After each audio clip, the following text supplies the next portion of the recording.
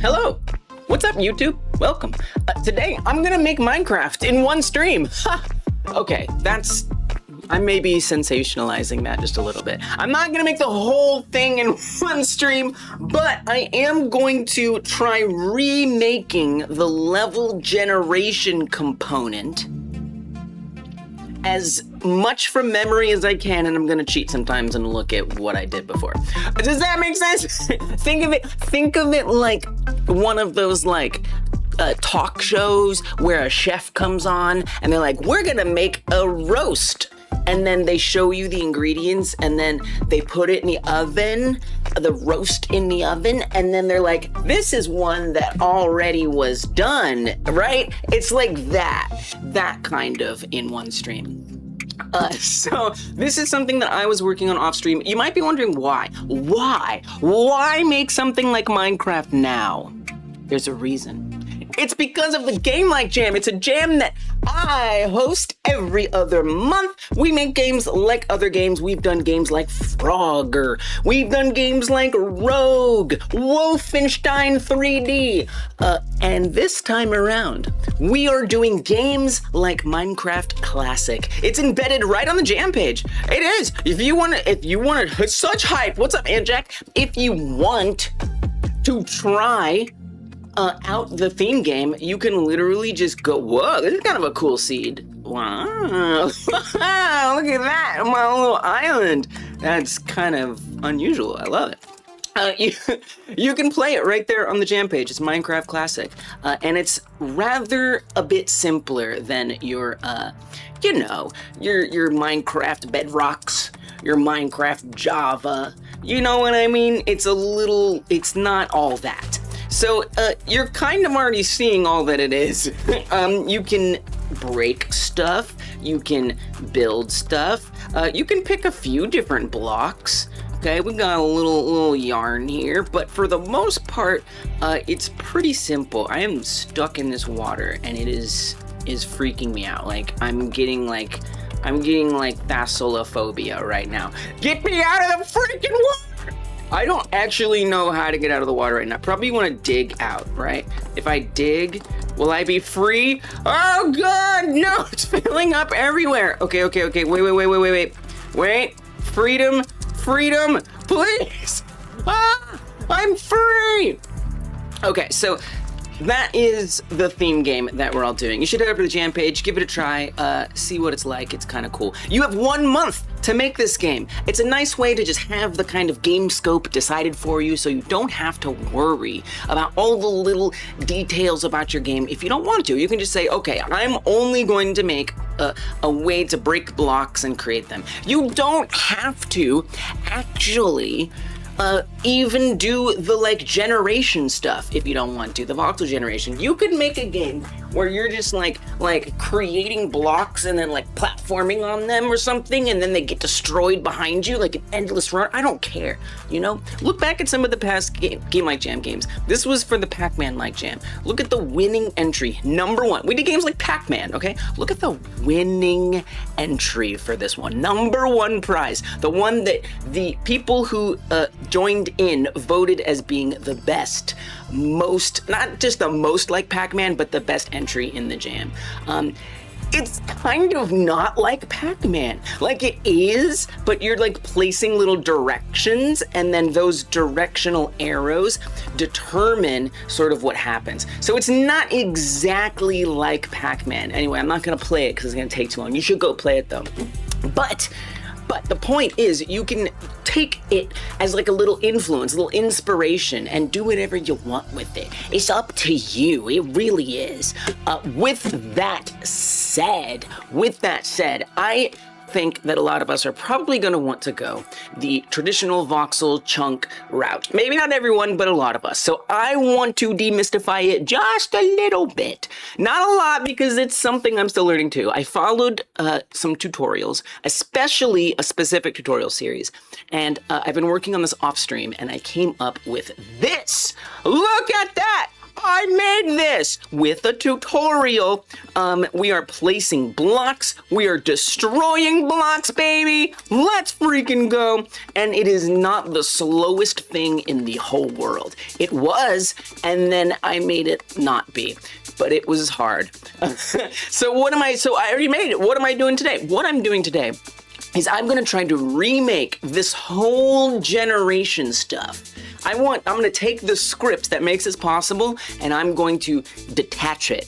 And then I'm gonna try to remake it as much from memory as possible right here. That way you can kind of see like the thought processes, and you can see where it gets confusing. You can see me get confused. And then maybe we can all learn a little bit together about how it kind of works. So that's what I'm gonna do today.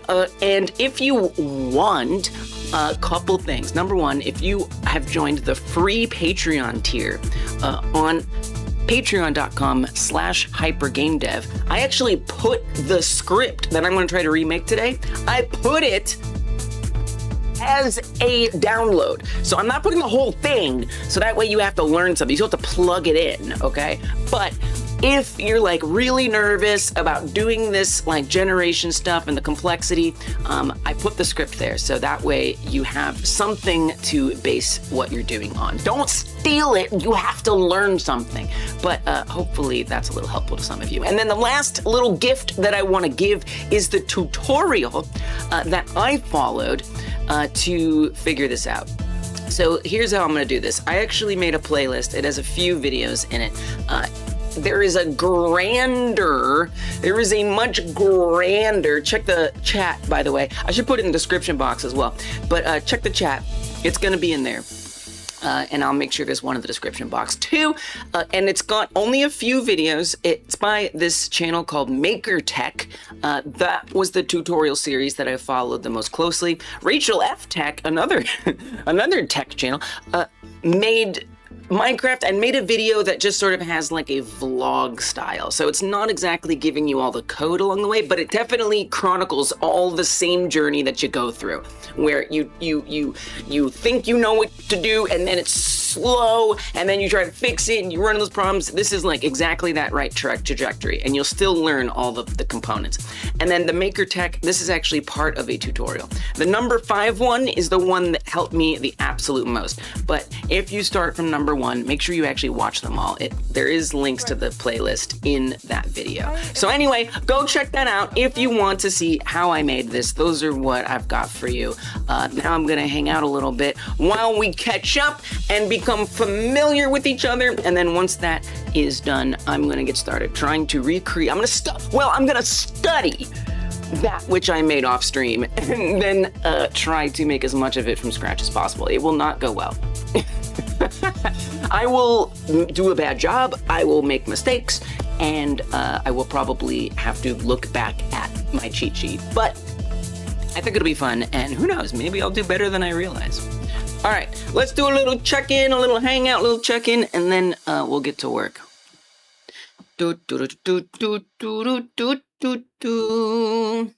Quom says, good luck. Thank you, Quom. Welcome. I appreciate that. Zeitgeist says, it was really obvious and the theme was taunting me. Oh, the theme, it was obvious what the jam theme was going to be? First we mine, then we craft. Welcome, Iontoman. Halloween 100! See, Zeitgeist, if you're on Twitch, you can keep your streak going. Halloween with the 100 consecutive streams! That's crazy! Thank you! Oh my god, that has to be we have to make a badge for that or something. Oh my gosh. Incredible! Hello, it's a pleasure to have you here and to have known you over the years. You're a real one, Halloween. Oh my goodness. It's Halloween all the time over here. That's actually true. Okay, no cave. There are caves in there. Oh yeah, there's caves in there.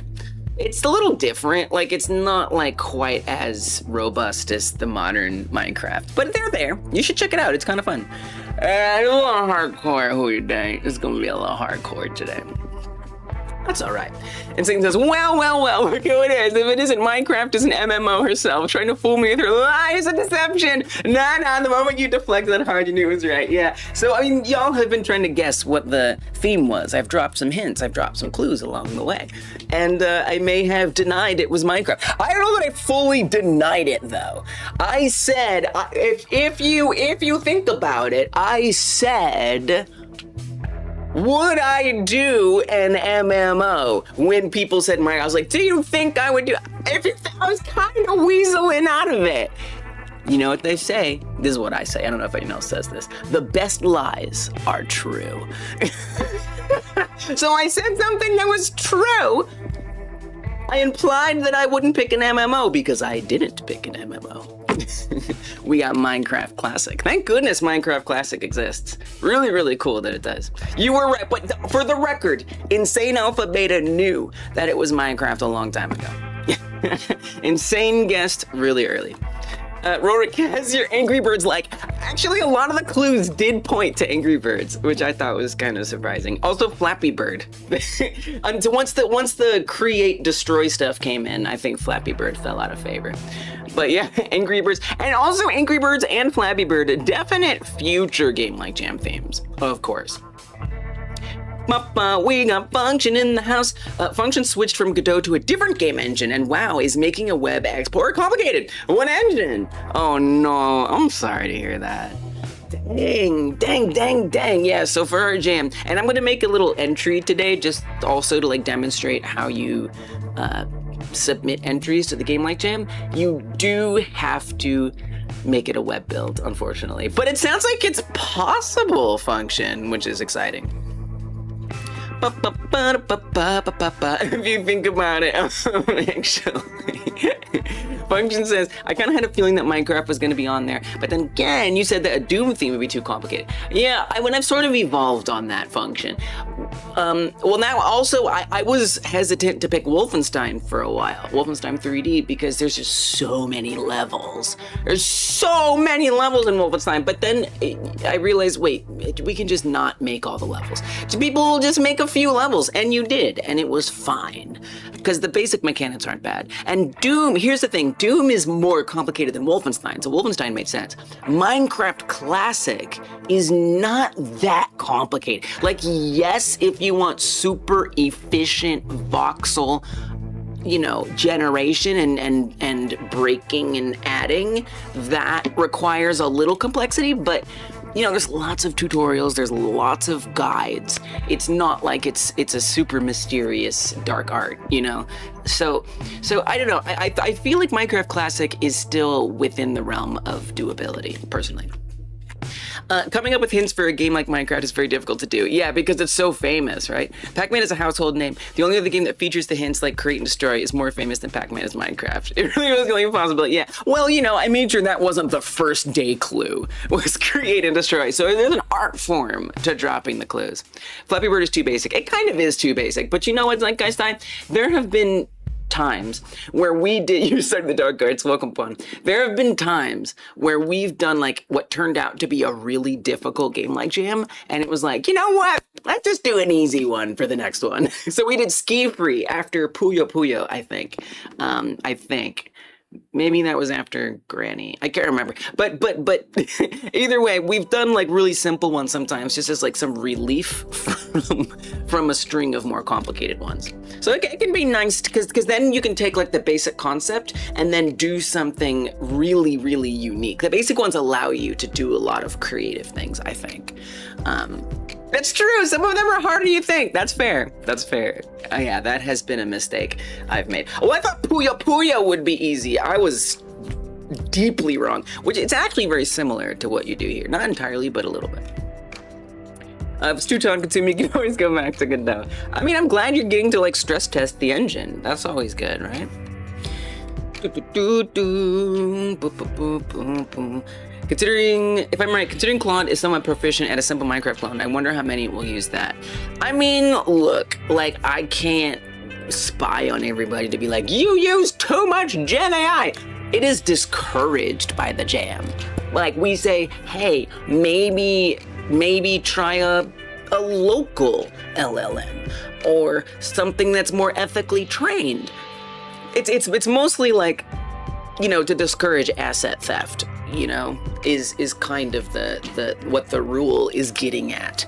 But at the end of the day, like, I don't want to get into this weird, like, chase down witch hunt kind of thing where we're just like, did you use AI? I don't know, blah, blah, blah. Like, I don't know, just like, you're robbing yourself the opportunity to learn and grow if you're going to generate your project. That's on you. I don't know what to say. You know, and then I guess there's like the prizes thing. So if you're winning like a top prize, maybe there'll be a little extra scrutiny, like, you know, but well, it's hard, it's tough, it's weird time. We're in weird times. We do our best. Some of those easy ones are harder. You think next jam is probably going to be GTA, and this is right. Well, I did look at the first GTA. It actually has a lot going on, so I don't know. We'll see. What's my take in Minecraft? Oh, so I'm not gonna make a full entry. This is something else I should tell you all. I'm not going to participate in this game like jam like I normally do. Today is probably going to be the only Minecraft-like game like jam stream that I do. Probably. The only way it isn't is if I get like really excited about an idea and then I can't help myself. But my plan is, because I have another project that I really want to work on and I want to spend my time on that. So for this game like jam, I'm sitting it out, except for today. So that's why I kind of wanted to do today. So I don't really have a twist. I'm just here. I'm just trying to like kind of learn. I want to learn like the big skills you get from it, basically. I don't want to spend the time fleshing out a whole thing, pretty much, this time. That's mainly the thing. I'm actually doing the jam like I'm actually doing one of the most correct uses of the game like jam. It sure is dark cookies. Part of the idea of it was to give you the scope ahead of time and teach you some useful game dev tricks, right?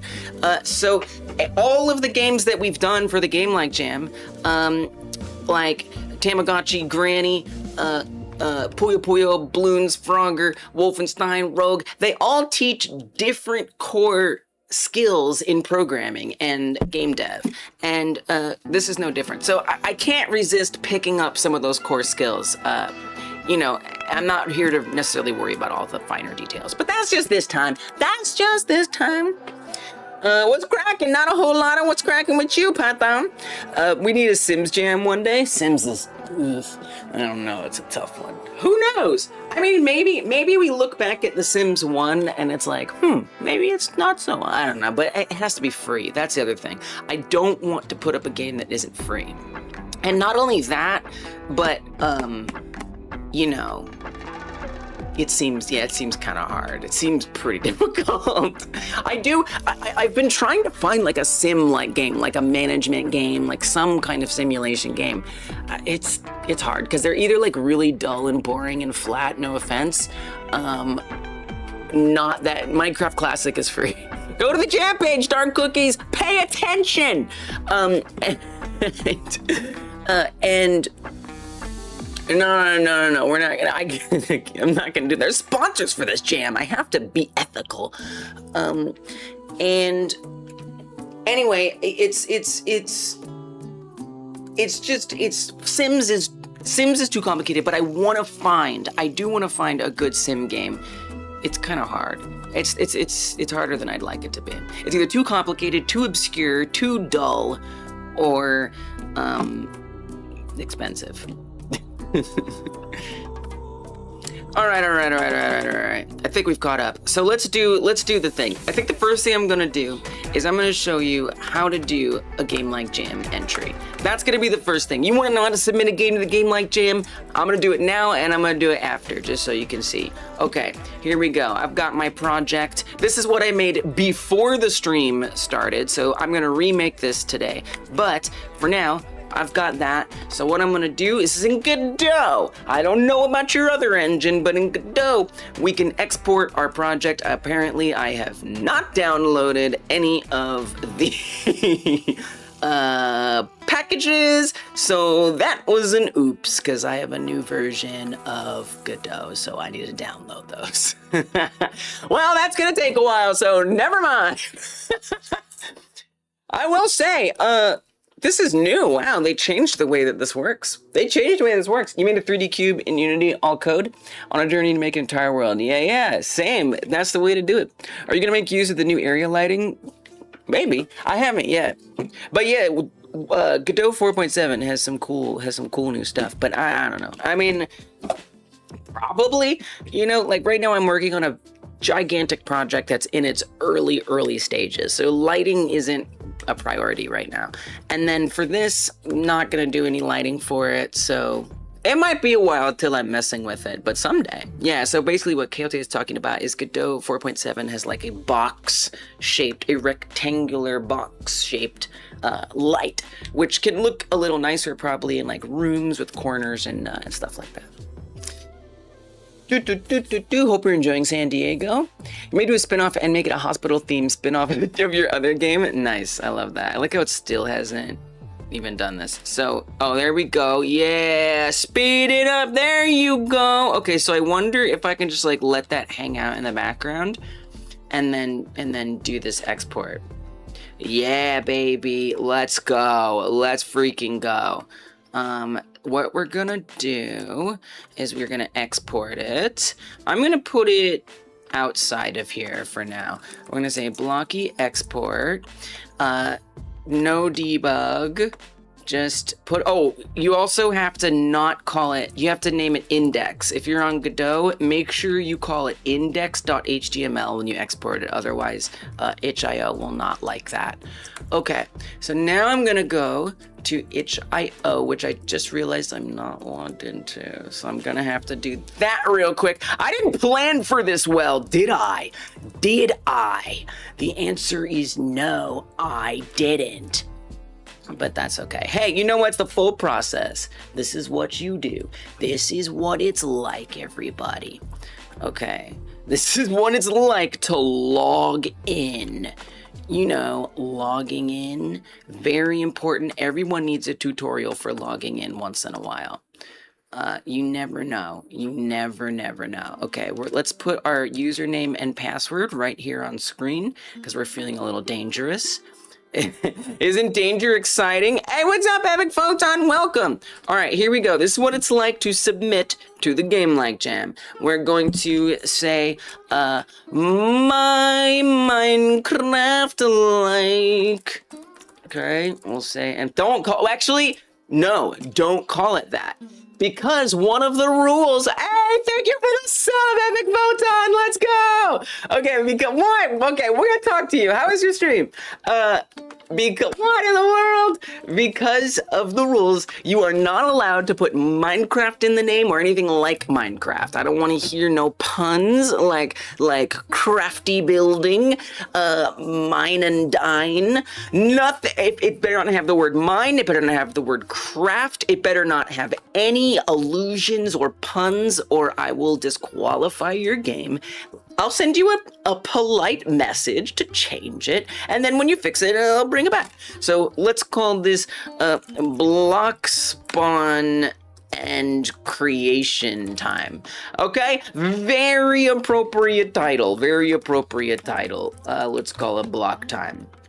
Okay, you can fill out all this stuff if you want. It's a game. It's actually going to be HTML in the browser. Let's upload these files. So here's what you're going to do if you're on Godot. Probably anything you'll want to, whatever you're exporting it from, this is probably something you'll have to do. I've only ever done it from Godot and once from JavaScript, which I did have to do the zip file. So yeah, you probably do have to do it no matter what. So all these files in here, which I did accidentally set up twice, which is not great. So let's actually delete it and try again. Yeah, because I don't want there to be two sets in there. That's going to be a lot of files. Okay, there we go. Select this, select all those files that you exported. I'm going to compress it into a zip file. Okay, make sure it's index.html. I'm going to add that to the project, let it load on up. It will be played in the browser. Yes, it will. Now, you might have to test your game. I don't know if it's fully gonna work. Full screen button is nice. I sure hope it does. I hope it works. Okay, give a description. You can design your page. That's always nice. No AI, and then we'll say game, whatever. You don't have to fill this stuff out. It's up to you. Okay, we're gonna save the page, and we'll see if it loads. Come on, let's go, baby. Do we have functionality? I don't know yet. It's very exciting. Yes we do! Yes we do! We got it! Whether it's performant in the browser compared to, the engine, I don't know. Yeah, it's pretty good.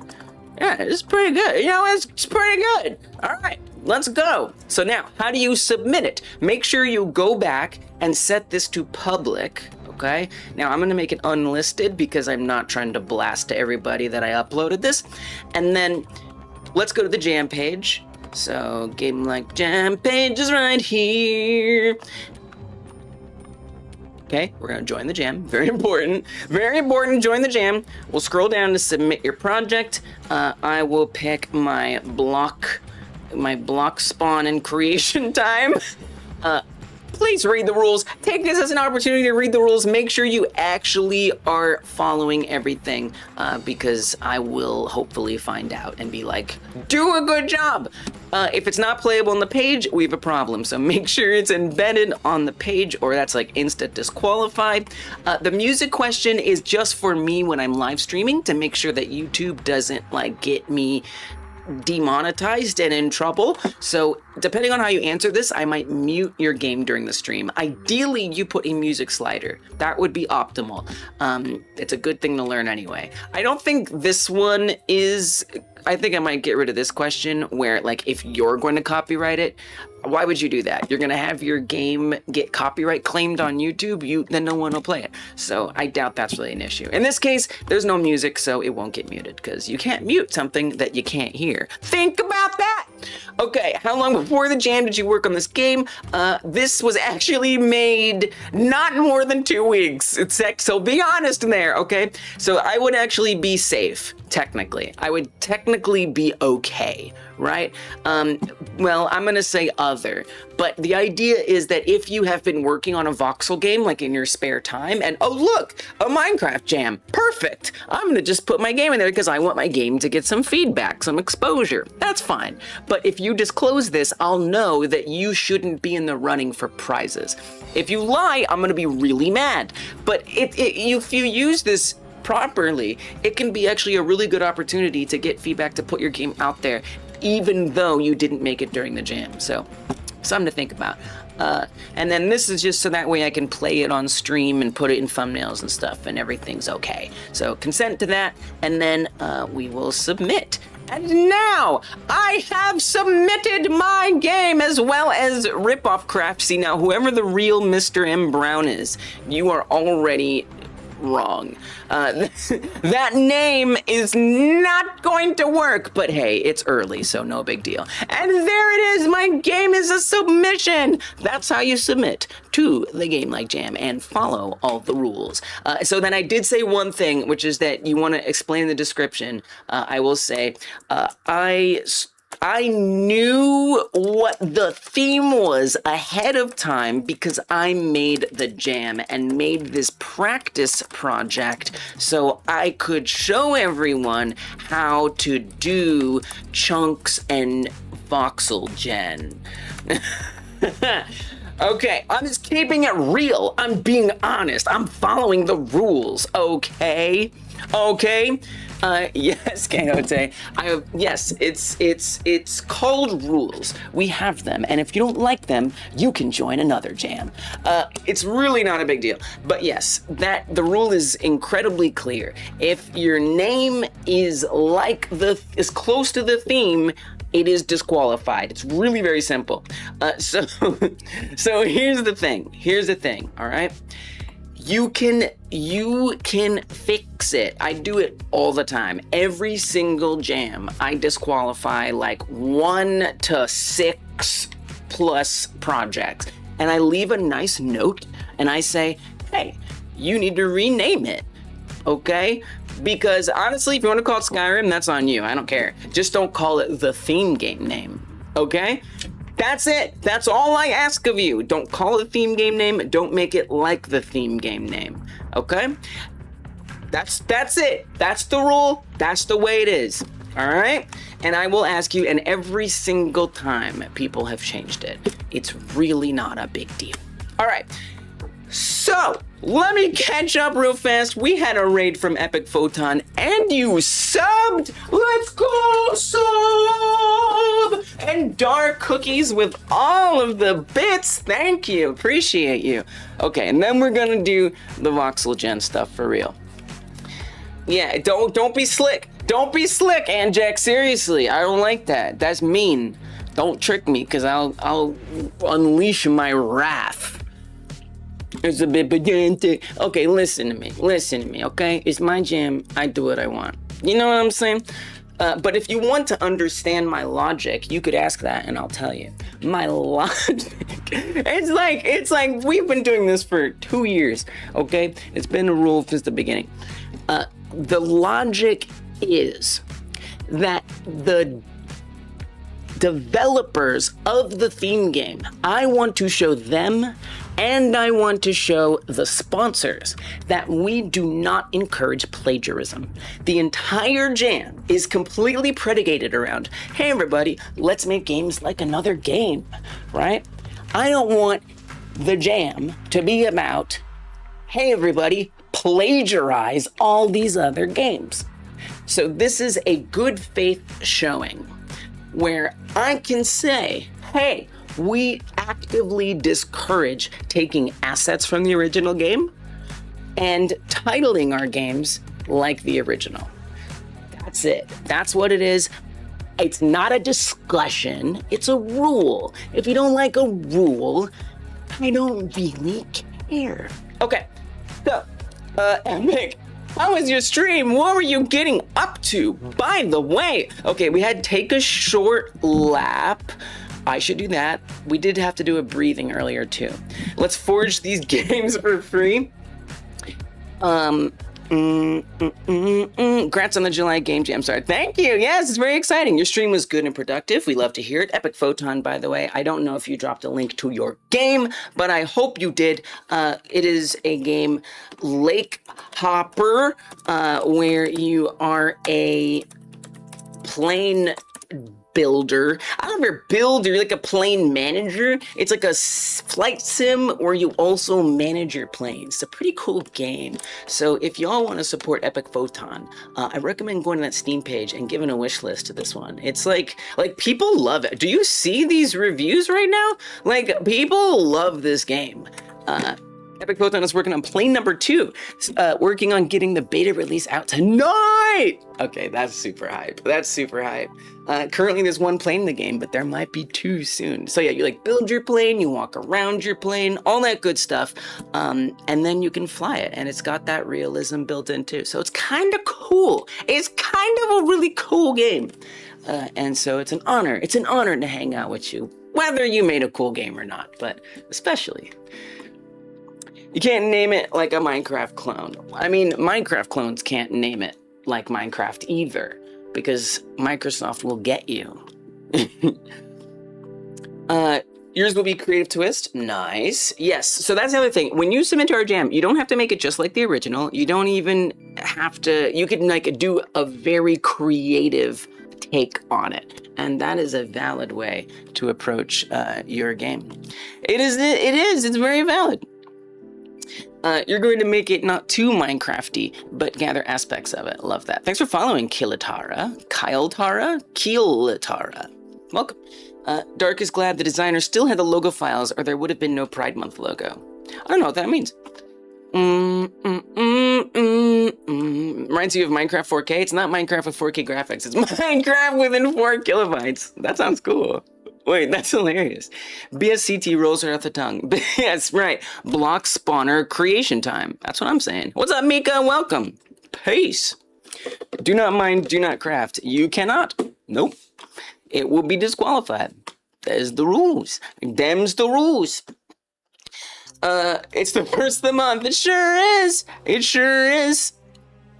My brain leaked it too. It sounds kind of gross. My brain leaked. Sometimes, okay, yes, when we're coming up with the theme and I'm hinting you, I might be a little deceiving because I don't want you to know the theme ahead of time. It's for your own good. If the name is obviously inspired by Minecraft, get out! You could literally call it Skyrim though, I don't care. I can promise my game will gather aspects, but the theme game name, nice. Helps to not get 12 games that are all craft or mine. You can actually tell them apart. I will say, Epic Photon, that's been like a side bonus. Totally. Like seeing like all of these super unique games in like a really generic game, like it's just Pac-Man Jam, right? So there's just a bunch of games like Pac-Man, but then they all have like super unique names. I don't know. There's just something like really, really nice about it. You know what I mean? It really does do something quite nice. Of the entities to tussle with, Microsoft is one of the least. Exactly. Well, that's why this is the first Game Like Jam in Game Like Jam history, okay, to not feature. Oh, is that another raid? Hypnotic, what's up? Welcome. How are you doing, raiders? This is the first Game Like Jam without the theme game name in the title, because I wasn't scared. I probably should have been, and maybe I'll go back and fix them all. I wasn't as scared of like Bandai Namco. I wasn't as scared of id Software, you know, Epics. I just wasn't. But like Microsoft, I ain't messing. So we did not put in the title. We didn't do any of that stuff. I got a big old disclaimer right here. We ain't playing games, except for Minecraft Classic, which Raiders, by the way, is the Game Like Jam game theme. I host a game jam every other month called the Game Like Jam, where we make games like other games. And this time around in July, we're making games like Minecraft Classic. It's right there on the jam page if you want to check it out. It's pretty simple, and well, it's simple depending on how optimized you want to get. But at the end of the day, you know, the gameplay is basically just destroy and build, which is pretty nice. I think that's pretty fitting. How was your stream, Hypnotic? I hope it was good. Y'all should check out Hypnotic. It's a nice, chill game dev stream with a friendly person to talk to, and usually always almost in Godot. There was that UE stream the other day, but for the most part, it's a nice Godot stream. So go check out Hypnotic. Hypnotic's on YouTube also, by the way. So I want to make sure all my YouTube people also know to go check them out there. So what am I going to do today? I'm going to work in Godot. I'm going to remake. So off stream, I made basically the bones of a Minecraft-like. So I followed some tutorials and I made this little replication of Minecraft. So it just has like block generation, it's got chunks, it's got voxels that are constructed by vertices and all that good stuff. And I made this off stream so that way today I could come here and try to remake it from memory as much as possible with only a little cheating. Okay, I'll be looking once in a while, but I'll do my best to do it from memory to try to show everyone that it isn't the most confusing thing. It's just kind of confusing, and you can do this. You can figure it out. I believe in you. So I'm gonna try to make it. I'm gonna remake this in this one stream. We'll see how I do. I'll do my best. Okay, I'll do my best. I really will. What about an Infiniminer? Like that sounds safe. I don't know. Oh, well, we already have. It's already this. We already are doing this. Plato, welcome. My game would be where you build your own hospital and you have to take care of people. I love that. That's so fun. Hey, Gibison. Yeah, voxel. Coyote cannot let it go. The logo statement was because Stereo Entertainment had had their Discord logo changed to a Pride Month version. Okay. All right. That sounds, I don't know. I actually still don't know what that means. All right, so let's see if we can get this started then. Minecraft. That's actually very funny.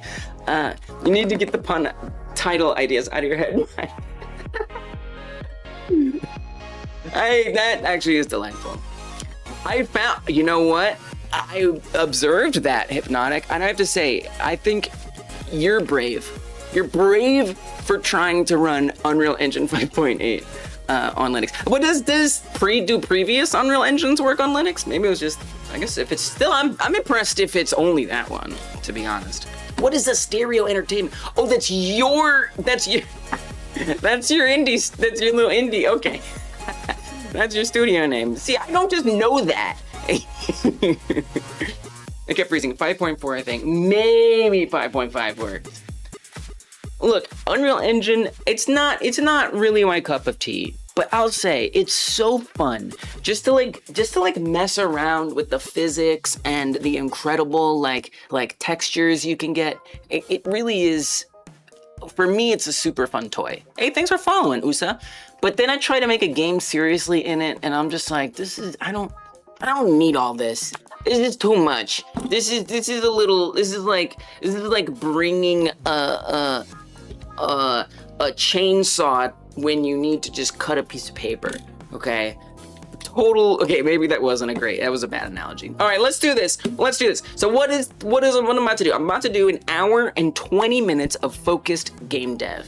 Specifically, I'm going to remove this level script. But first I'm gonna study it. I'm gonna study it, see if I can remember what to do, and then I'm gonna try to recreate it from scratch. And I will fail, and I will probably have to go back and check, and it's gonna be a mess, and it's gonna be broken, but that's part of the fun. All right, so first things first, let me show you what this timer looks like. Let me show you what this look like. It is like this. So it is not actually 20 minutes, okay? I found this online. What was it called? It was called something. I can look it up later if you want. It was called something. It's 1 hour and 20 minutes. See the little 1 hour there? It's actually 80 minutes. It doesn't look like it, but it's 80 minutes, okay? So when this goes to 0, time isn't up. We still got 60 minutes after that, and I'm gonna spend that amount of time familiarizing myself and hopefully getting started, actually making it, be working. But we'll see what happens. And then after that, we won't stop. We will chat. We will hang. Then 30-minute break, we'll say. What's up, is it Kilitara? How do I say it? Kyle Tara? It's GD script. I didn't even begin to interpret it as non-genuine. GD script, it is Godot's programming language. It's similar to like Python, but like different. So yeah, GD script, and I'm sure you'll get a little familiar with it right about now. Kilitara. Got it. Let's go. It's always very affirming to get a name right. All right, so, well, there was a lap. Okay, let me do a lap. Let me do a short lap. Get a little ready. Do a stretch. Get in the mode. I still owe you that breath, Random Logic. I'll do the breathing exercise after we get back from the work session. Go ahead, just doing a little lap, doing a little stretch, getting in the mode. Ready to screw up this code as one does. Okay, no problem. Thanks for following Wonky Circles, my favorite circles. All right, so again, if you missed it, this is the result. I made this off stream knowing that the theme was gonna be Minecraft, and I followed a tutorial from MakerTech. Yes. A corner of it is. I have the wall painted and the floor painted. Just the corner though. So there's this great tutorial series by MakerTech on YouTube that I followed to make this happen. There are a few videos in there. But I recommend their whole, honestly, I recommend their whole thing. Thanks for following Winsing. There's a green jump scare. I recommend the whole thing. If you click on one of their videos, you can find the playlist from there. But this is what I followed to make this happen. You should check it out. And what I'm gonna do is I'm gonna remove all the level building because I already had a first-person character controller that I made in the past, and then my collision system is kind of my own invention of AABB bounding box kind of stuff. Yes, I do live in the Matrix, Johnny. So those I'm gonna leave intact. We're just gonna do the level stuff. So let's see how it works. How does it work? All right, here we go. So we establish half of the world. Why do we do that? We do that because we want the world to generate from the center. It goes well, David. By the way, I will say hello to everybody and goodbye as well. If you use the bye command, you will get my attention. There will be, Anto. I'm gonna bring it on Friday. I kind of didn't have time today, but there will be 100%. Okay, so why do half of the world? But yeah, I'll be ignoring chat for the most part, except for highs and buys. Okay, so world half.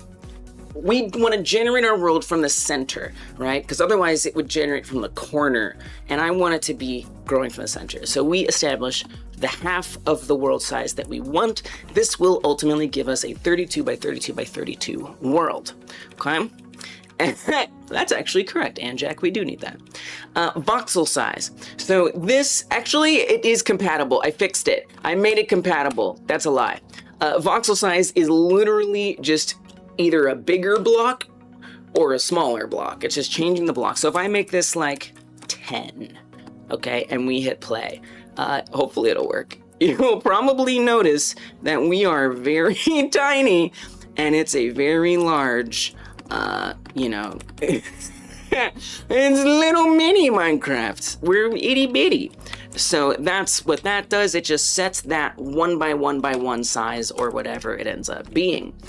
Base block material, that's just that green that you see. I didn't get too fancy with that.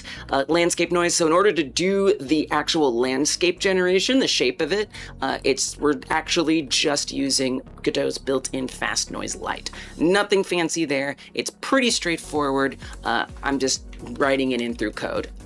And then we do this chunk size. So the chunk size, why do chunks? What is this chunks thing?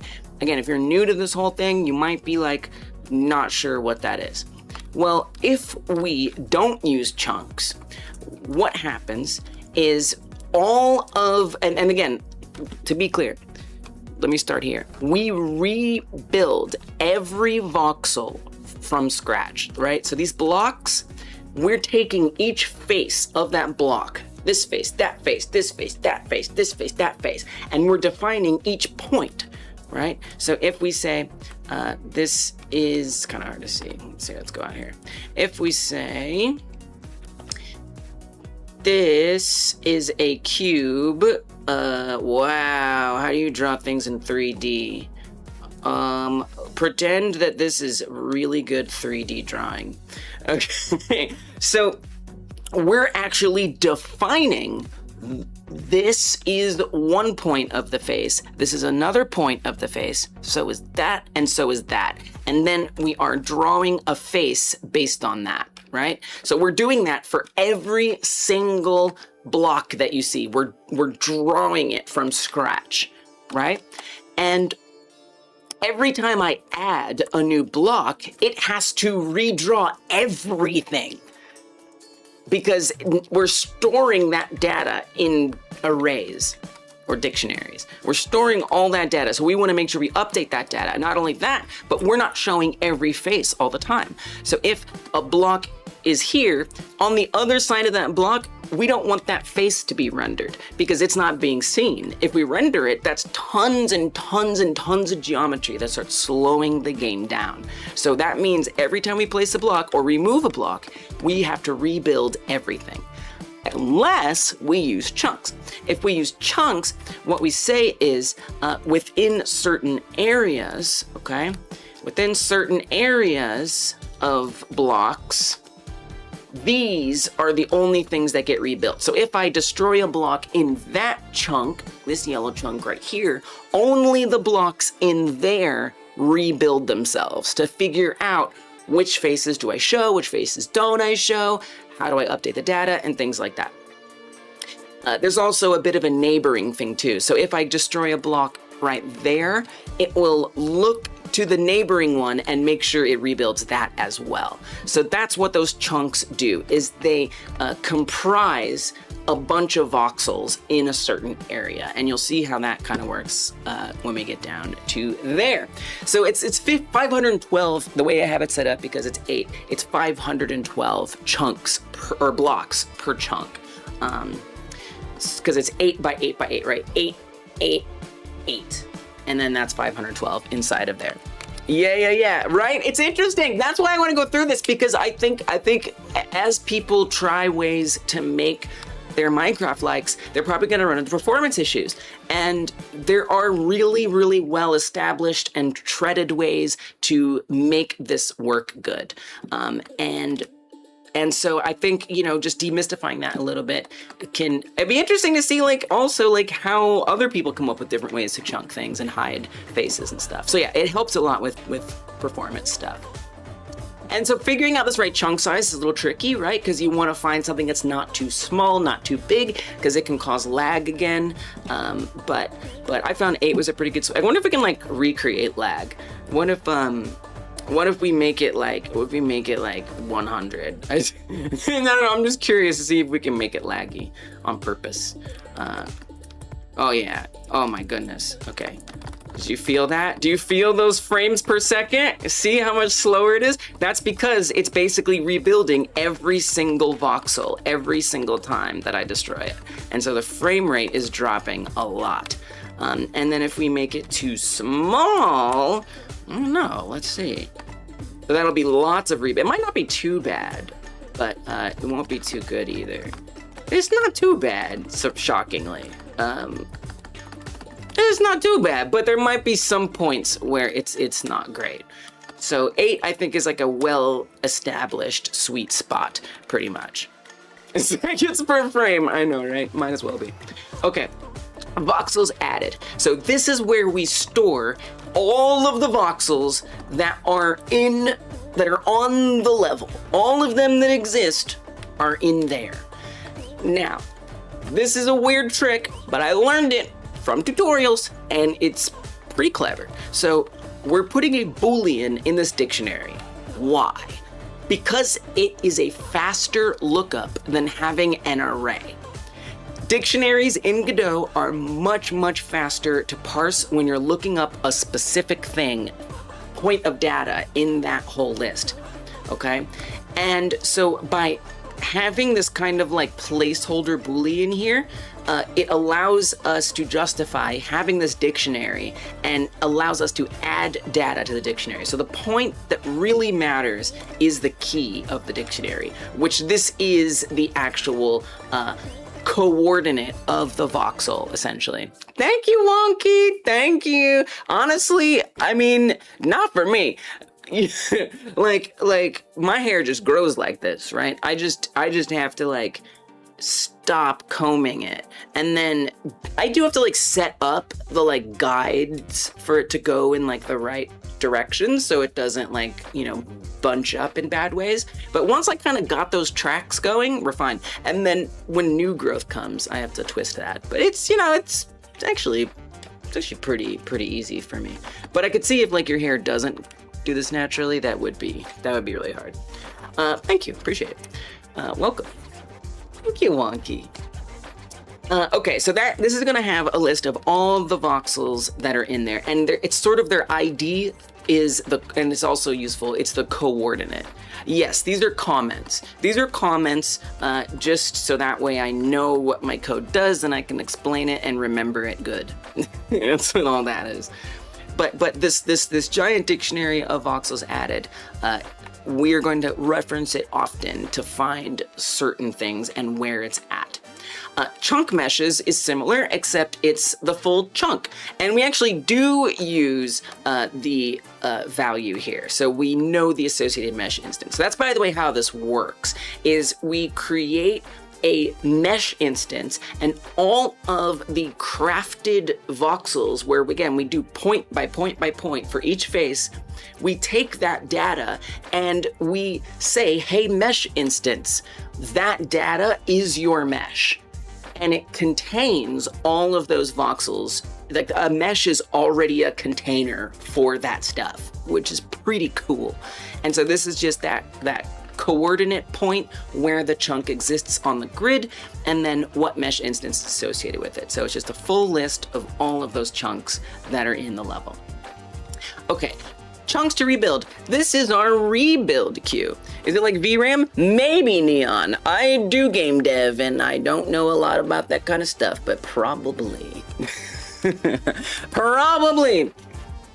Okay, so chunks, also welcome, Neon. Good to see you. Gabisson says yes. So chunks to rebuild is our queue, okay?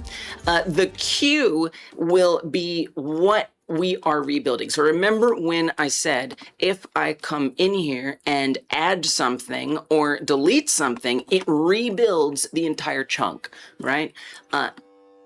Whenever I do that, the chunks that are relevant get added to that chunks to rebuild queue. So for example, if there are two chunks right next to each other and I do that, both of those chunks go into the rebuild queue, and all of the voxels will go through a process of rebuilding.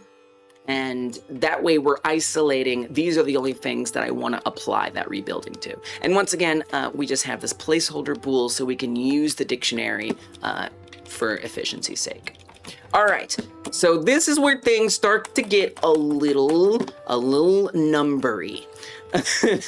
A little numbery. So this is our faces data. This dictionary contains what the voxel box will be made up of. So there are two main entries in this dictionary. There is the direction that the face is facing, and there are the verts that make up the face. So it's you know, I think it makes some sense, right? So okay, I'm gonna try once again to draw a 3D box. Oh my gosh. Okay. All right. Okay. That, you know what? It's gonna be fine. All right. So we're creating, wow, it's a little bouncy, but it kind of works. So this is a voxel.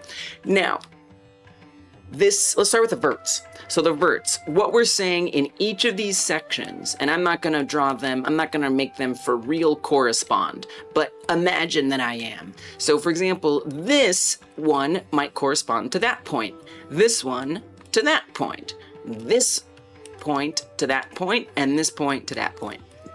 Okay, so like what I'm saying is, draw it again. I'm gonna have to get used to this. I'm gonna have to get used to this drawing thing. Oh God. Okay, so this one didn't. Okay.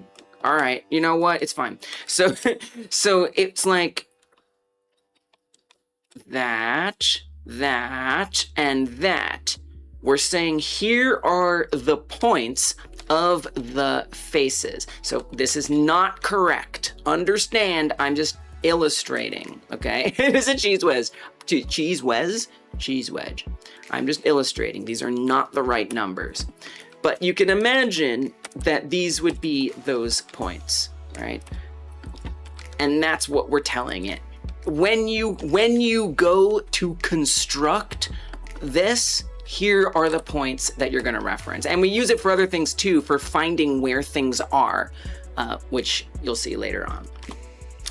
Now the direction, as you might guess, is where this whole face that gets constructed, which way it's facing, okay? So let's get a new cheese wedge. We're gonna draw a lot of cheese wedges today. It's a cheese wedge day. You heard of pizza day, now it's cheese wedge day. So the direction is telling us it's facing that way, as opposed to facing inward or upward or whatever. We're specifically saying this face that we just outlined each point for, it's facing outward. So that's all that this is. This is for each face on that voxel. That's all this is. So hopefully that kind of makes sense. It looks like a lot, but I think once you just think of it as a deconstructed cube, it's kind of not that. And to me, this is like what this whole thing is. It seems complicated, and it is, but it just kind of makes sense for breaking down and reconstructing shapes. All right, So here's this part. This part took me a second, but I made a drawing and now I understand it wonderfully. So it turns out that a game engine like Godot does not just render meshes as quads. Those faces that I was drawing, thanks Wonky, those faces that I was drawing, oh God, like that, like this, okay, there we go. Those faces that I was drawing, when I said, okay, point here, point there, point here, point there, and then I was kind of implying that it constructs it by going from here to here to here to here, and bam, it's a face. Wrong, not true, because it doesn't break down as quads in the game engine, it breaks down as tries. So there's triangles, and that's what actually makes it up. So we need to tell it which direction do those tries construct themselves in. And that's what this is doing. So if we imagine that in the bottom left here, this is vert number 2, and this is just kind of figured out by, yeah, it's like some winding. This is like trial and error, looking at tutorials, finding out the way Godot thinks about it. This is what was landed on, and you know, you'll have to experiment and see what works right, but I think for Godot, this is probably pretty definitive. I don't know, it just might depend on the way you set it up. But again, check those tutorials I talked about. So that's 2. We'll say this is 3, this is 0, and this is 1. So we are defining, and I broke up this list into these 2 sections. I just put like in a space between it so you can see. Really, it's just one array of 6 numbers. But by putting them in 2 rows, I think it makes it a little more clear. So what we're saying is, when you are drawing this face in tries, because it can't be drawn in quads, start at number 2. Start right there. So this is the first one that it goes to, and then go to 1, right? So first point that it's going to do is that, then it's going to go here, and that's the first connection that it's making, right? Then we want to go from 1 to 0. So it'll go here from 1, and it'll go here to 0, and then it will create that connection. And now we have our first try. So that's kind of like the first boink, boink, boink, like little cycle for that try. That's what the next row does too. The next row tells us start at 3, then draw 2. So we get that line. Finally, connect it to 0, and that brings it all together. So, you know, it's kind of, you know, it's like just the way that it wants it. It's what the function we're going to use expects, and it's how it builds it out. So that's what that does. Again, just remember, we're deconstructing, building a shape in the way the game engine wants, and that's what this is all saying. It's saying what order we go around in. That's exactly what we're doing, Ivan. Welcome, good to see you. So anyway, so that's why I drew this little drawing, so that way I'd remember like kind of how that order works. And by the way, the reason why you do this, and you might find out, because if you don't do it in the right order, you'll have like a triangle flipped inward and your box will be like missing. Actually, what if we do it? Wait, what if we do it? Let's mess it up. Let's just let's just switch some of these around and see what happens. Hey, you see? So you see oh, this is I didn't even think to do it wrong for fun. So you can see then it's missing some of those triangles, right? Because we told it to go in the wrong order, so it rendered it like backwards, right? Which is not what we want. You can see like from this angle, then it's not visible. But then we come over here, it is, because it's flipped the wrong way. So that's like the purpose of it, is to make sure that it adds them in the right direction, in the right order, so it doesn't turn out wrong. Yeah, we are, Ivan, we're chunking it up, baby. Okay, so those are just our declarations. That's just what we're setting up and what we're gonna use throughout the rest of this code. So in the script, I set up the noise, that is to say that fast noise light. If you're not sure like exactly what that is, I will just do this as I think is a decent demonstration for what it is. It's just a built-in Godot resource. We're not creating our own noise from scratch here. So it contains stuff like type simplex smooth. That's already what the default, here, let me move this. That's what the default already resolves to, simplex smooth. And we're setting our frequency, that's what this does. And we're setting our seed, that's what this does. So we're literally just creating a new one of these and setting those values. And we're using that to determine what the pattern of landscape looks like. We also use it to find the height or the amplitude, which you'll see in a second. Yeah, it's cool, it's cool. Thank you, Kabissin, you have a good day too. Okay, so that's all we're doing is we're setting up that right there. And then same thing with the material, it's just a built-in Godot material. So if we do a standard material 3D, just as an example, you see we're setting the shading mode to per vertex, and then setting the albedo color to that green. It's just as if we were to click here, per vertex, albedo, and change to something else. It's literally exactly the same thing, we're just doing it in code. That's all that is. Okay, and then that's what gets applied to all the blocks. Now this is the generation. This is where we kick off all the generation. So the first thing that is done, in theory, you might like, let's say call this from like, let's say you have a menu where you press generate level. You might want this to be like a public function that gets called that way, a global function, whatever. Every time you generate a new landscape, we're going to clear all the voxels that existed before, and then we're going to add new ones and build the level chunks. So we add all the, so the first thing that we do is we add all the voxels to like the dictionary, right? So we're not like putting them in the world, we're just making sure that voxels added knows where they're all supposed to be. And then when we go to chunk it up, we're gonna separate them and put them in the meshes that make up the chunks. I think that's how it works, I'm pretty sure. So that's what this is doing, and this is where we start getting into, this is where okay, it's gonna getting real now. We're getting serious now.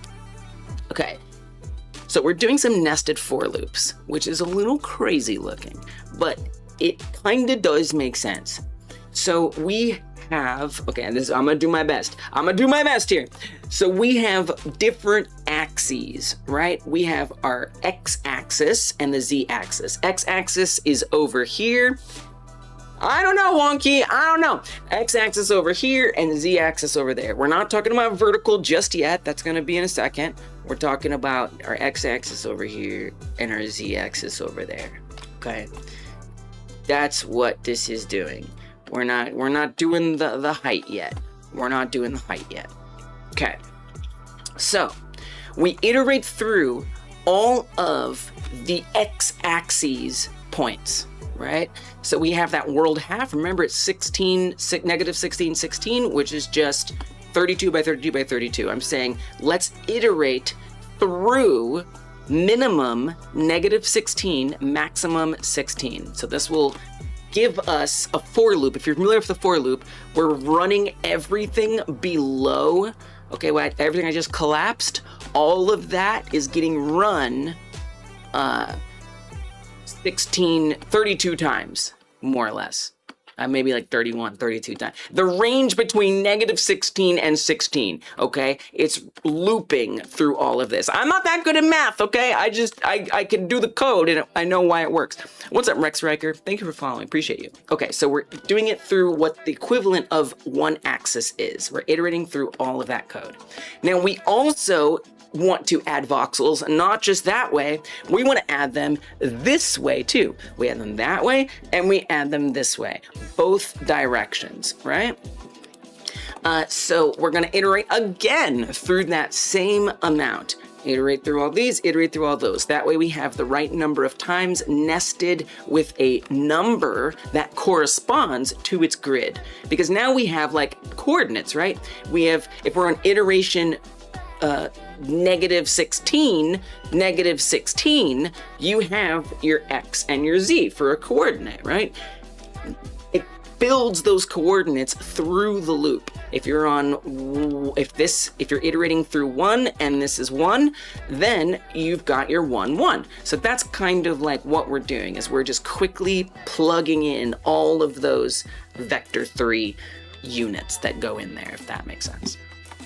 Okay, so while we're doing that, and this is the same thing that happens on each of those for every point on that grid, we're going to establish what the height is going to be. This is where the amplitude comes in. We're sort of, so like, when you do that fast noise generation, the resource that Godot has built in, where you do like the different, you know, whatevers, when you're doing that, it gives you a normalized value. So it's giving you one, like a number between -1 and 1. It's not going to give you 20, 30, 40, whatever. So that's why we take this amplitude number, which I've set to 10, to determine how high up we're allowed for it to go, or how far down. It's kind of like we're scaling it so we can get that y-axis or that axis expansion in a way that makes sense. So we're defining what the height is by looking at that noise that we generated and plugging in those vectors and getting our amplitude out of it. So it's just a way to squeeze that other dimension out of the data. And again, this is just doing the clamp. So what we're making sure the number is between and generating the amplitude from that. So that's what we're going to plug into this other loop, right? So we did the X, we iterated through all those, we did the Z, and then we want to also iterate through the Y. I don't know if there is, Ivan. I've followed tutorials, and that's what I know.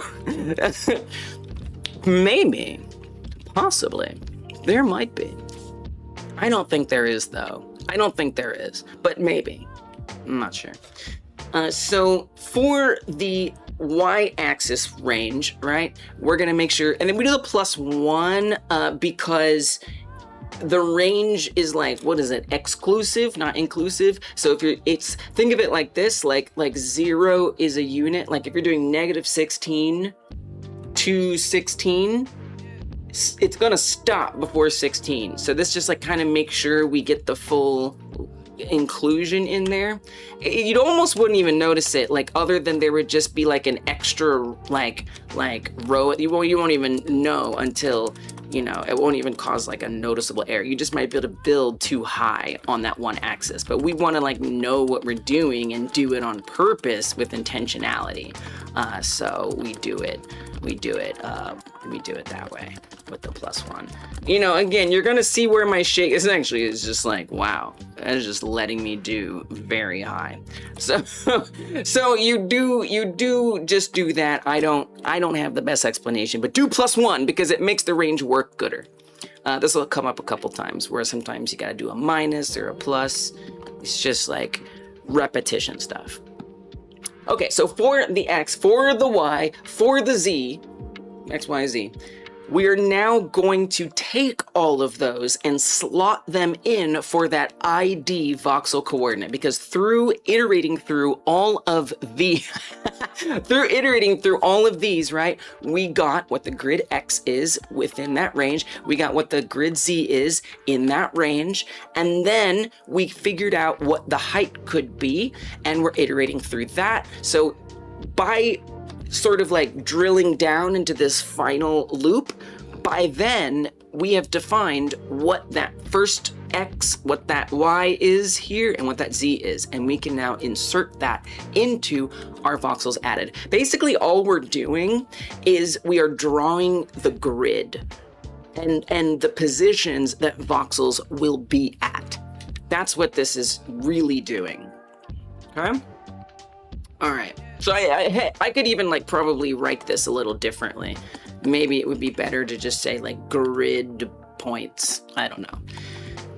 That's what it does. And then the true, once again, meaningless. So this is kind of where that brilliance of using a dictionary and this placeholder value comes in. So one thing you can do if you're familiar with Godot and dictionaries is you could do voxels added, vector 3i, blah, blah, blah, blah, blah, grid X, grid Y, grid Z, and you could have that be, you could do get, actually, well, we could do this. We could do get or add, and then put that in there, right? You could do this, and then we'll say, in this case, true. So you could just do this. This is basically what we've done here. It's literally the exact same thing, kind of. Get or add. And what this does is it returns the value, right? Returns the value? Yes. It returns the value if it already exists, or it adds it if it isn't there.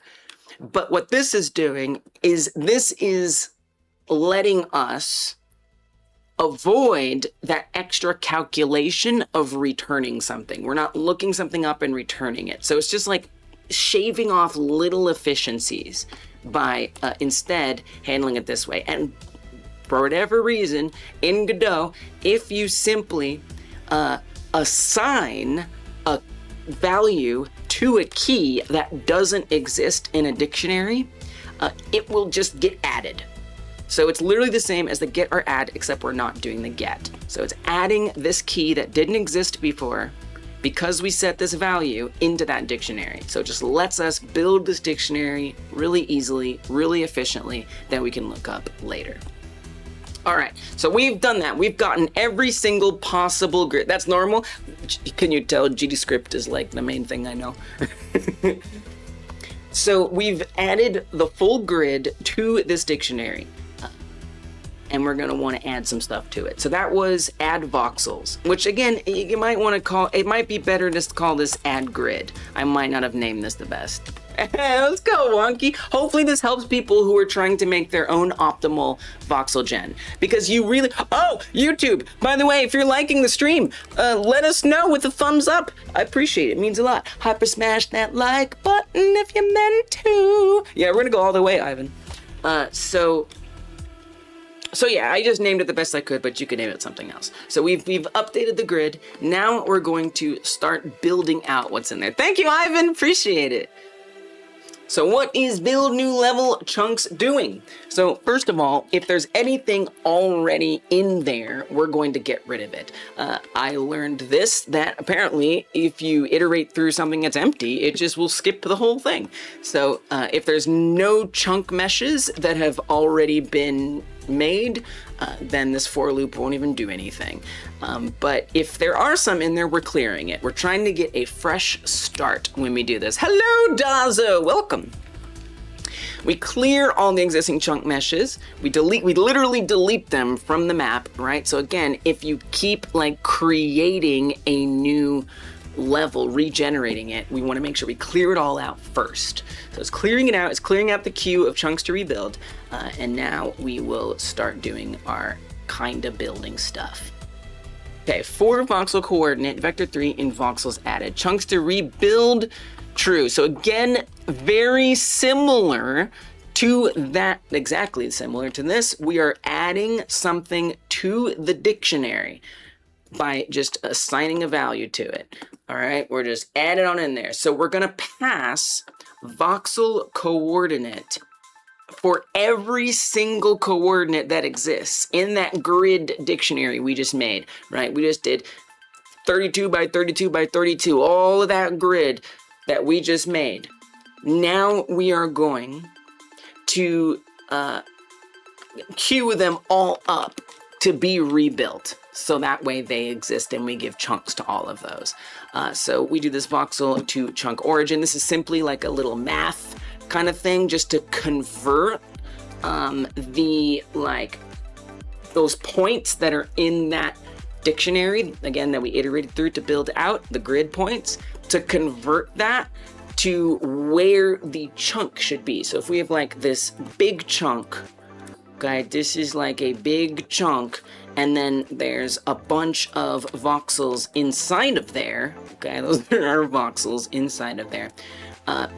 What we're asking is, hey, I'm on this voxel. Can you tell me where its chunks, origin position would be? What I think this is doing. So it's just like a little conversion to get that. Okay, that's way down here. We'll scroll up a little bit. Am I actually going to recreate this in one? I don't know if I will. Your hitboxes are returning a hit. Let's go, Binge! Victory.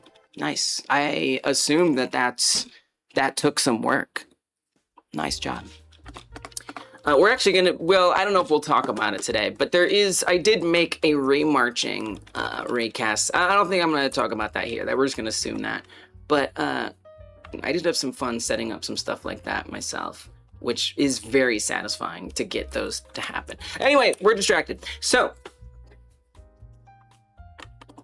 we want to rebuild all those. So literally all that did was it added it to this. So you might be thinking, well, that's the end of the line. Where else does the code happen, right? Because we've gotten through all of those ready functions, all those functions that run as soon as it enters the scene tree. They're all done, right?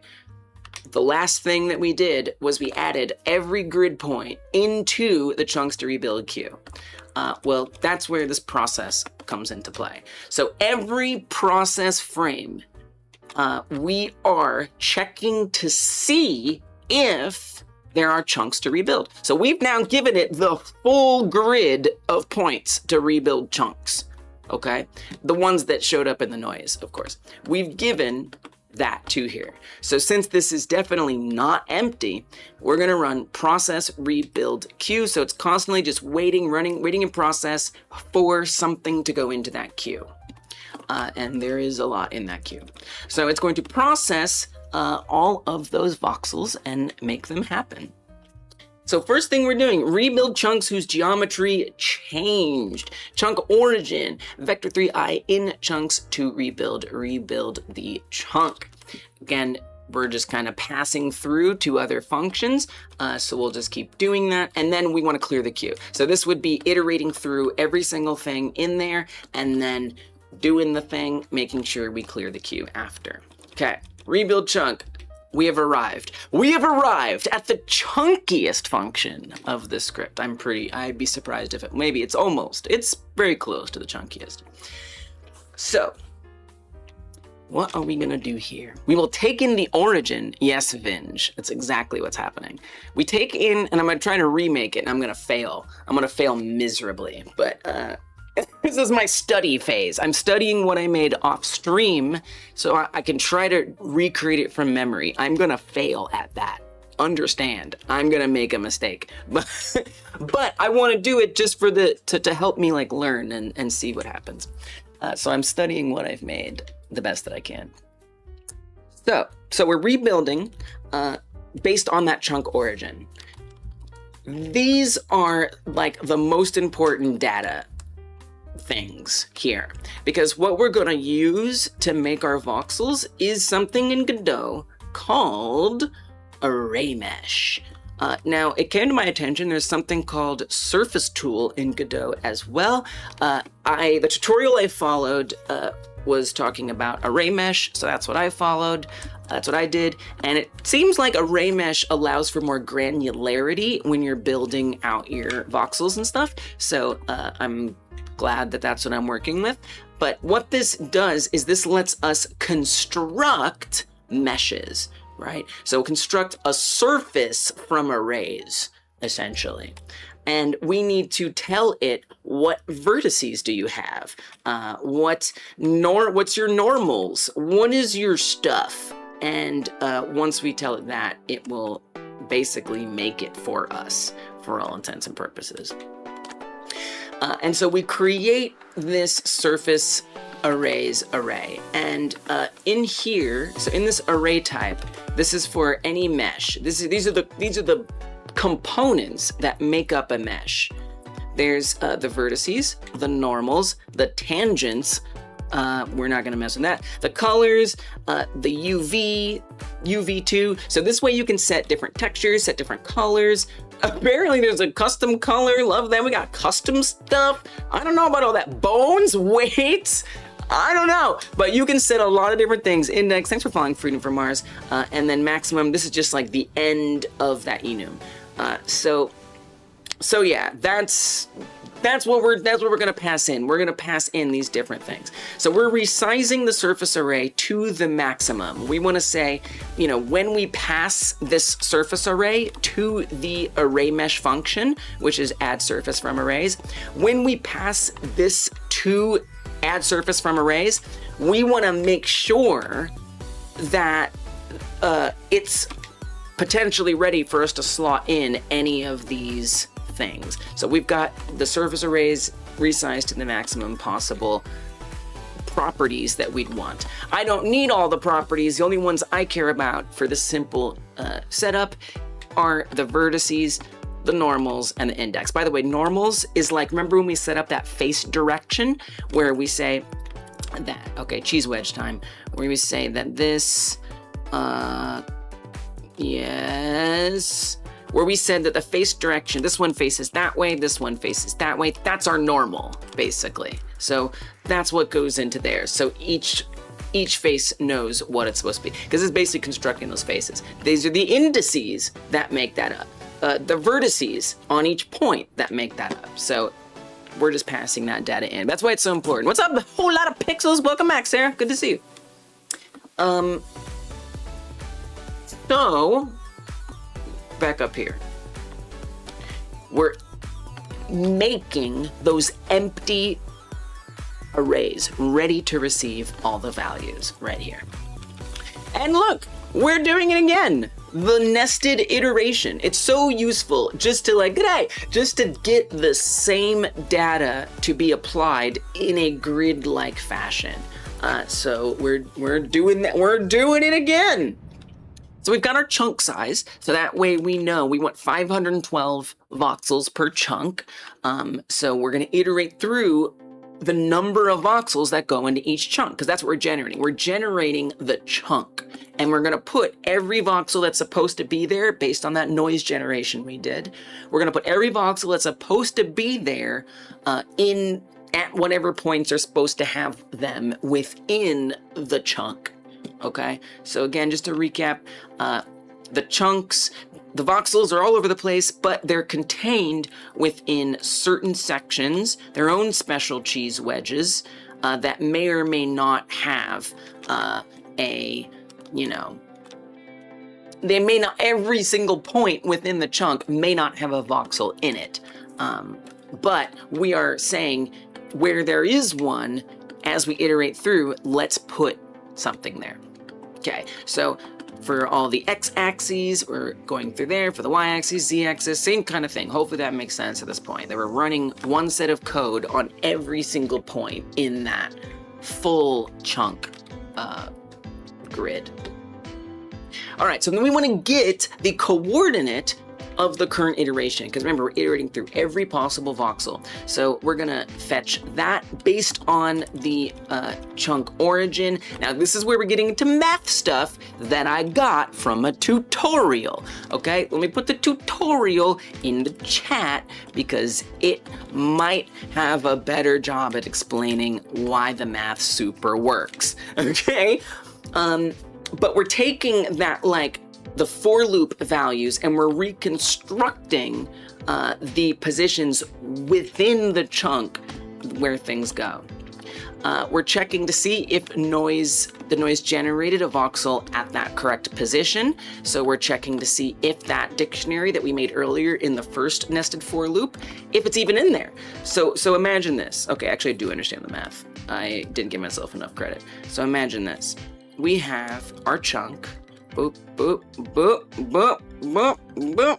We have our chunk, and within that chunk, there's multiple possible voxel slots. We haven't actually put the voxels in there yet, but we've established what every single possible coordinate, I keep calling them voxel coordinates, but it's probably better to call it grid coordinates. So every possible grid, or I'm calling it voxel coordinate, that exists inside that chunk. We've determined all of those, okay? And then Vox ordinates. Then we're going to check to see of those that exist within the chunk. Sorry if this is triggering your periodelia or whatever. With those in there, which ones are supposed to have voxels?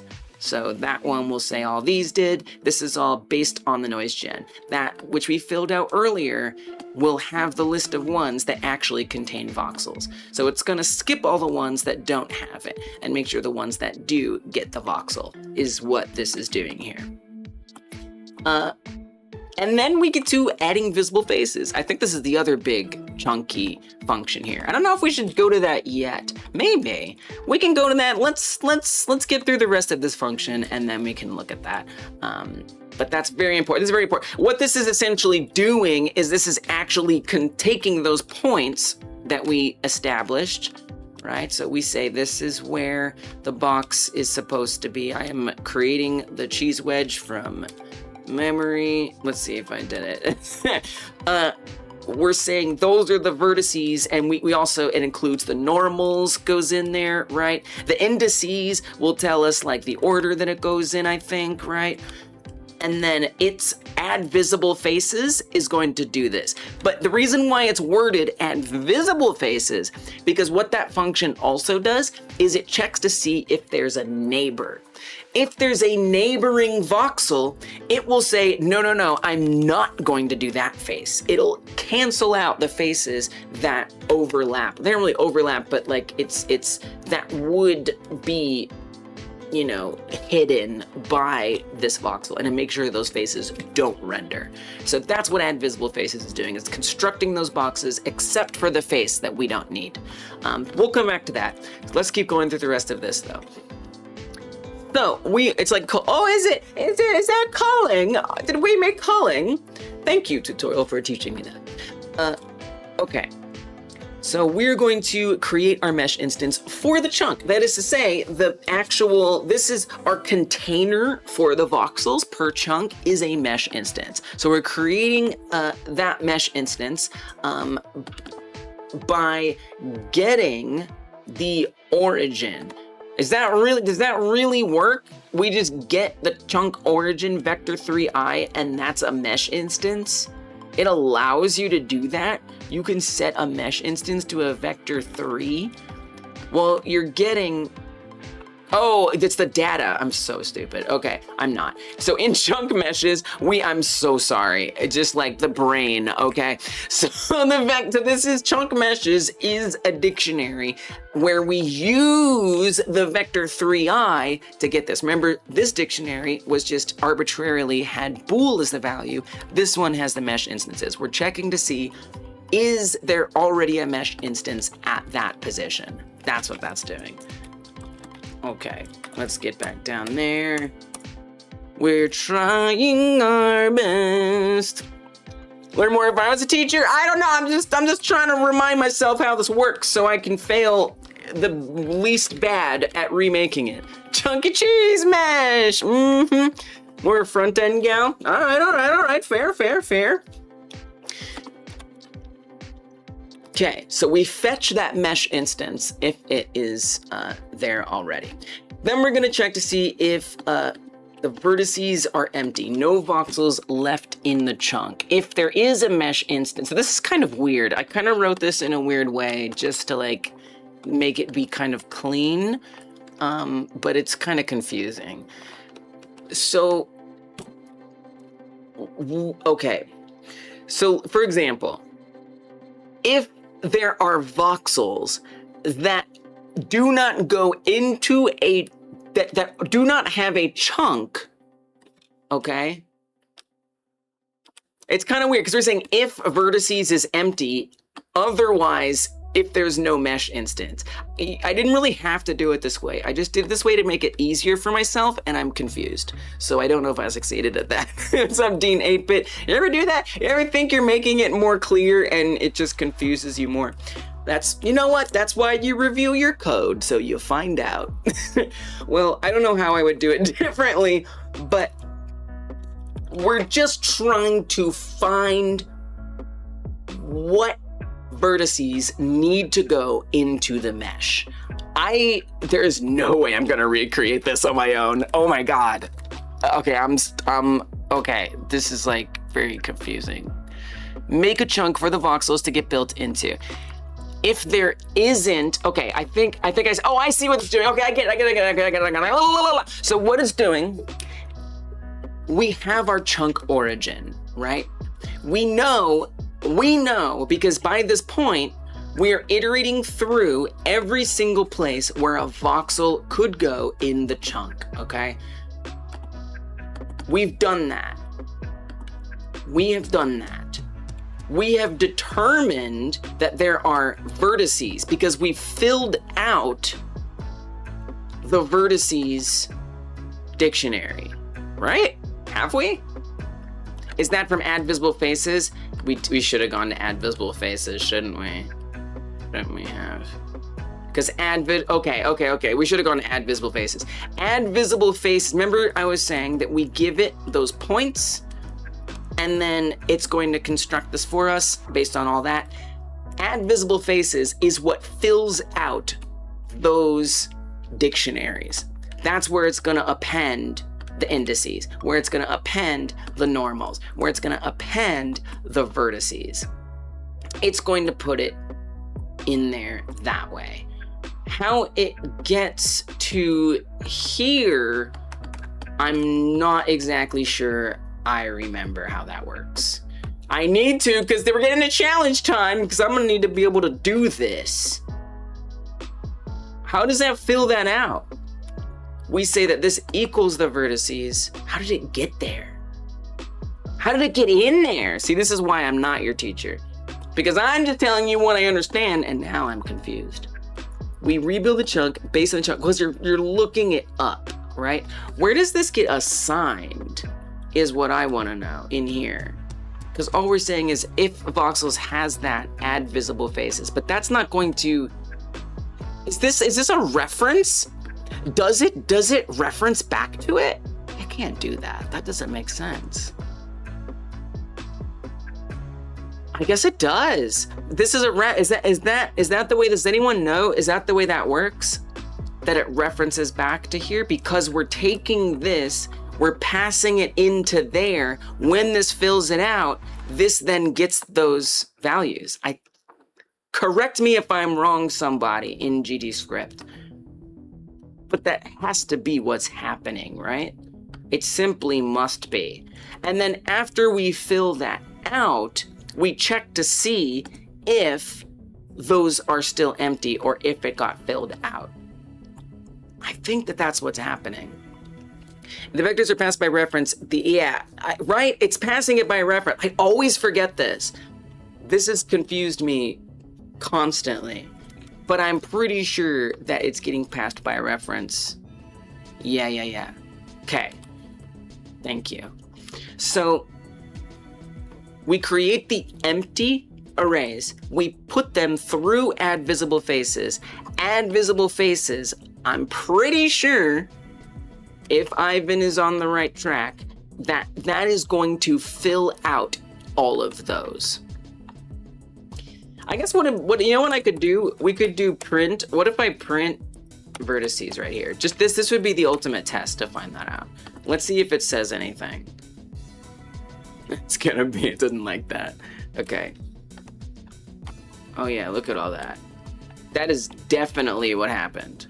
Okay, great. But if I put it here, it's gonna be empty. I don't think it will because it might run it again. Yeah, it's not gonna be empty there either. It's a lot, I know. It couldn't even do them all. I couldn't. You can use an external editor and it won't do that. Okay. So we fill out those dictionaries using add visible faces, what builds the voxels. All right. Oh, I'm gonna forget this. There's no way. But you know what? Now I know where my weak points are, and when I practice it, I'm gonna get better. Jeez, I'm so afraid of the next step of this challenge. So we have all of those, and now we check to see, is there anything in there? If there is, then we need to create a mesh instance, assuming a mesh instance doesn't exist. So we haven't made a mesh instance, there are voxels left. These voxels need to go into a chunk. So we create a new chunk for those voxels that haven't been assigned. Otherwise, we say, oh, there's no voxels in that chunk, but a chunk is still there. If a chunk doesn't have any voxels in it, then we don't need the chunk. So we get rid of the chunk. So all this is doing is this is checking to see, does this chunk need to exist or not? If it goes through and adds visible faces, and yes, it turns out, hey, look, there were voxels that were supposed to spawn in that chunk. Then it is going to create that chunk by making a new mesh instance 3D. Inside of that mesh instance, we're going to create or add those created voxels. If there are none, we just get rid of a mesh instance that may be there that didn't need to be there. References are not the same thing as pass by reference. They're not. They're not. I know, and it confuses me. It confuses me because if you're like passing by reference, and I always feel like arrays are handled different. Like if you have like a variable that's just an integer, right? Like you can't update, if you put that in as a parameter, you can't update the variable that you established outside of that function before it goes to the parameter. But if an array, on the other hand, behaves differently, and you can. So it just, man, it confuses me. And hey, what's up, Flip? Welcome. I'm studying, so I made this script off stream. I used a tutorial to help me. I commented it as heavily as I could. I made some choices to do things that I thought would make it more clear, and I stumbled a little bit here. But we're going over how to generate efficient voxels, and I'm going to try to recreate it from memory. I'm going to do bad after I finish studying it up here. Okay. So we add the material, we make it that green color, we do that, and we add it to the actual level. So it's kind of like we're theoretically creating those voxels in those dictionaries or those arrays, and then we add it to the mesh, and the mesh is what gets added to the level. And then we make sure that chunk meshes has that information. This is just, again, going back to here, we put the origin of the chunk, that position that it's at. Again, if we have a chunk that is something like this, boop, boop, boop, with a bunch of voxels, who cares? This is the origin right here. That's what goes in the key of this dictionary, and the mesh instance is the whole thing that's sitting in there. All right, that was rough. That was bumpy. That was a little bumpy. Okay, is it time to look at add faces yet? That was a little bumpy. Not yet. So we're gonna construct the surface arrays. This is actually one of the more magical parts, right? Because Godot has this wonderful array mesh class with the add surface from arrays, which is really going to make this a lot easier than if we were doing it from scratch, I assume. Because if there's nice methods, I'm going to use them. So all that stuff that we just got, the vertices, the normals, the indices, based on everything we've done so far, plus the add visible faces, which we still have to go back to look to, we're going to create an array that add surface from arrays can reconstruct the voxel for us. What's up, Nick Gamer? So, I mean, look, this is just kind of obvious. I feel like this sort of, it was the jam now. It is, the jam has started. So, I mean, I feel like it's kind of self-explanatory, right? This function will do the thing for you. It will make the mesh for us, right? By giving it those things. We have to make sure that it corresponds to the right enum. So, we're just saying in this specific array, at these indices of that array, here's where these things go. And it just does it, man. It just does it. Primitive triangles, that's like the type of thing that we're building. It wants to know what the primitives are. It wants to know the array. There's more in there. You can do blend shapes, LODs, and there's extra flags as well. So you can do all kinds of convenient stuff with this function. So really all you need to know is the vertices, the normals, the indices, whatever else. If you have a UV, if you have colors, if you have textures, you can also plug that into there, and add surface from arrays will create the mesh. We've done that. It's literally, look, we're assigning .mesh to the mesh instance. We'll see if I remember that. I think I'm gonna forget a lot. I might start with this. When I in a bit here, when I try to make from scratch, I might like literally first thing write this code, so that way I can like sort of work backwards and say, oh, these are the things I need to plug into here. We'll see. We'll see. I'll do my best. All right. So now that we've gone through how the chunks take in the voxel data, thanks for subscribing on YouTube, Mama. How did those faces get constructed? This is the other beefy part, although it's mostly comments if we're being honest, now that I look at it. So we take in those vertices, the normals, the indices. These are the references back to those in the last function, evidently. And we have the coordinate for that point on the grid, right?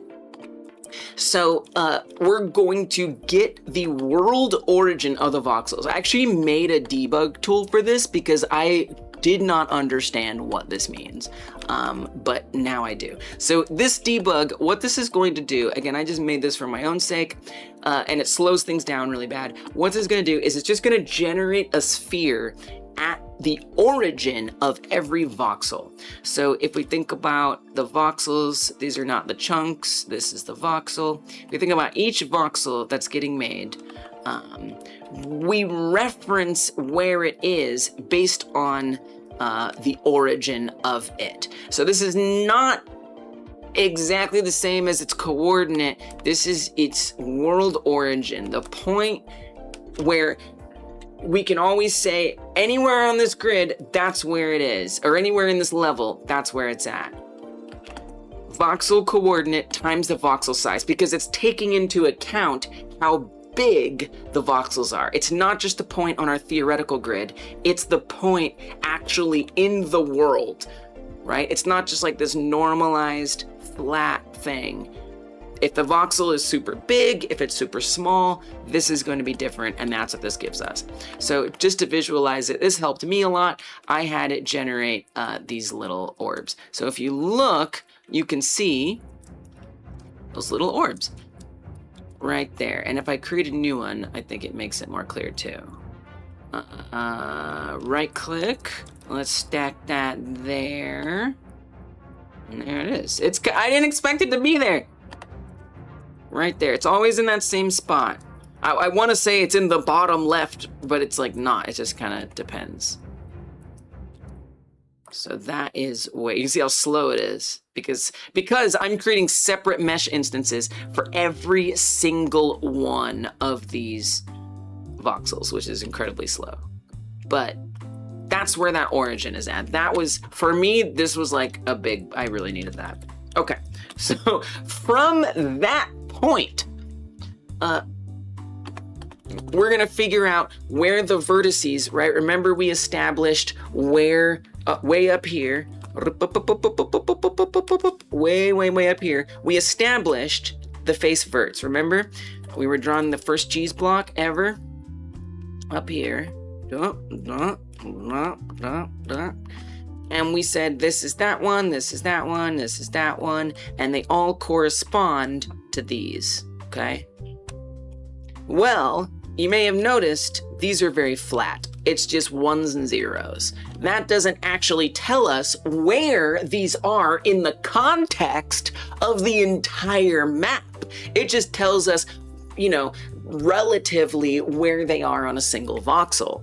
So how do we figure out where those points need to go? You know, if it's the voxel that's way over, we want to know where's these verts, because even that one way over there, we need to know in the entire scheme of everything, where are its points at? We don't just want 0, 1, 0.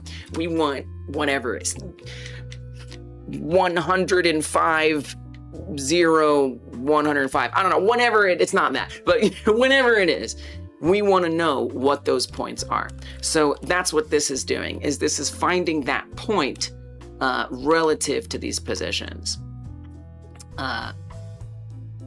Okay, back here. The faces this should have. So now it's going to finally iterate through that data. That very that data. We're actually looking at this now. Okay. You entered those in by hand? Oh, you mean these? I mean, I got these from the tutorial, but yeah. I mean, if you enter these in, you're right. They're gonna be all messed up. Let's mess one up. Let's mess one up. Let's see what happens. I just literally did one number different. It might be kind of hard to notice. It's kind of crazy. Where would I even notice that? Wow. You can be a little wrong, which probably makes it even harder to figure it out yourself, right? Because you might not even notice something is wrong. And then something is. I don't know, I just picked one. There's one. There, we screwed one up. So it just doesn't draw those points out correctly. But look, from that angle, you don't even notice it. It looks fine. But then from this angle, you can see it. Yeah, I let myself get help on that one. It was trippy. So we're iterating through that data, and go back to, whoa, world is in there. There we go. We're iterating through that data, and we're going to check to see if the voxels that are supposed to exist. This is our neighboring stuff, okay? This is how we're gonna figure out which faces are gonna be hidden, because the blocks are just right next to each other. So if they're right next to each other, we don't need to show that one in between. If it's covered up, we can hide that face. So this is gonna try to figure out which ones to hide. So we're iterating through all of the possible faces, and we're seeing if that face exists in the voxels that are set out in the world. And the way that we tell to see if there is a face next to it is we use that direction. That direction that says, you know, we have our cheese block, and the cheese block has faces that face a direction. So if we're looking that way, we're adding that direction onto a coordinate. If this other block is the coordinate that we're actually checking here, boop, boop, boop, boop, boop, boop, boop, then we're going to say, or I guess this would be the one we're checking, and we're saying on this face, this is the one we're looking at, just that face, on that face, if we add the direction onto there, is there at that position, so it's gonna then pull this face at that position, is there a face there? If so, don't bother making this face. We don't need to make that face. There's already a face right next to it. So that's how it decides the neighbors and which ones to render or not to render. That way we cut down the number of stuff. Man, I'm gonna forget that. I know I'm gonna forget that. And I'm okay with that. I'm okay with, by the end of the stream, having generated a slow mess. And I'm not against coming back and like looking at this as reference, but I'm gonna try as much as possible not to. Okay, let's even get to the rest of this in 10 minutes. It's a lot of code, y'all. It's a lot of code. And then we do continue. And the continue is basically, if you don't know, in a for loop, it's saying skip this iteration, go to the next one. We don't want a face here, skip it. This is why it's add visible faces. That's why that's this function name. So when we get down here, we're now going to add the visible face. So remember when we had face tries way up at the top, where we set up this little box. And we said that there's going to be an order that they're generated in, or else triangles won't exist. So these are the different points for each face. And then what face tries does is it says we start here and we go in a certain order for making each one. So we have 2, then 1 creates that, and then 1, and then 0, and it creates that. That's our first try. Then it goes from 3 to 2 to 0, and that creates our next try. So that's what's happening now. We're finally going through that and making that count.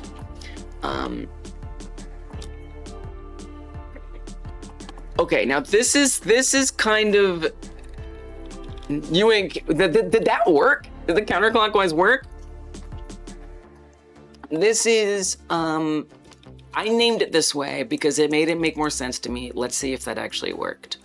Hey, what's up, Subrandev? Hello, how are you? Oh, we live in a 3D world! Ah, welcome. I'm studying this voxel generation code that I made from a tutorial. Yeah, it's pretty hype. It's pretty hype. I think it's pretty, you know what, I think it's pretty hype. I think it's pretty hype. These are the kind of videos that I watch. Don't worry about the print vertices part. It's kind of cool too, though. How was your stream, Sumrandev? Good to have you here.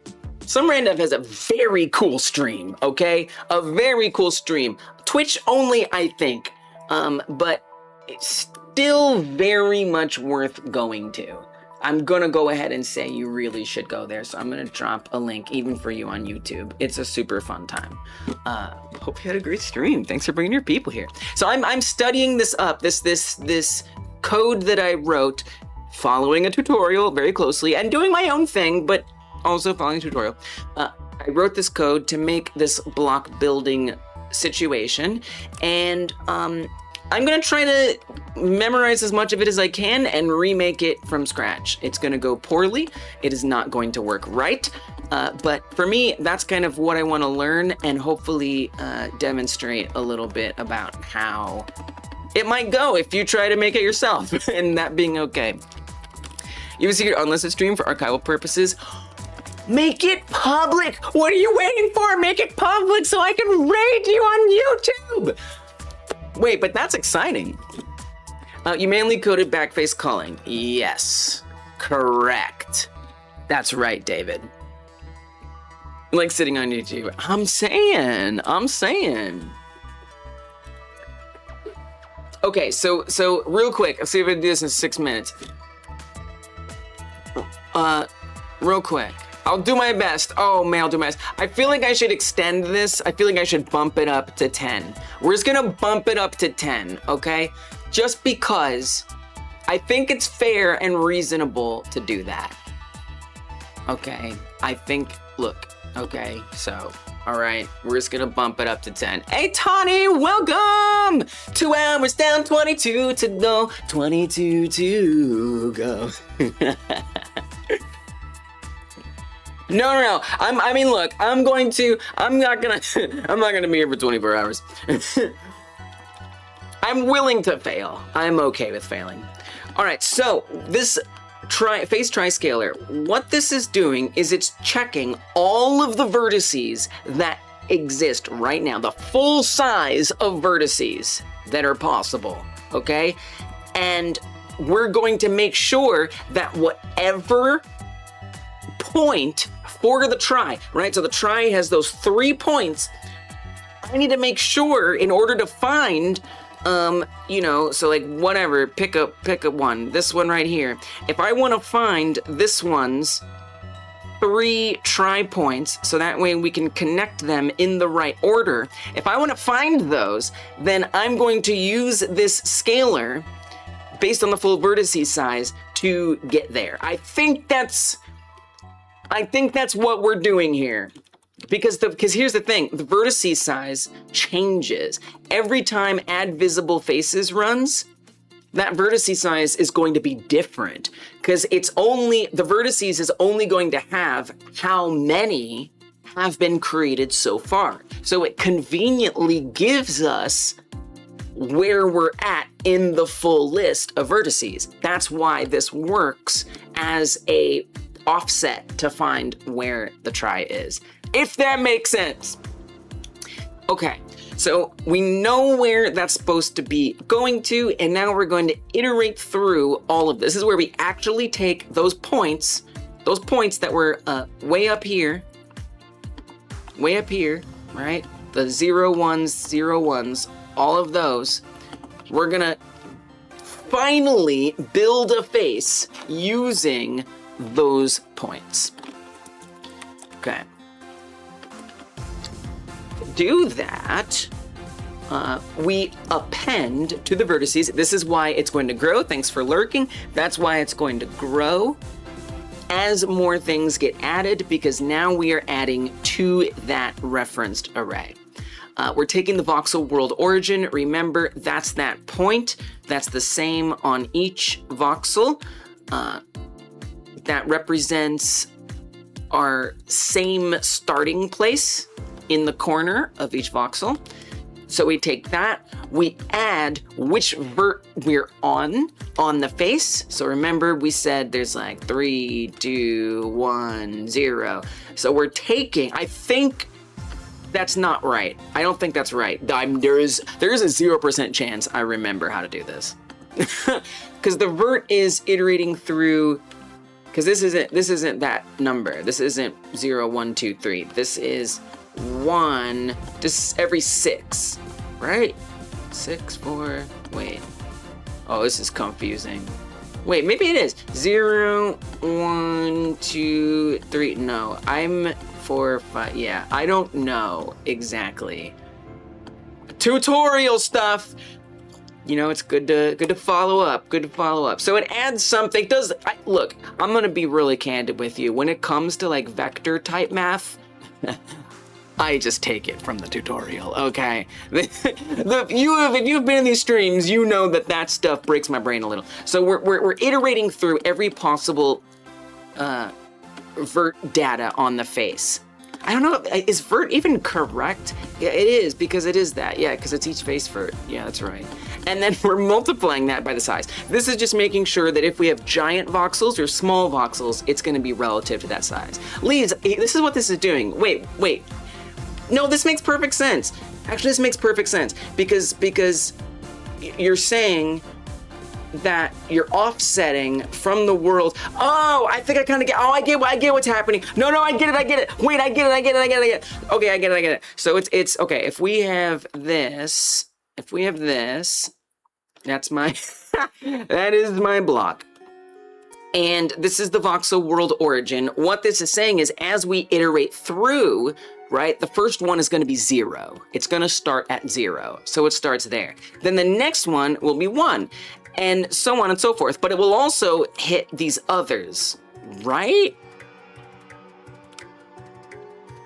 Something like that. I think that's what is happening, is it's offsetting from the origin the different verts in that data set.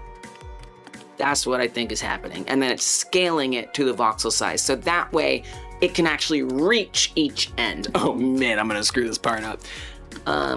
This queues the face's new vert. We iterated through vert data per faceless voxel. This queues the face's new vert to be generated into rebuild chunk surface array. I just said what it does. I didn't explain the math, but that's okay. Ensuring each position is set relative to the voxel size and predefined face data vert positions. Yes. All right. So now that we have the new vert positions, we're going to determine its normals. This is again of those 3 packed string arrays that we set up, or those packed string arrays, it's packed 32 arrays that we set up. We're going to also add in, is it packed 32 vector array? Vector 3, oh my gosh, packed one of them is. The indices is the 32 array. Vector 3 arrays. Whoa, girl, I'm trying. Okay, it's complicated, it's confusing. We're gonna make sure we fill out the normals. So again, when we run the array mesh function to construct that mesh, we have that data in there ready to go. And then finally, the index. So this would be when we're figuring out which order to do each try in, we're appending that scalar to the index. So that way it's got the correct position on the full grid. Woo! This 100%, I'm gonna need to cheat on this one. Wouldn't an alternate way of doing this be to check if the normal is facing away from the camera, and if so, don't draw that face? Yeah, probably, maybe. I mean, yes, Godot is already gonna do that. Godot is gonna do that, but Yeah, I don't have a true answer for you on that one, but I will say that you maybe could do it that way. I don't know. I did it this way because of the tutorial that I followed. That's why I did it this way. So understand that. Ivan has some good stuff for you though. Well, that's it. We got through it all. This stuff is just, so all these other functions down here I use to help me be able to place voxels. I'm not gonna go over that today at all, but you know, we'll all have different ways we might want to handle that. But ultimately, just to kind of go through it quickly, the way that that gets done is all we do is we add a new voxel to voxels added, or we erase one. And then we run chunks to rebuild either way. And we make sure we add the thing that got changed in there. So it's the chunk that got updated in there. So what essentially creating or adding a voxel, that is to say when you're playing the game and you're adding a new block or removing a block, all that it's doing is finding the chunk that would have that block that you're either adding or removing. It finds that chunk and it rebuilds the whole chunk. That's it. And it makes sure that it puts one at that place. So it's pretty simple ultimately. Oh, and then this is checking for the neighbors to make sure that we also hide the things that need to be hidden. All right, so okay, I got 1 minute to figure out what I'm gonna need to study double time. I mean, this, man, voxel order plus vert. So just when you iterate through the face data, I mean, it'll be interesting. I mean, just see what, if I just get rid of that, right? What goes wrong? Everything goes wrong. Yeah, I'm gonna, oof. I'm not gonna wanna forget that.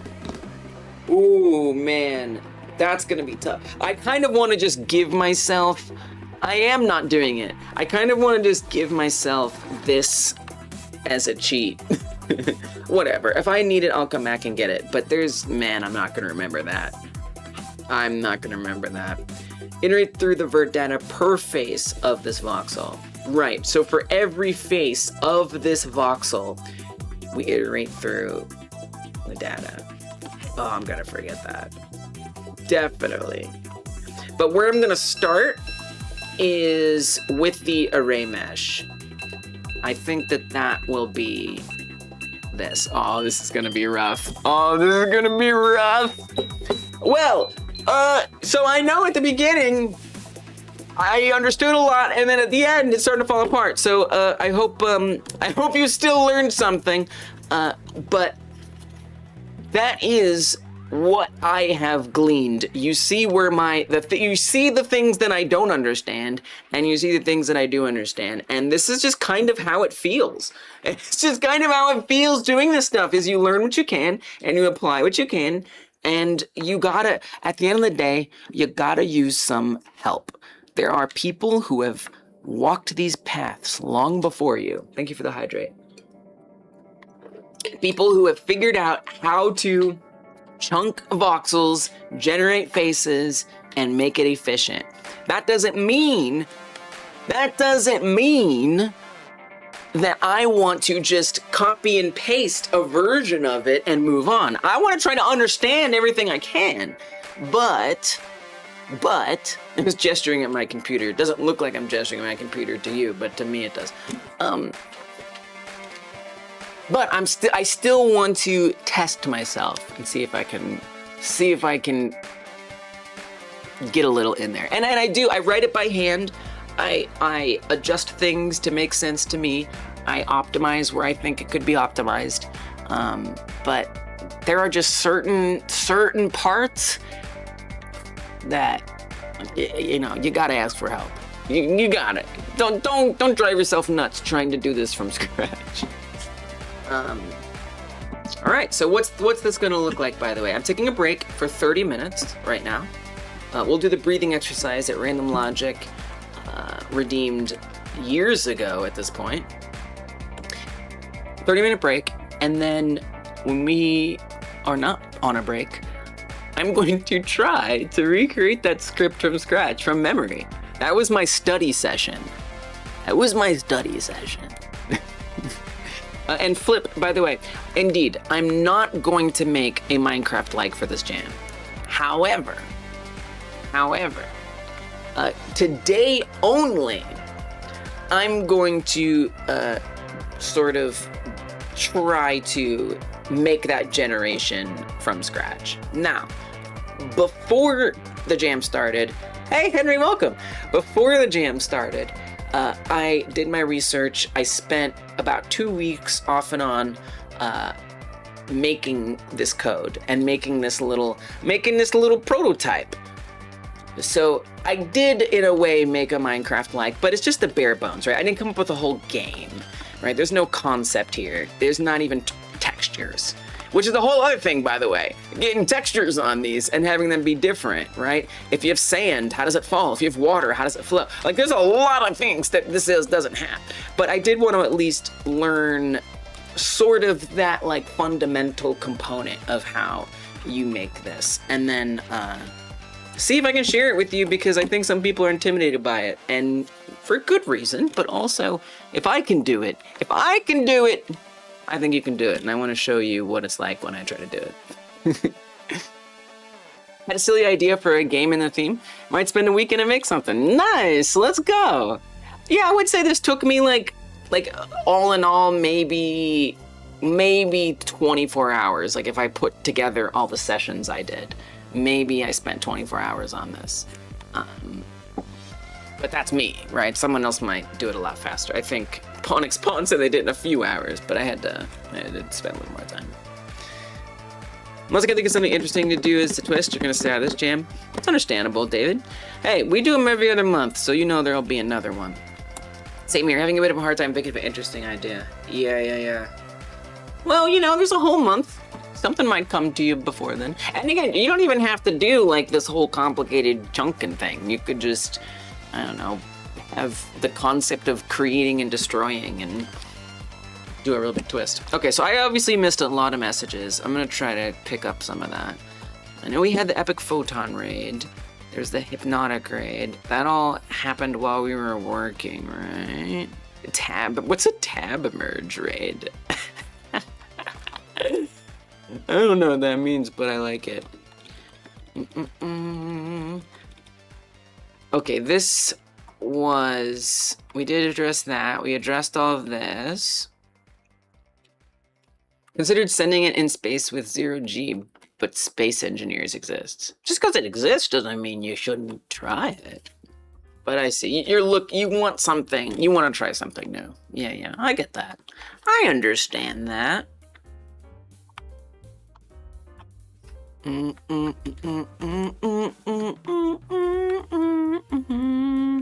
played Dark Cookie's game like 100 times. How'd you not see any of this guarantee rebranding? I don't know, maybe it just wasn't strong enough branding.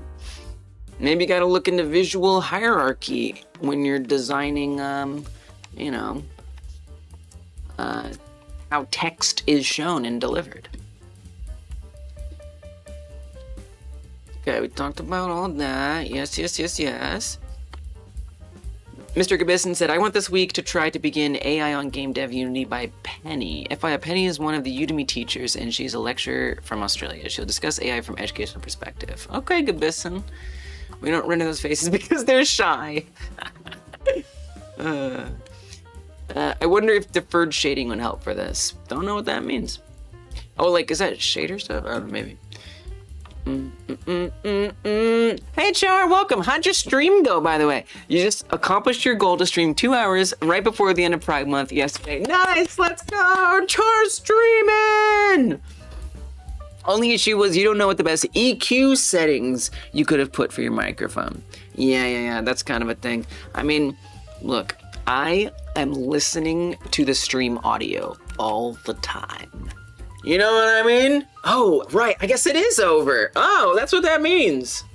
Well, look, we can have Pride all the time. We don't need Pride Month to have a rainbow icon. Still.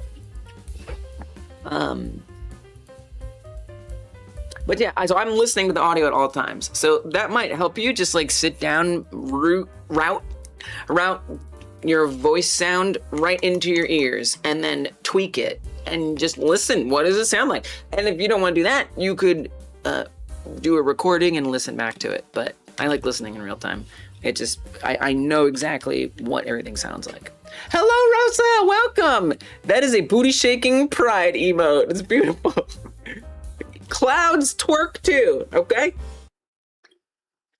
Oh, we never did the breathing exercise. Can we do the breathing exercise before we start the next? I think that'll be best. But if someone redeems another breathing exercise, it doesn't count. Okay. Are the hashtags notes? Yes. Breaking down the way code is allocated to the buffer is a better starting point. I appreciate the vectors, but the way the buffer breaks that down is so much easier. Code is allocated to the buffer. What is a buffer? Did I make a buffer? I hear you. I just don't understand. But yeah, you're probably right. Use LG Hub with your setup. It's got a nice feature where you can record your voice and then play on a loop while you mess the EQ. Ooh, that is nice. I like that. Not bum. Oh, the bum of the cheese wedge. You're right, I totally skipped that. Almost every engine C-based engine use triangulation. It's not. Yeah, right? That's like super normal. Yeah, I genuinely have no idea. I mean, is there something that doesn't? What is it like? Why does it do it that way? Who knows?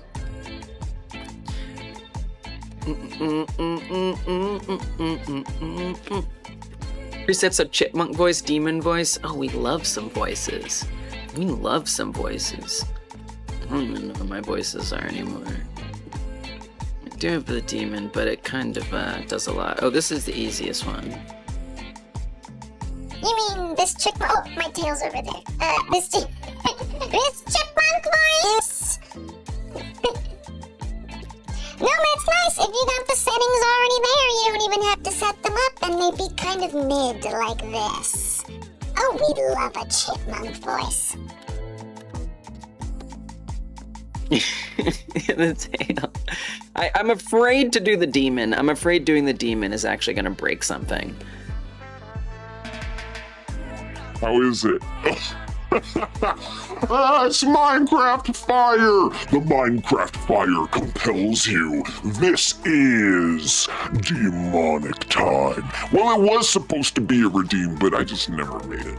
And nobody cared to ask for it, so we don't. It's not. Maybe someday.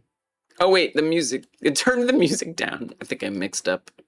Oh, the song ended. Oh, okay, I see. It makes more sense. So those exist. That was from like Halloween like 2 years ago. I made that. Dude, this is a certified hood classic. Okay. Alright. Yeah, I can do that. I think I can do that.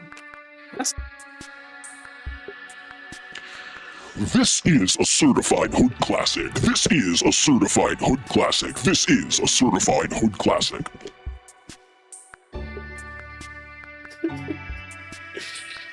Oh, man. Hell yeah. It's always backwards in real old school C because it's easier to break a mathematical equation down counterclockwise. Huh? Now I know. Legalize. No. What? Alright. You're a real human. The bot does YouTube, Twitch, intercommunication. Oh yeah, we do. We relay between the two. It is kind of confusing that it says it's a bot, doesn't it? Make a Lee's song? What's a Lee's song? Oh, like... like that would be like the watermark on it.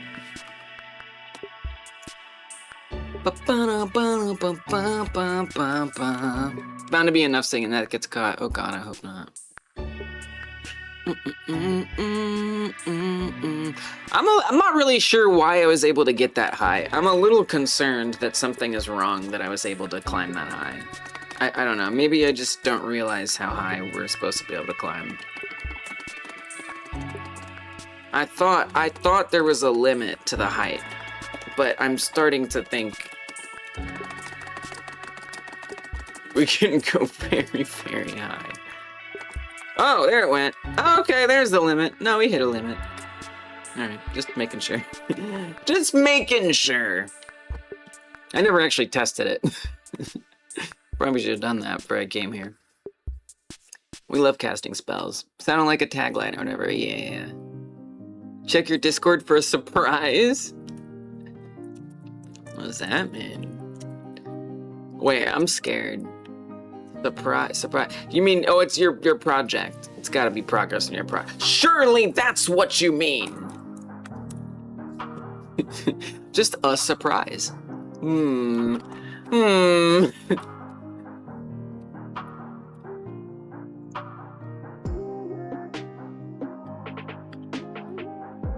Minecraft's like Jazzy Hand Simulator. Nice.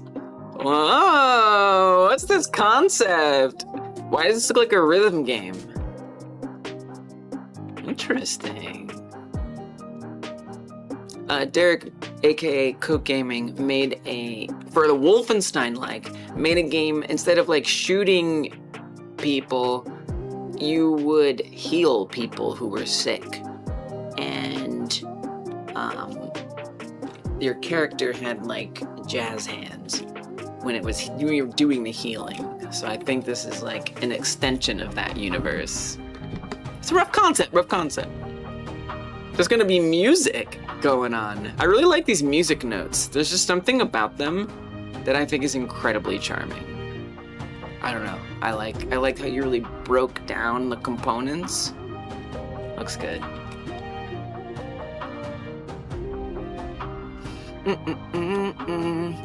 Voxels are always awkward for anyone because of the Cartesian equation, so it's all backwards and forwards. Okay. I don't know what a Cartesian equation is. Not music, but you get to heal people and treat villagers. Nice. And you can build a hospital. Sounds fun. Like Minecraft. Are you normally a doctor in Minecraft?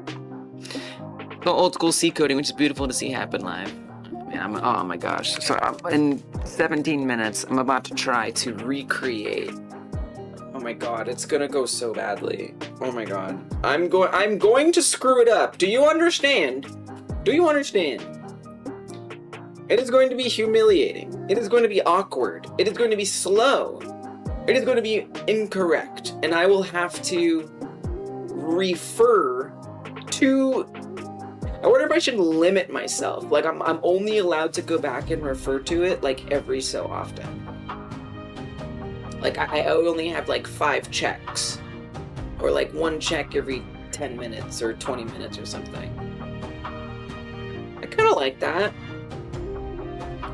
That way I'm forced to at least try for a certain amount of time, but then, like, at the end of that, I can go look. Just put the voxels, just put the voxels in the chunk. It's easy. You know, when you put it that way, how can I argue?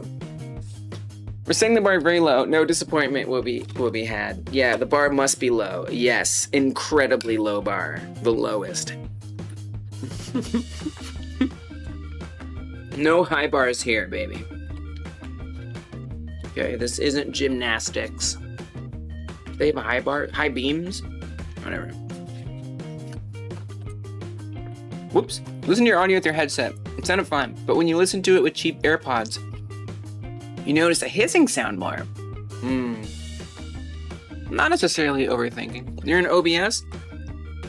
If you have a hissing sound, I would think you could handle that with the noise suppression, right? So like this, that comes default, right? Or at least it's pretty gettable. Noise suppression one. That might help. And then the other thing you can try, if you go to the EQ, and so I have a real, this is what or the Reaper plugs. Reaper has a bunch of free VST plugins, and they're cool. So let me see if I can find replugs free VSTs. Now you have to figure out how to install VSTs. There's basically a folder in your program files if you're on Windows where they're always going to be found at. But there are free ones you can get here. And the one I use a lot is the EQ one. And so if you pull this open, you'll actually be able to see where the waveforms are. So if your hissing is like in like a, if you're like visualizing it and you can see that your hissing is like happening in a certain range, might be down here or something, you could try to like get these like points to bend in a way that cuts that out. Might be an approach, but I don't know. Also figuring out what makes the hissing. If you just, the easiest is to stop whatever makes the hissing happen. But if you can't, then, you know, there's different tools that might help.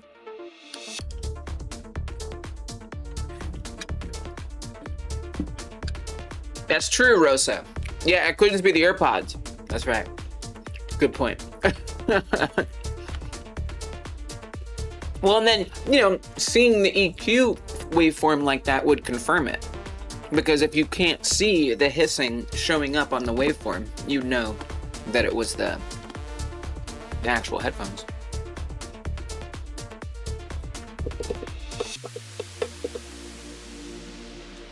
So think about. Likely standard high frequency noise, which RNA noise does a good job with. Yeah, it does. Okay, I might have lost my place a little here. I just might have. Oh yeah.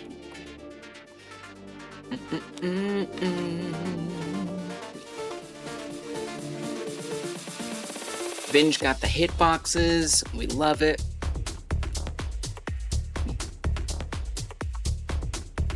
For a long time, old C-based games didn't have arrays. How can you do anything without an array?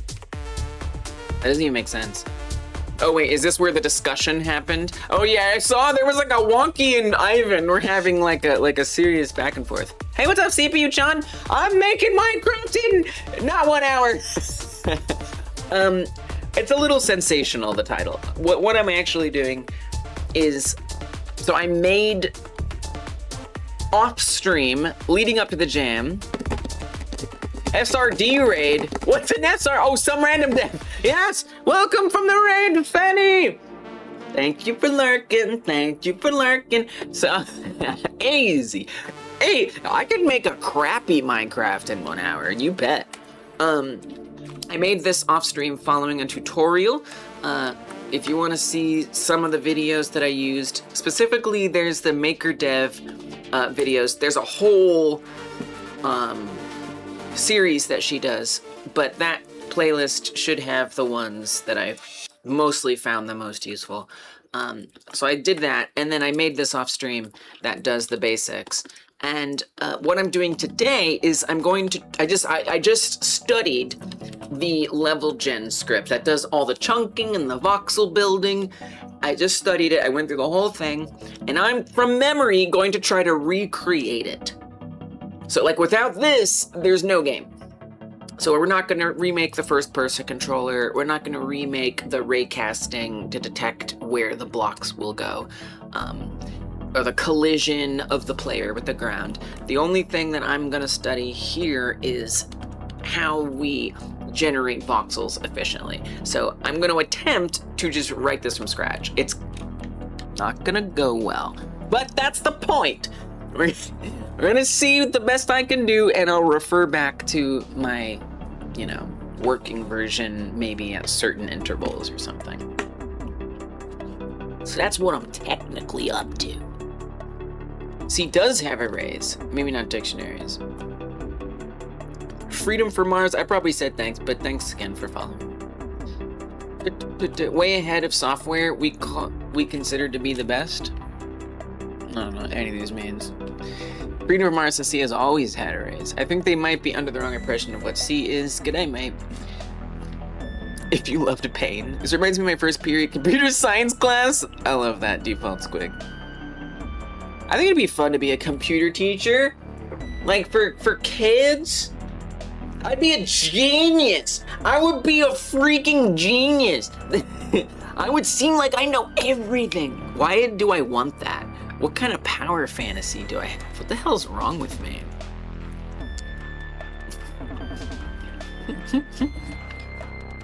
So weird.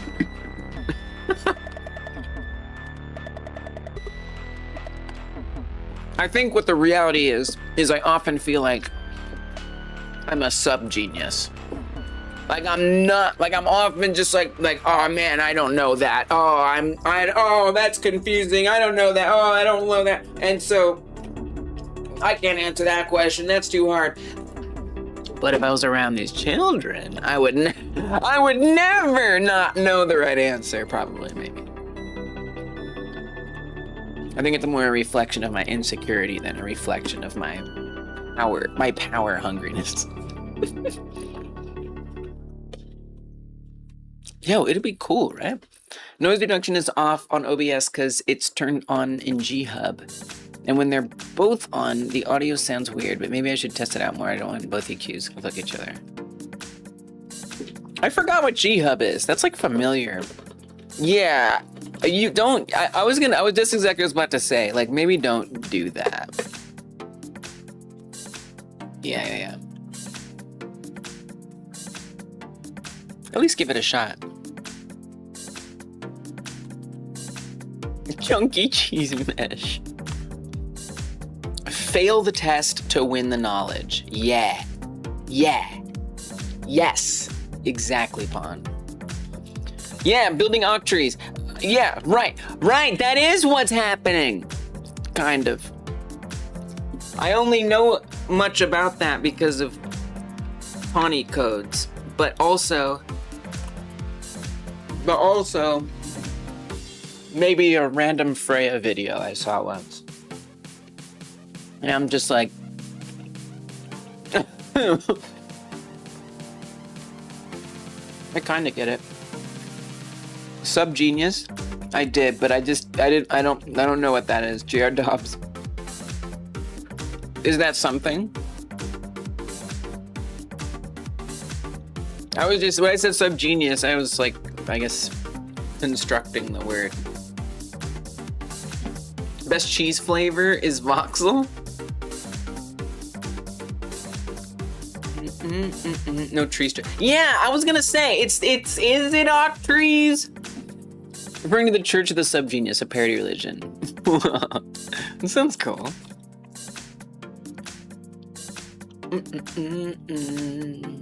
What's G-Hub? What is G-Hub? It's like familiar, but I don't know that I remember what it is. Gaming, oh hell no. So it's like built in like Logitech stuff. I mean, you know, a lot of that stuff is gonna be pretty subpar proprietary stuff just for like, you know, I don't know, to sell you products.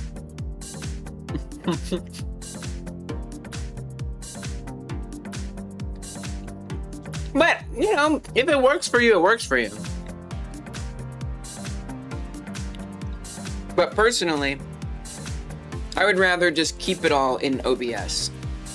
You know, like set up VSTs, set up plugins and filters, and then use it in OBS, rather than like mess with my audio before it even gets to OBS or something. I don't know exactly how this works. Build a nice effect chain in OBS with RN. Yeah. That's another thing I followed a tutorial on, is setting up my audio. Start with something simple like RN noise, EQ, compression. Yeah, exactly. It sucks. Like, dealing with audio at first really sucks, and then you like find something that works, and I'm just like, never touch it again. And then I do touch it, and something is wrong for like a month, and then I'm finally like, all right, I gotta figure this out.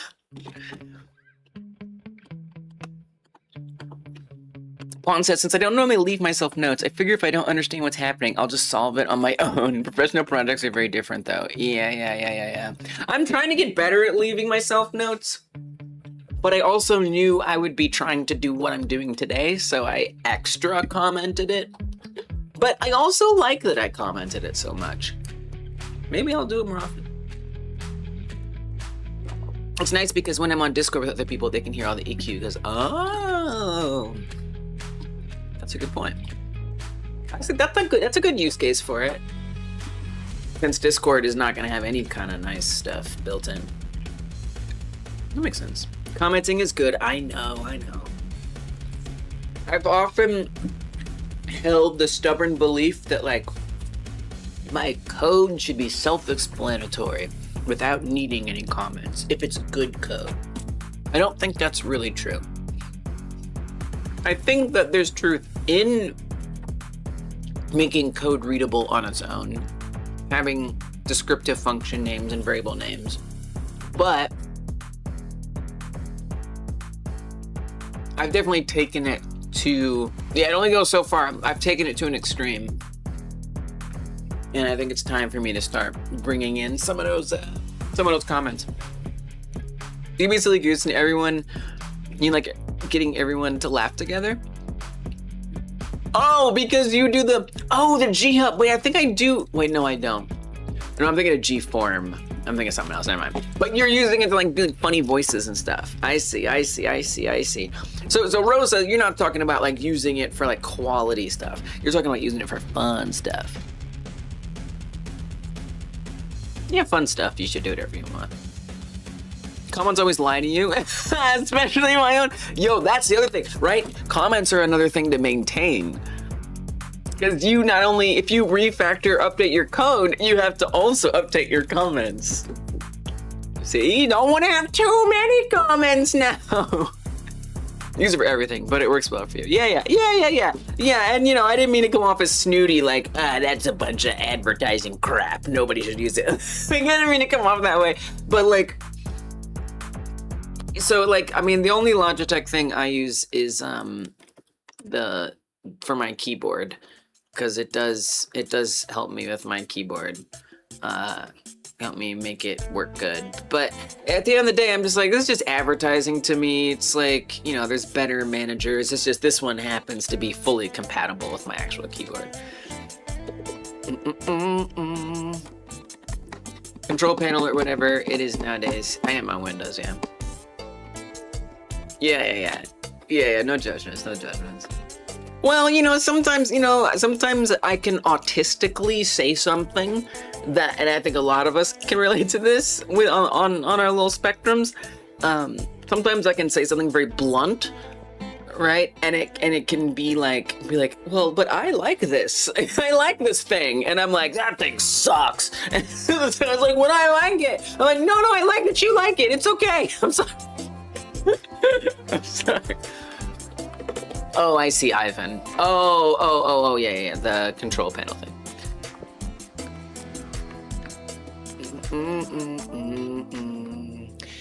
Sarah said, my mom was a traditional artist and my dad was computer and appliance technician. And I did not plan it, but I ended up being a 3D artist / game dev, but I struggle with some blueprints in Unreal. So it's kind of like you like combined some of their skills. You're like the combination. That's really cool. That's really cool that like your parents have like those awesome disciplines and you're influenced by that. That's really cool, Sarah. Talking about octrees and frustum calling. Ditto handles that. The vectors are passed by reference. Oh yeah, we talked about that. Definitely a lot of numbers. Like explicit reference syntax in C++? You always get paranoid about pass by reference in Python for the exact... Yeah, it gets confusing to me. That can be dangerous. TV Josh and Ivan talking about stuff. I'm not gonna make it through it all. Header readability because you see the function will take X as reference and not just have a prior precedence to get the error out. So preserves constant correctness. Interesting. Flip's gonna pass on this jam. Been busy and couldn't think of a way to make it fun, but you'll be excited to see what everyone else makes. Hell yeah, Flip. Yeah, I mean, it definitely like limits you potentially if you're trying to keep it like traditional. Where are we at? It's 10:02. Oh my god, this is still an hour ago. Oh my goodness. Time flies indeed. Well, I didn't quite catch up to everything here. We had some Randev raid. Tawny came through. David had some ideas. I feel like I was kind of keeping up with some of this. Sorry if I missed a lot of this, but the timer has spoken. I'll try to roll back a little bit when we start again. All right, we can take another break. So here's what's gonna happen.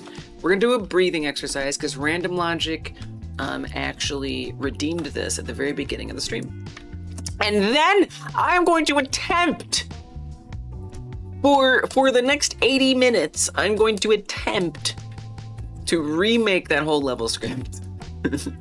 It is going to go poorly, but that's the fun part. All right, but let's do a breathing exercise. It's probably redeemable again, but we're only gonna do one. Oh, one thing I gotta do. Actually, I set an alarm. There's actually one thing I have to do. I have to update the itch.io page because this weird thing happens where it's going to set it to 0 months. I set an alarm for when I have to do this. Let me actually change that real fast. I have to change the CSS manually by hand. There's no way to automate it because itch.io, it doesn't let you,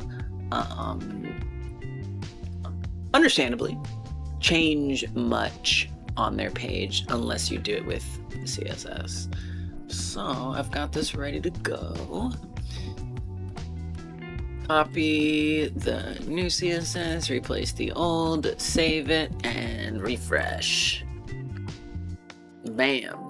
Now it's days, because we lost that seconds before. We don't want to lose that. All right. Now let's do the breathing exercise. So you don't have to join if you don't want to, but I'm going to do box breathing.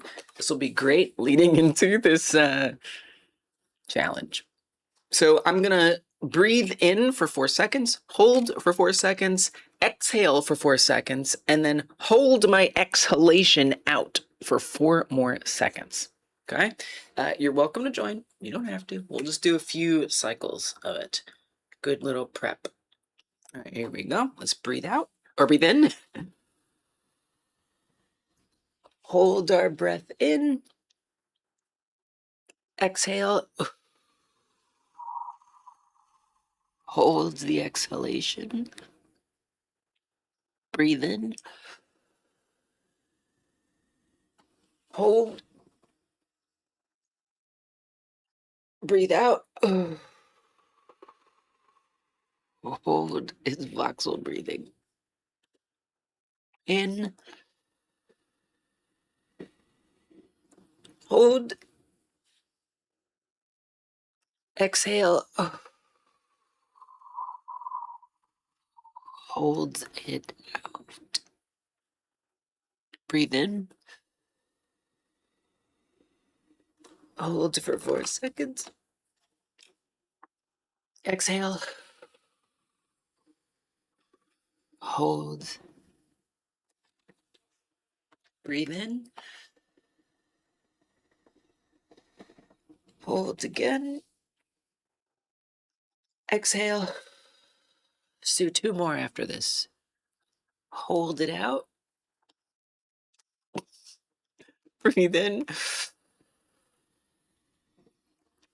Make sure you're sitting when you do it, Dean. Breathe out. Hold. Breathe in. It's the last one. Hold it in. Soak up those nutrients. Let it out. Hold it out last time and breathe normally. Nice.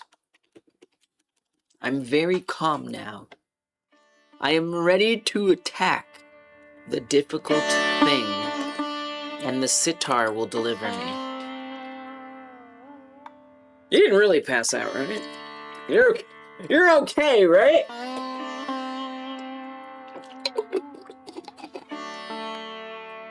All right, let's do this. Before I do it, YouTube, remember to hit that like button if you haven't hit the thumbs up. Let's suffer for fun.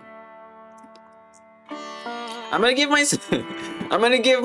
This is the good stuff. I'm gonna give myself one more quick review, very quick, and then it begins. This is an hour and 20 minutes. That's what that says. 1 hour, 20 minutes. It looks like 20, but it's actually 1 hour and 20. After 0, it'll go to 59. So it's 80 minutes. So yeah, I wanted to start with the array mesh method. Add surface from arrays. We gotta do the different vertices, normals, indices arrays. We gotta fill it out, iterate it through. When we add the mesh, remember you're like adding the vert iteration based on like which vert set you're finding. In terms of the vert sets, you really, oh girl, I don't know. Okay, I'm probably gonna cheat on that a little bit, but like we've got 0, 1, oh god. I mean, this is gonna be crazy. Like there's gonna be some serious painful trial and error here. This is gonna be rough. I'm probably gonna allow myself to copy that one. I don't think anyone should have to suffer through figuring that out. But it might be fun. I'm gonna try, and then we'll see what happens. Set up that. We gotta make sure we do it in the right order. It'd be nice if I could test along the way, like see the voxels that I'm building. It's gonna be kind of weird. I don't know how that's gonna work. So I probably want to set up like a test environment for myself as well somehow.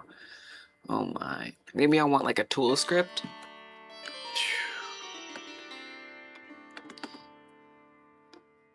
World size half, base block material. Okay. The noise, we use the noise from, how do we extract from the noise? We like do get noise 2D. We pass in what grid points we're at. We say what position it is based on the X and Z. We don't have the Y yet. We're checking the X and Z on the full grid, which has X, Y, and Z. It's game like jam time. Yeah, I'm trying to make a Minecraft right now in about an hour 20 minutes. Not gonna work, but it's fun. I'm studying up on my notes. It's gonna go very poorly, but that's okay. Grid Y in range world half. Oh my. All right. So maybe we'll say every. See, it's an 80, how do you divide 80, 20? That'd be 4 checks. I'm gonna say every 20 minutes, I'm allowed. Yeah, well, you can do that too. And the thing is if it's not a big map, or you're not gonna keep storing a bunch of things, you can get away with just that. Absolutely. Absolutely. But I can't resist. I want to learn this the best I can. All right, now we're just gonna restart this timer. So that took me 4 minutes. So I will give myself. I'm actually gonna say.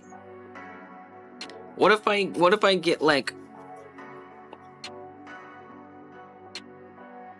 What if I get 60 seconds?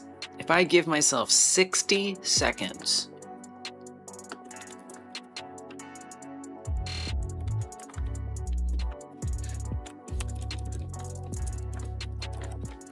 So it's like an open book test, but only every 20 minutes for 60 seconds. So I'll pop up this timer. Oh, but that right. Okay, hold on. We should do this differently because we don't want to ruin it. So let's do this for 60 seconds. And this is to cheat a little. Okay, so I get 60 seconds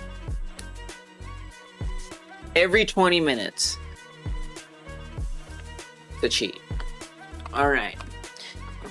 So I need some kind of testing environment. So what I'm gonna do, I'm gonna make a new script, a new scene actually, a whole new scene. And oh my god, we're gonna want to make the chunks and put things in it. So we really only need our like level thing. So this is level from scratch, we'll call it. Okay. Oh my gosh. And then I'm gonna set this to be the main scene. Well, why don't you make it a tool script? See what that's like. And then maybe we can generate stuff and just pop it in there. We'll see. Well, you do have to reload. Anyway, don't worry about it. For now, I'm not gonna worry about it. Level from scratch. Okay. So I said I want to start with the array mesh thing. The array mesh happens when we're rebuilding the chunks? No. Adding visible faces? Oh god. Oh no. I don't know. I'm just gonna say func build mesh. I'm not gonna worry about what that all means. Build mesh, and let's check out what is going on. Variable array mesh, which will be an array mesh type, and we want to get the add surface from arrays. That wants a primitive. We know that's supposed to be triangles because we're building it from triangles. And then the array is going to be all of the different points. This is our surface array, right? So let's make that surface array, the surface of each like face, right? Or something. Maybe the surface, I think the mesh is the surface. I don't think surface means face. I think surface, because if you think I think what surface kind of means, like if it's like a box, correct me if I'm wrong, but it would be like that kind of, like what this is. I think like that's like the surface or whatever, like whatever that is. I could be wrong. So we're actually building a mesh based on this, which is an array of integers.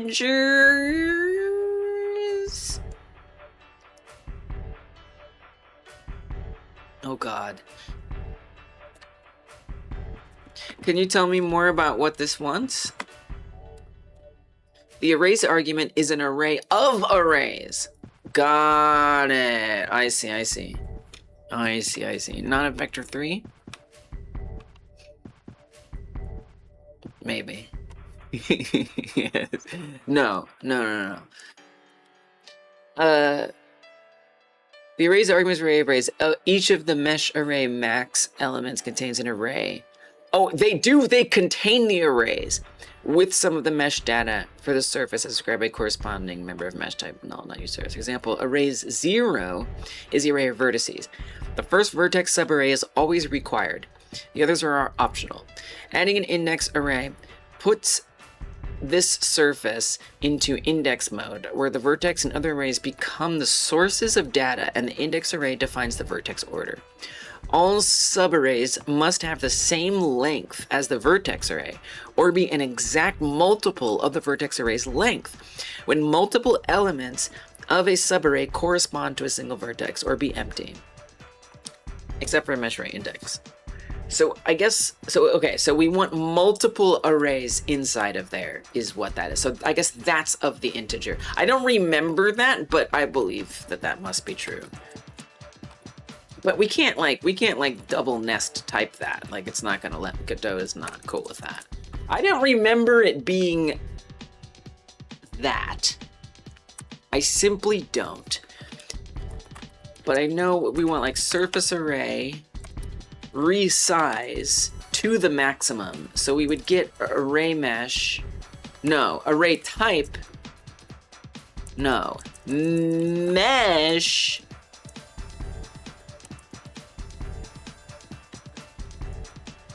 array type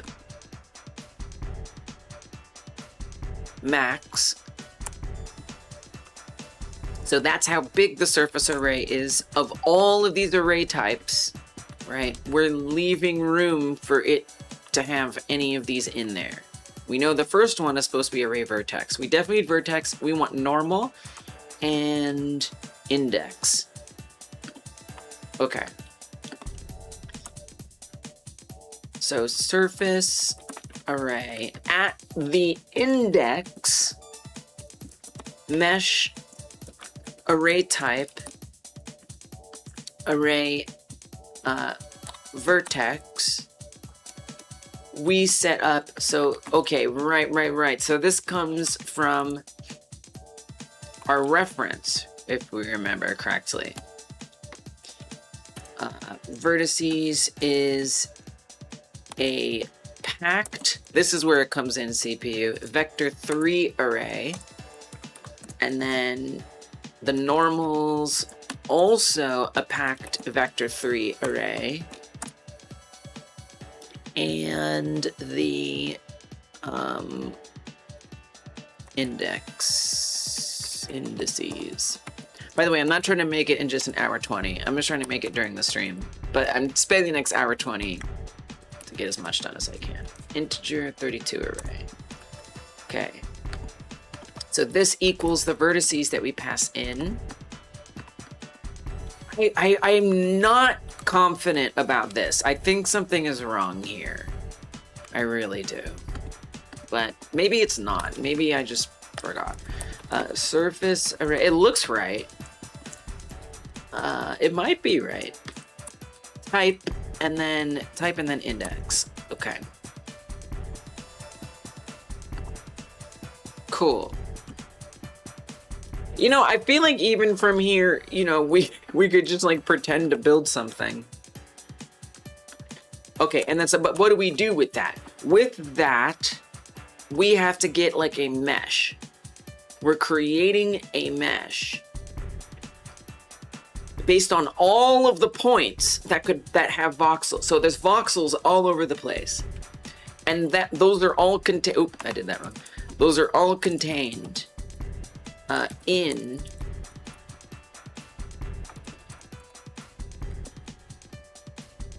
these arrays. So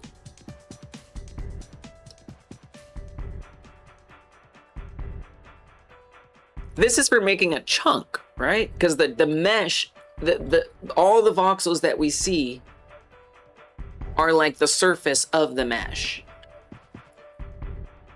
Yeah. It's kind of like it's creating like a and then and then those are the voxels, and that's one mesh. It's weird because it's like the voxels aren't really there. They are.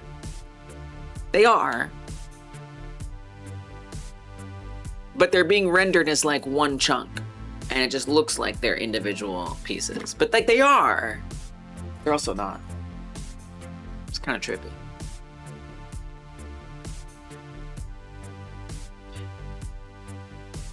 So is this where do we add this? I'm doing something wrong. Do we add it as a child? I don't think we add it as a child at this point. I don't think that makes sense. But I'm gonna do it even though I think it's wrong. So variable new chunk a mesh instance 3D equals array mesh? No, wrong. Sorry. New chunk, and then do we say new chunk mesh equals array mesh? Nice. Okay. Is there a, what's up? It's being used before being assigned a value.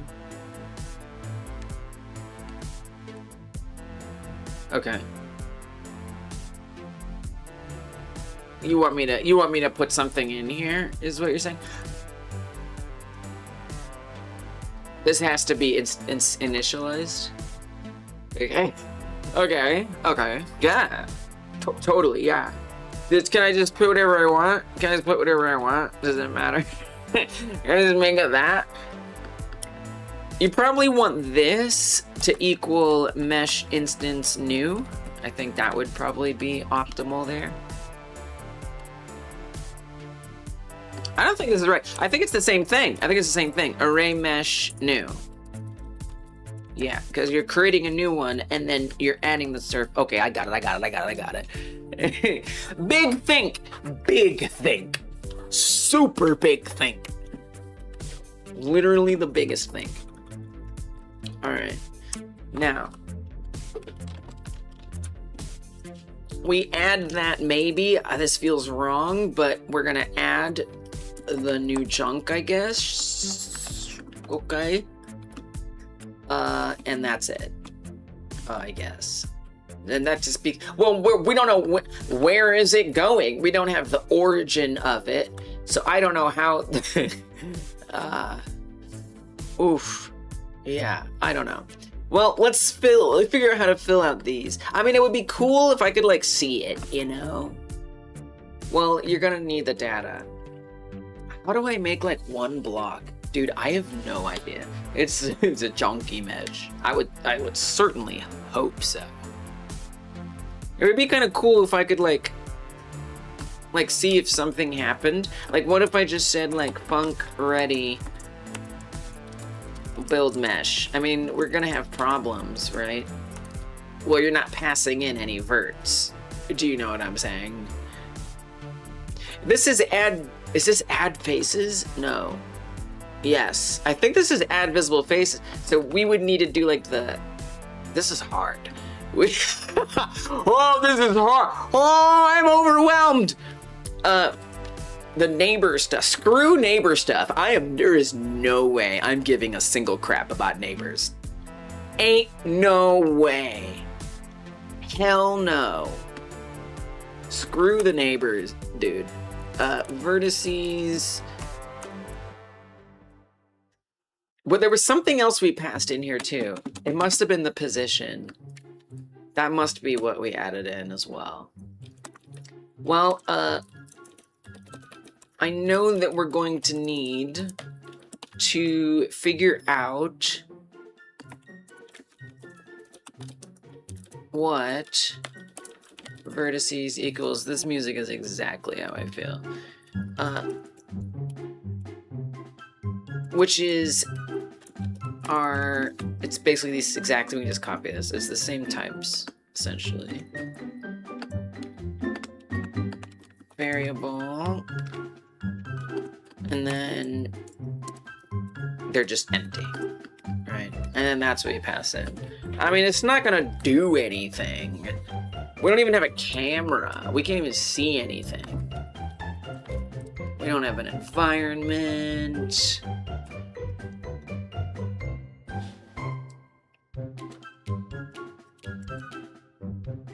Nothing is gonna be there. Understand that we're not gonna be, there's nothing that's going to be there. Understand. But I just wanna, oh, wrong game. I did it! Congrats! No. No. We wanna set this one. Alright. That's really what we got.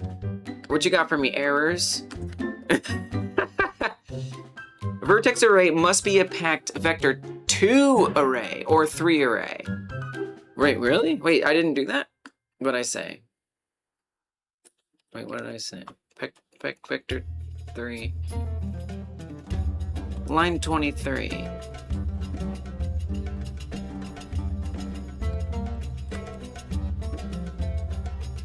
Vertex must be a pack. What is it then? I did this really wrong.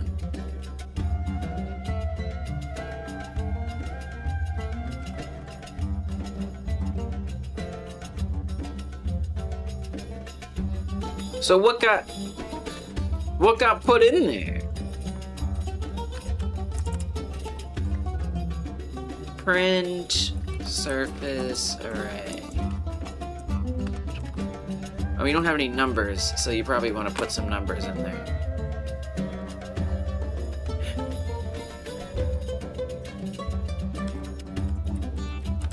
Vector 3, 0. Okay. Nothing fancy. It's just gonna be 0, 0, 0. 3.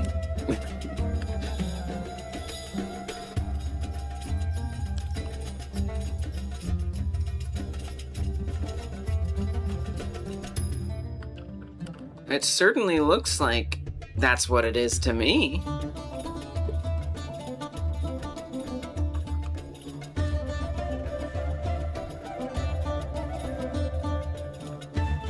But it isn't. Resize, measure, retype. I've made it that size, but this is supposed to have put, I mean, it looks correct. Here, make it something else so we can see the difference. First one is the ones, then it's the zeros, and then, well, I do see there's all of these, and one of them is 3. Those are the empty, so we remember we resized it, right? So it would have every possible type. If we want to do UV, color, texture, all that. All of these are possibilities. But the only ones we actually want to use are the vertex, which is the first one. I feel like your problem is your nested arrays. I think that's the mistake. I think I knew that was wrong. I think you want this to be integer. But then it's mad. Okay, what if that's, what is that supposed to be though? What if I don't type it? What if I just make it array? Okay, we don't get an error. At least there's no error. I'm not sure what that type is supposed to be, but hey, untyped works for me. All right, no more error. Let's go. We love no error. It's not gonna draw anything, of course. Although it would be interesting just to see in a remote, like if we got a mesh in there. We do. We got a mesh, baby. That's where the chunk would be. The mesh has nothing of any interest or value in it. To be fair, we didn't give it a texture, right? So that also is going to hurt it, and it's not gonna look like anything, because there's no texture. Hey Drip, welcome. I am trying to make something way more complex than I'm capable of doing from scratch based on a study of some code I got from a tutorial and I tried to make myself. Yeah, we're making a mesh from scratch. I'm okay, you know, if I don't finish the whole thing, it's okay. I just want to kind of see how far I can get from memory. Every 20 minutes, I'm allowed to cheat a little. Looking to greedy meshing. Nice, nice. I saw that. I didn't watch that tutorial, but I saw that tutorial. So yeah, I made a little prototype off stream, following a tutorial very closely. And then I just spent an hour 20 explaining the whole thing and studying the whole thing, and now I'm trying to recreate it from scratch. It's not going. That's awesome, Drip. Love that. Sounds like your mind, it may not be what it used to be, but it's still pretty good. Yeah, you have to. I'm saying you have to research. You must. These paths have been walked many times. We do not have to do it all. You know, we can't do it all from scratch. But still, I want to internalize as much as I can. So we'll see what happens. Well, I'm almost at my cheat 60 seconds, but we've definitely added that. But I need these. The most important thing is I need those points. So I can't think of anything more important than you know, readying the like face data, I guess we'll say. I really need to do that.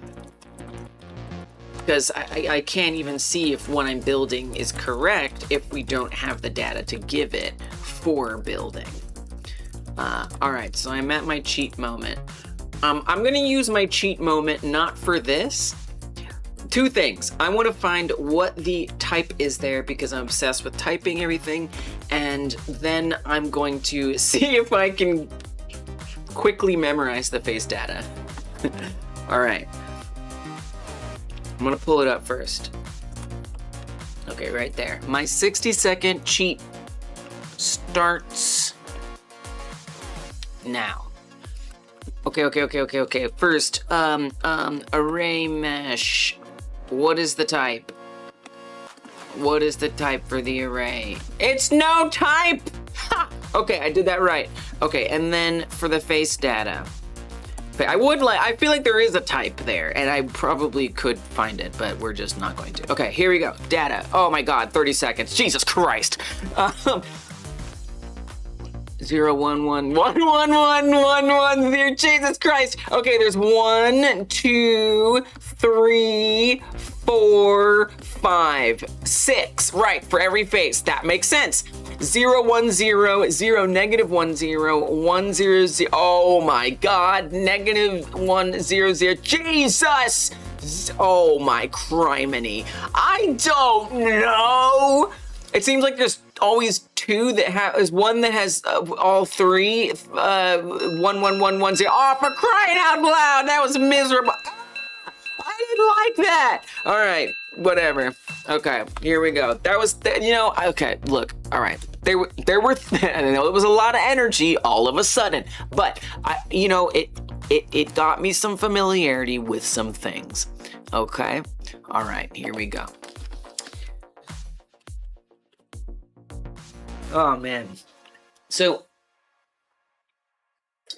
6, and then we definitely want 6, and then face direction and face verts, 4 per. Okay. So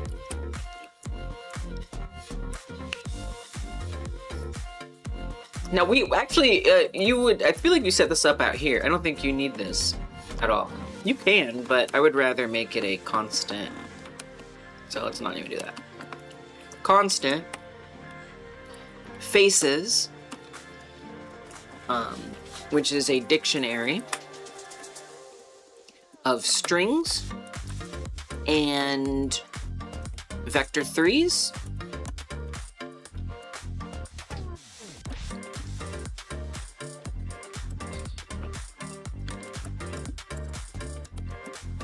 We want, wait, no, it's a dictionary of dictionaries. Oh crap. It has to be a dictionary of dictionaries. That doesn't make sense. It's a dictionary of dictionaries. And then there's strings in there, right? Because there's multiple different faces. So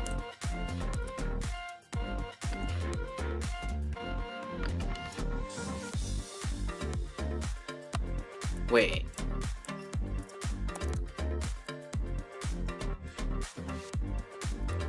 Face direction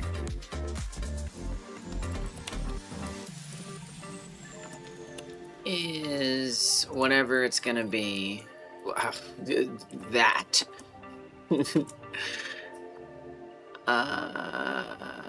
It did not like that. That is not how this works. It is not how you do this. It's not how you nest a dictionary in a dictionary. How do we label these? I don't remember how the faces are labeled. I have no idea. Integers? Are they integers? I don't think they are. I don't recall. I simply don't. Can I include a value of type integer as dictionary? Dude, what is happening? Can we not, Lise, don't nest type it. Save yourself the suffering. Nest type nothing. Do I make myself clear? Like, it's just not, it's not worth it. It's not worth it.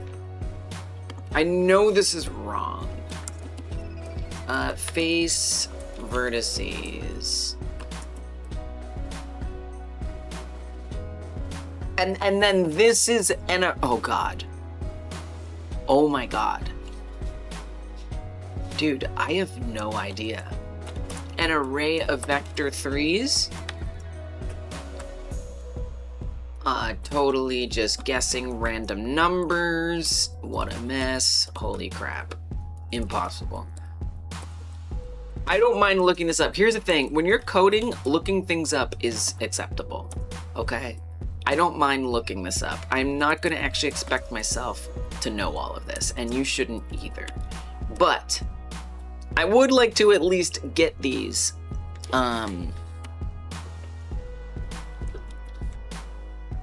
Whether that's for building meshes or just something custom the tutorial did. This is... You do need these... The only thing you need, technically, are the verts. The face direction is helpful for telling it which way to face. So that can be useful, but this is needed if you're going to build the mesh. So what it requires is the vertices that are going to make up each face, because we're trying to make a box, right? That's what we're trying to make. Okay, whatever, I'm not gonna draw that part. That's what we're trying to make, right? And all those numbers that I'm writing out are these. And so array mesh is going to need to know what those are. And then the direction is just telling us which way that face is. So this vertex section here is what those red circles are. So it's very much what it wants for building the mesh entirely. But I'm probably gonna go look these up. -0. I'm probably gonna go look these up because I love myself.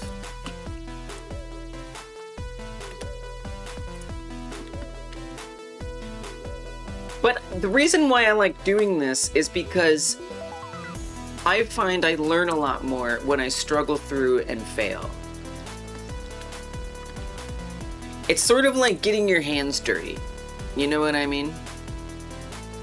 Like I have like a sense memory of trying to put this together, as opposed to, yes, when I type it from the tutorial, I'm doing that. But it's a little different. So these are all 6 sides, all 6 faces of that cube. That's what these represent. I really am quite sure integer is wrong here. But, that's okay. So whatever, these are all incorrect. I don't really care. You know, I'll just have to fix it later.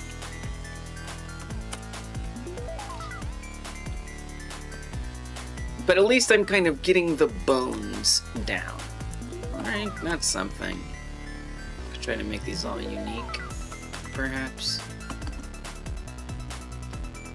But you know, the more that I don't borrow, the more I feel like I learn.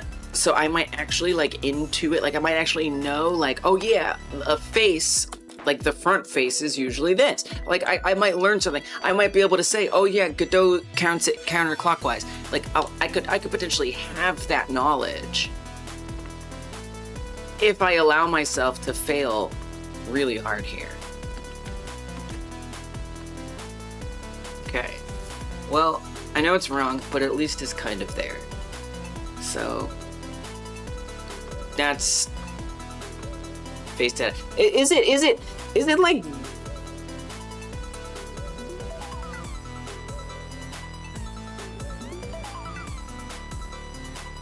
I don't know. Don't worry about it. Don't worry about it. You're wasting time. So now that I have all of that, how do I get it put in here? Right? That's a great question. It's a really good question. I'm just trying to make like one voxel.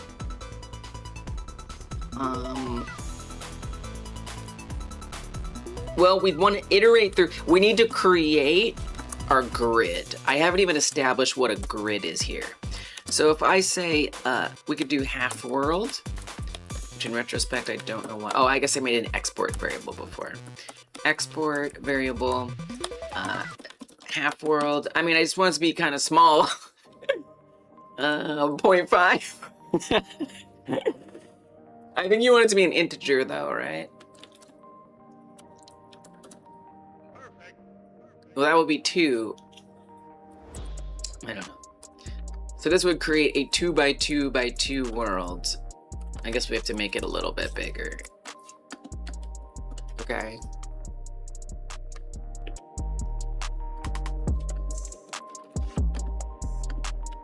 We have to know that. We need to know our chunk size. I don't think we want a export for that. So we'll just say constant chunk size. It's not, well, 2 by 2 by 2, that would be 12 blocks. So it's a 12 block world. So our chunks can be pretty small. You don't really need you don't need chunks for that really. But that's okay. I guess in theory we would be able to scale it up.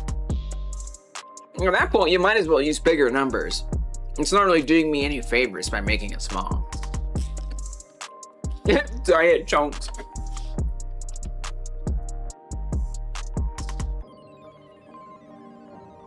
And in that sense, you kind of would want an export. So let's make it an export this time.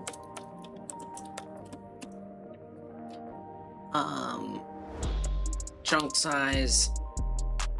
Yo, I have no idea. Just make it big. Don't get fresh. You know what? Actually, I'm just gonna make it the same. I thought diet would, but no, it's don't do that. It just why do this? Why do this? Why do that? It's not like it's more complicated to make it bigger. It's literally the same things, just different numbers. Except the smaller one is actually kind of more complicated. So let's not bother. Chunk size will be 8. And we need where we're going to keep. And so instead of voxels added, I'm going to rename it like I wanted to, which is grid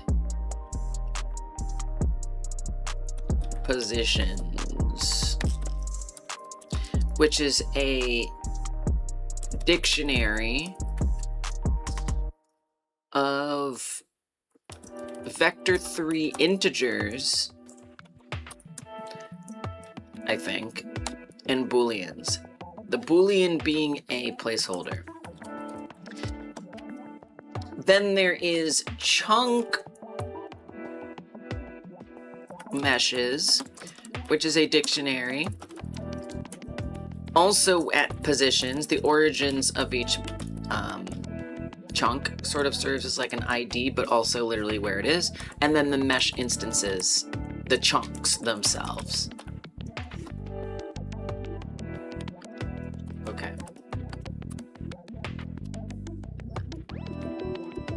And our rebuild queue. The things that we're planning to rebuild, which is a dictionary of vector 3i with a boolean placeholder. Okay. I'm missing something, but these are definitely important. You know, there's the noise stuff. There's all that. We're gonna need that. You're gonna need that. You can't just not make it. It's really important. It's super important. You can make those exports. Export variable noise frequency. I don't remember what I had set to. Something. Definitely something. I don't know. It can change. Just 16. Can we? Okay. I don't consider this cheating. I'm gonna pull up the actual noise. Okay. That is a float. So it doesn't look like we need to do much here. Sure, we can make that small. We'll say 0.05. And then seed, it doesn't really matter. That's a float. 0.05, and then noise seed, whatever the heck you want. Blah blah blah. Okay. There's also the material. So we'll want material albedo, which we can just make some color of some kind. Doesn't really matter what it is.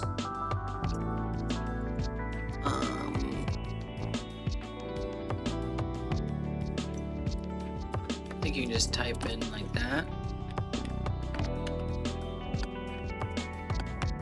Okay.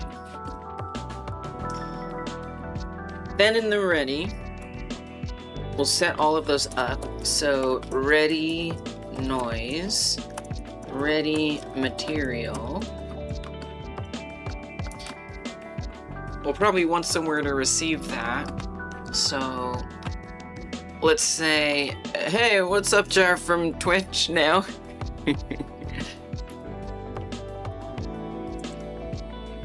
Found some new info. Always carry EQ settings from G-Hub. G-Hub open up. Okay. I mean, definitely look into VSTs.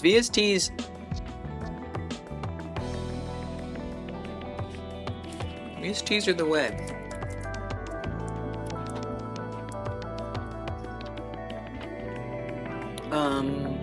VST2s are native to OBS. You can get VST3s in, but you just have to do a little something special.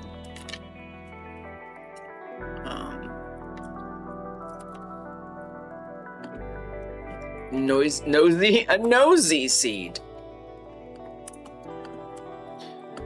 Variable noise will be a fast noise light. I don't know that this makes sense to put here, but whatever.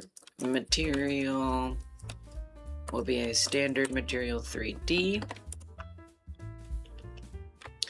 And then in the ready, I will make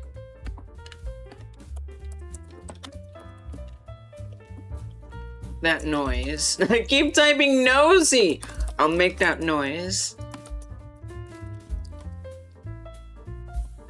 equal a new fast noise light and set the I can't stop typing nosy and make the noise frequency equal the noise frequency.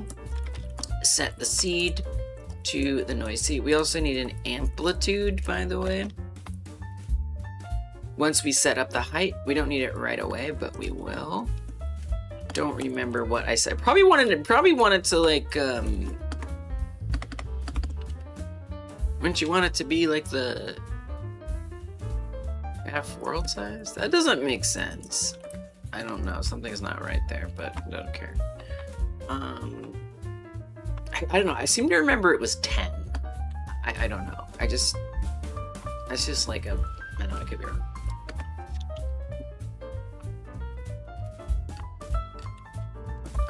Is memorizing the same as learning? It's hard to say. Okay, then our material. So for that, we set up material equals standard material 3D new. And all we really want here is to set up the albedo to our material albedo. Probably something else. Oh, shading. We also want to set up the shading.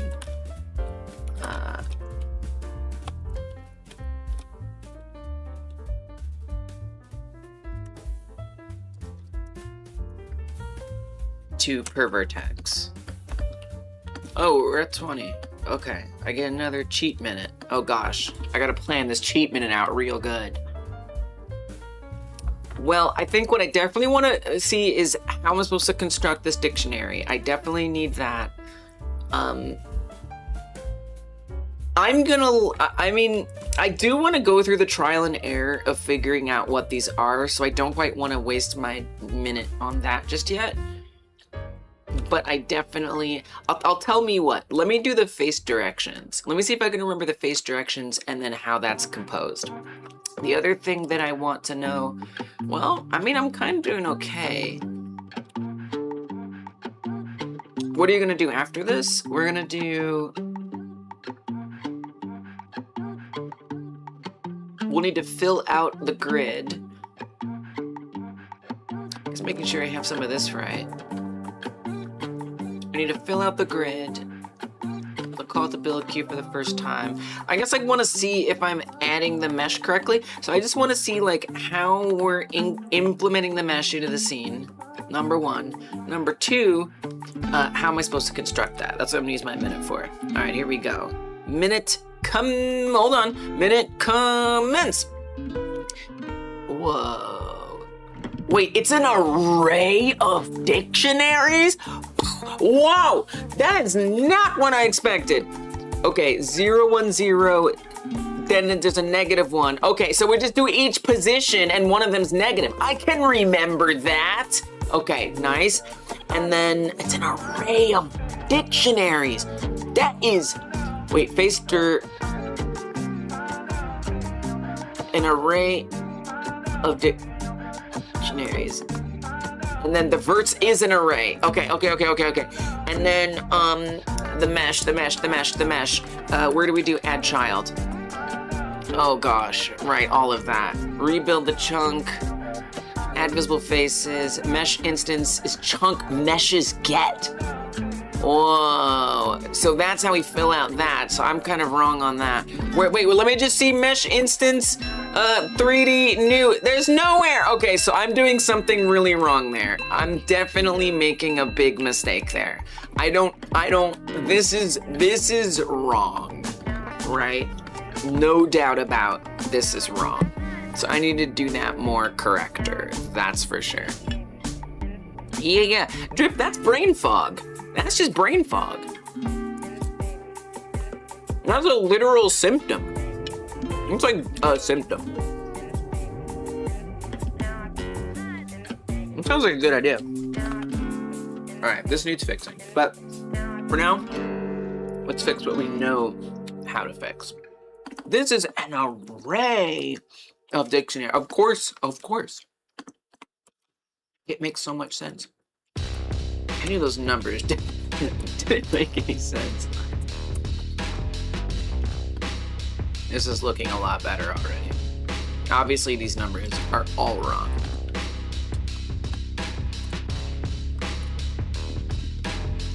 But I can at least get the direction right.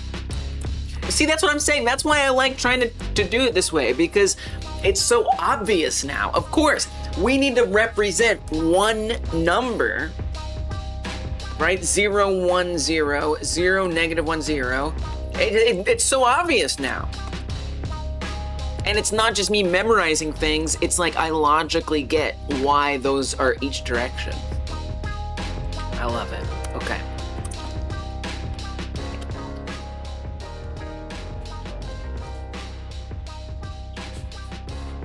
I guess I can't get a cheat on the last one because there will be no time left. Okay, so that's fine. Yeah, you can do that. But then this one, make it -1. Right? Pop that in there, drop that down. Do this, do that. Then we do this position. I don't remember if there was like a certain order, and if that order is important. Why do I feel like it did this first? Maybe it does matter. I don't know.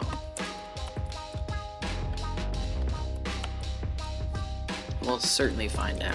I still haven't defined like how the triangles get built, which I should probably do. Okay. Get rid of the integer. Do it like this. All right. This data is now at least correctly formatted.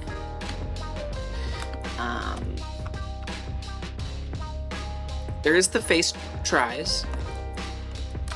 That I will probably just try to pull from memory. Can probably get that. Face tries, that's just an array of integers. And it's, oh god, I don't know, 210, something like that. 321, 312, I don't know. That's wrong, but we can figure it out later. Okay. Ready the noise, ready the material.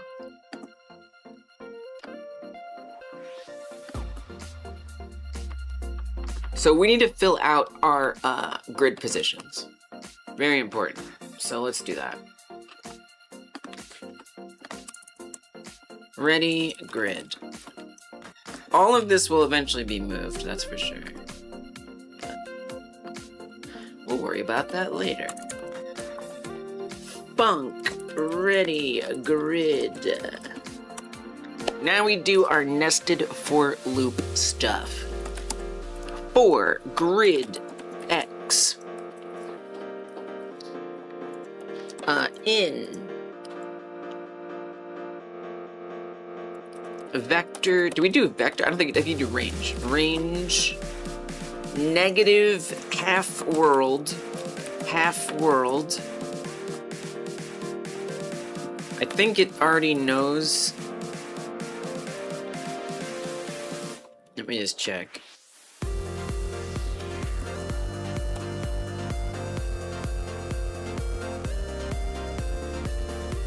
I just want to see it tell me that it can't, because that's an integer.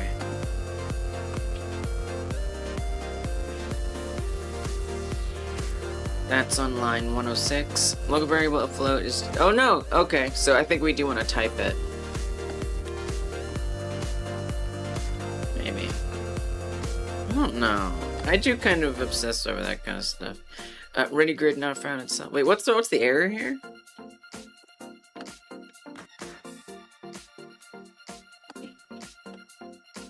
Ready, oh, ready grid. Not declared. Oh, sorry. Half-rod. Hey, Antoine. Welcome back.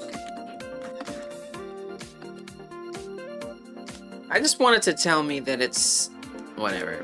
What I don't want to do is I don't want to add an integer that... Oh, you're going to bed. Good night, Antoine! Good night!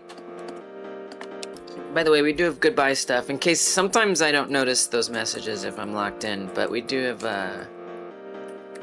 these goodbye things that pop up a message, if you ever want to try it. Once an hour, you can use those. But if I was distracted, that would... No problem. It's all good. I happened to see it. The big hand on the screen, I was like, I see that. I don't know. I'll just not type it. It's probably fine. Grid in range, blah, blah, blah, blah. Then we want to do for grid Z in range, literally the exact same thing.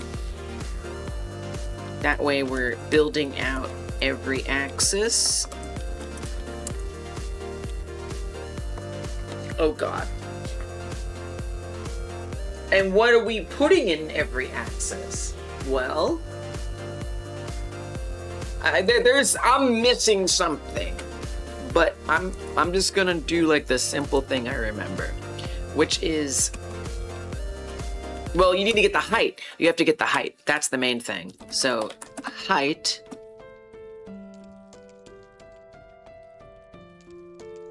which is what?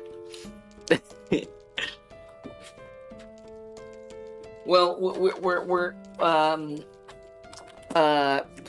what is the, let's see here, noise, get noise 2D. Oh, there is a noise 3D, actually. Someone was asking about that. There is a noise 3D.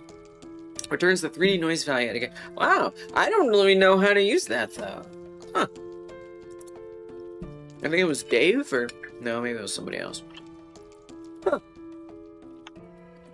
But I don't know. I don't know nothing about that. I don't know nothing about no noise 3D, so I'm not gonna worry about it. But apparently that's a thing. But this returns a What? A float. So that must be what our height is a float. To get that, I want to say we're clamping specifically between, I don't think it's half world. I think it's something else.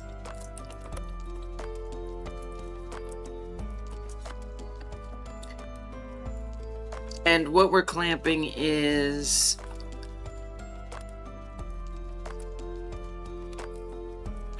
oh man, what does it want? It wants floats. Do we floatify grid X? And then floatify grid Z? And divide that, or do we multiply it? I think we multiply it by the amplitude.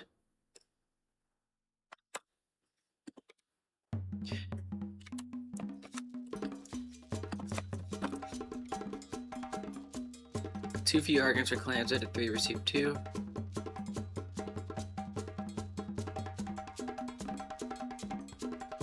Oh.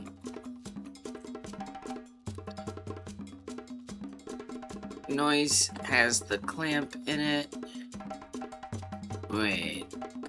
Are you sure about this clamp? No. The answer is no. I'm not sure. Does it equal the clamp? Is it like this? Maybe it's like this. I think we're clamping what we get from the noise 2D. So the noise 2D, we give it the two values.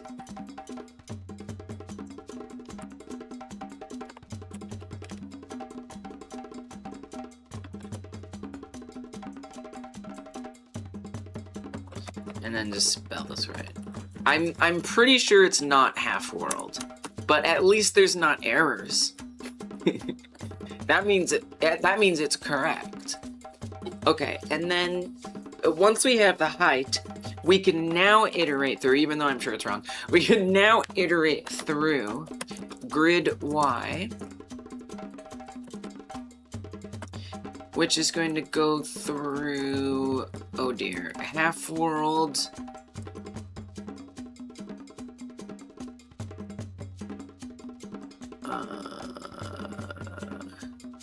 This doesn't make sense. How does the height factor into what we're iterating through? We're trying to iterate through the y-axis. So the lowest, the height is just taking what is normally like a flat value and it's turning it into something that actually has more dimensionality to it.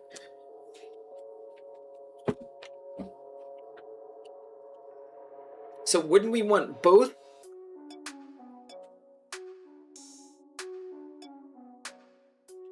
I don't know. I'm gonna be honest, I don't know.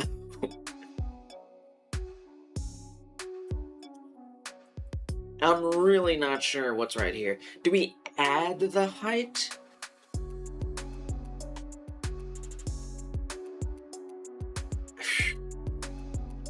Yeah, I'm not exactly sure I remember what goes on here whatsoever. I mean, if I'm logically thinking about it, right?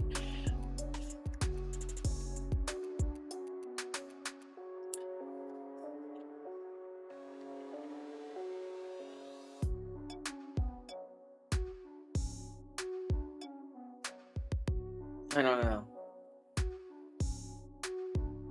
Like, technically, if you think about it, we don't want them to, like, amplify downward. I only want them to amplify upward. You know what I mean? Like it's gonna be like if we have like if the ground is here, I only want the amplitude to apply to voxels like going up. I don't want the amplitude to make things go down. So maybe that's why we'd want to do half world plus height here. Maybe. I don't know. Okay. I don't know. Then I'm going to want to finally add these to grid positions. So grid positions, we're passing in as the key, so it's going to add a new key. Grid X, grid Y, and grid Z.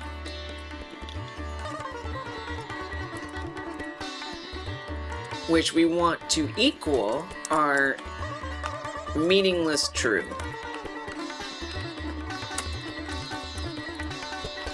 Wait.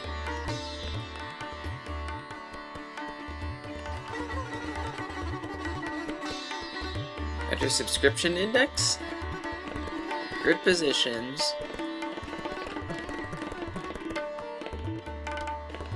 huh? Why are you saying this? Expected a bracket after subscription index. What's he talking about? Is you stupid?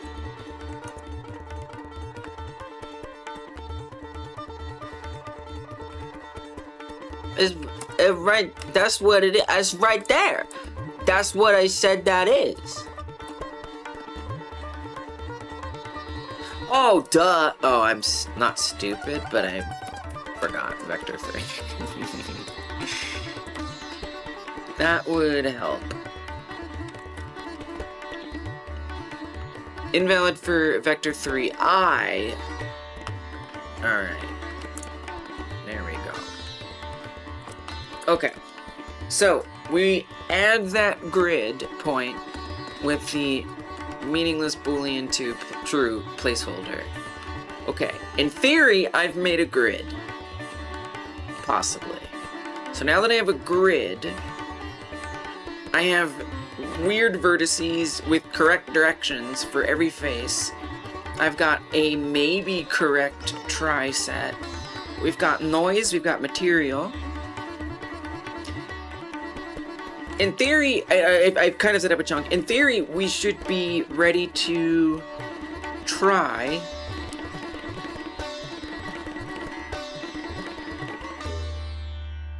taking the data, because essentially what this is doing, well, this is just building out your grid, but this isn't telling us which ones have a voxel. Is it? I mean, we're using the noise to determine the amplitude, because that's kind of the whole thing. We're saying, give us a ground, blocks, total ground, and then where the variety comes in is vertically. I kind of didn't get that, even though it's so obvious now. I think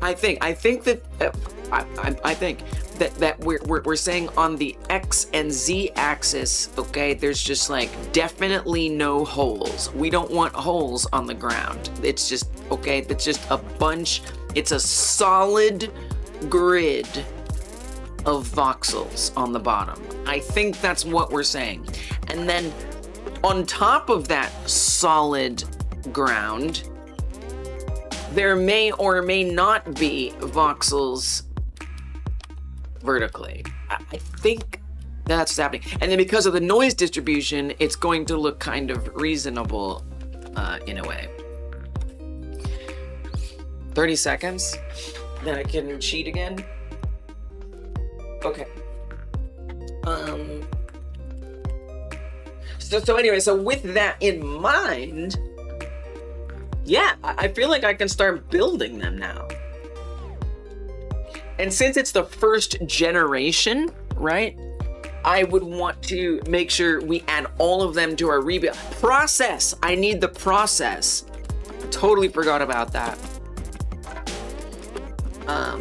All right, so think about what you want to do here. Think about what you want to do here.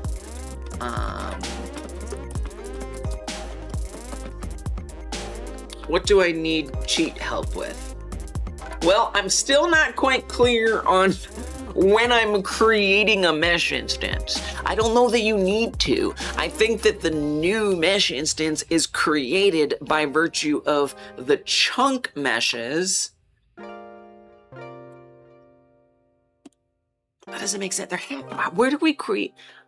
But it equals the surface array. The surface array is creating the chunk, is creating the mesh. Right? So I think you would just...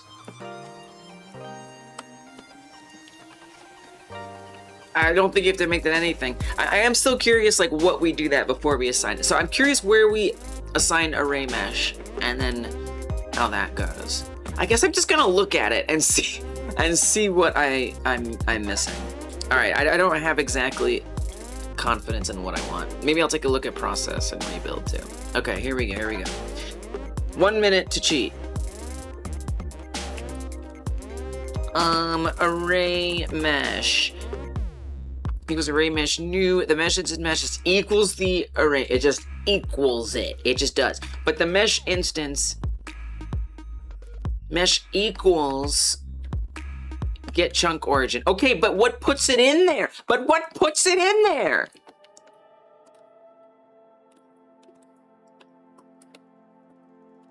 In the first place.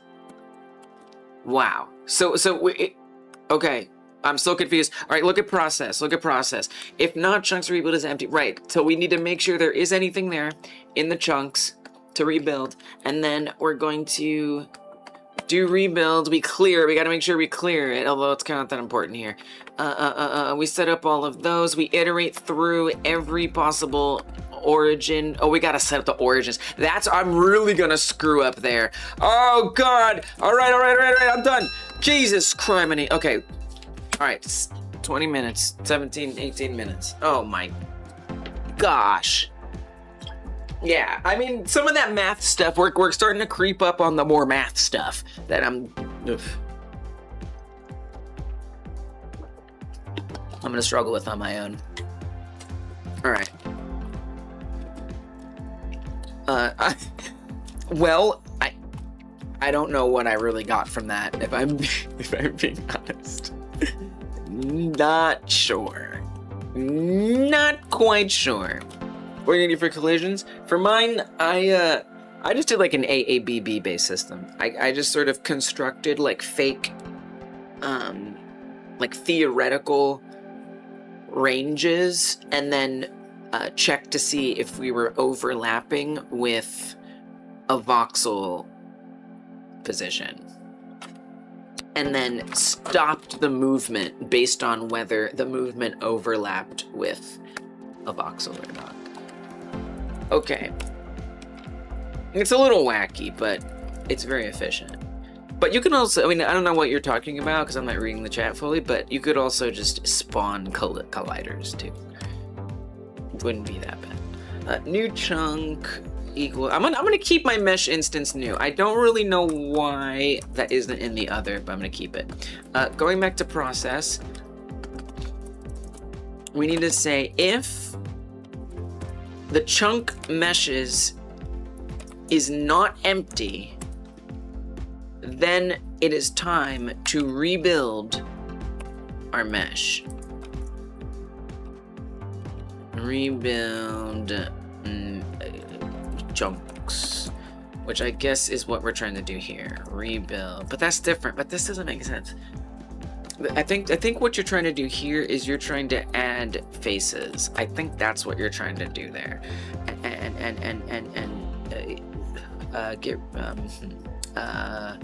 well, this would be your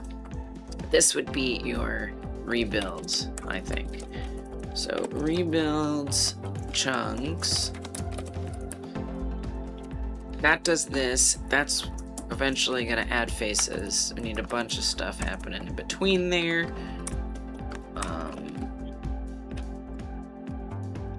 And then we run rebuild chunks. We also clear it after. So rebuild queue gets cleared or something. All right. Because that's processing that queue in theory. So I guess process, rebuild chunks. I think we used delta for something, but I don't remember what. So we established these empty arrays. And we need to put stuff in there. So how do we figure out what goes into those arrays? Well, we need to decide if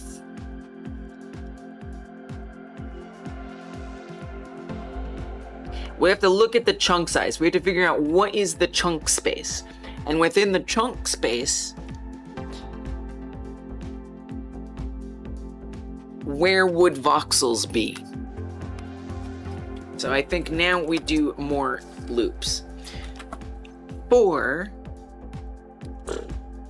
I don't know, chunk grid pause X in chunk size. Is that right? Go through the same like negative and positive thing? If the chunk size is 8, no, because that was half world stuff. I think we just do this. I could be wrong. For chunk grid pause Y, and then Z. Something isn't right here, but that's okay. Hey, what's up, Goblin Slayer? My brother, thank you, I appreciate it. You did it in Java once. That is so nice of you to say. That sounds cool, by the way. That's the OG way to do it. Appreciate you, Goblin. Hope you're doing good. It's so nice. So we've got these, but we need to try to see if at those chunk positions, is there supposed to be a voxel there? In order to get that, we have to know whether or not the voxel, we have to know the voxel in like world space. I mean, we also have to know where the chunks are, and how do we figure out where the chunks go? Well, that's what you're doing right. Well, that's not what you're doing right here. We're looking inside of the chunks. This isn't going through each chunk. How do we figure out where each chunk is in the world? We would have to know relative to the world size where the chunk is. I don't know. That's what I need to go get in my next cheat. I do not know. Where do the chunks go in the world? What's their origin formula? I don't know. I don't remember that at all. I'm gonna need to know that big time. Why do I kind of wish I hadn't started with chunks? I wish I just like didn't do the chunks. But that's okay. It's a little cart before the horsey. Is that the right? Anyway. We've got X, Y, and Z of the chunk size. But so okay, so if we look at the if we look at all the grid positions that are in the level, we know that, oh god, this is math. We know that some of those grid positions are going to correspond to the origin of the chunks. How do we know which ones those are? Well, the chunk size, right? The chunk size is 8 by 8 by 8. So every 8 by 8 by 8 section on the full grid. And then we need to convert that to something that lets us find the voxels within that container of the chunk. Jesus Christ. Okay, suppose I skipped the chunk. Just suppose I skipped the chunks for now. What if I just didn't? What would that be like? What would that look like? Just imagine I didn't do the chunks right now, okay? For fun, just for fun. We don't. Well, I would need to fill out these verts, normals, and indices. The verts, we have to iterate through the face data. That's what I'm missing here.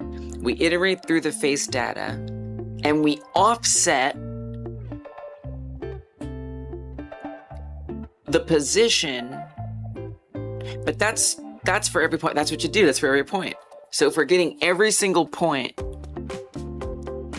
because Lise, what you have to understand, what those grid positions are, these are all the origins of each voxel. That's what this is. This is the origin of every single voxel is in there. That's what that is. You know, we could say every 8 in any direction begin a chunk, but I don't know that I have. That's not in any direction. Don't do that.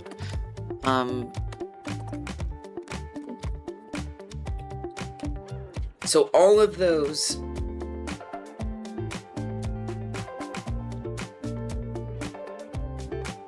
Liz, you know what you didn't do? You didn't define a voxel size? Forgot about that. I kind of forgot about the voxel size, didn't I? It's 1, but we still have to think about how big it is. Is pretty important. Sure, it's 1, but it's not meaningless. Right? It still matters. Because that's like the gap, the distance between every point. I mean, it's integer, so I mean, it's probably fine. I don't know. Oh my god, my brain is mush. It's not mush, I just like don't know what to do. is where I'm at. Why do I almost want to go study a tutorial or something? No. No, we have the code. We can do this. We need to fill out the vertices. What has to go in here must be the offset. Every face, every point on every face of every voxel that we're supposed to have created. So we kind of need to check to see, is there even supposed to be a voxel there? Because remember, through that height amplitude, sometimes the noise isn't going to have generated one. So we need to make sure that there actually is one at that position. So I'm gonna go ahead and guess that at some point here, I need to iterate through, I don't know, voxel coordinate in grid positions, which gives us the dictionary. We only care about the vector 3. This is really supposed to be a lookup, though. I don't think we're supposed to be iterating through this. I feel like we're supposed to be looking up specific things, you know? Like doing math, like checking every spot and seeing and looking up if there's supposed to be a voxel there. Isn't that the way it's supposed to work? You know, almost like I'm once again supposed to be at, like supposed to be doing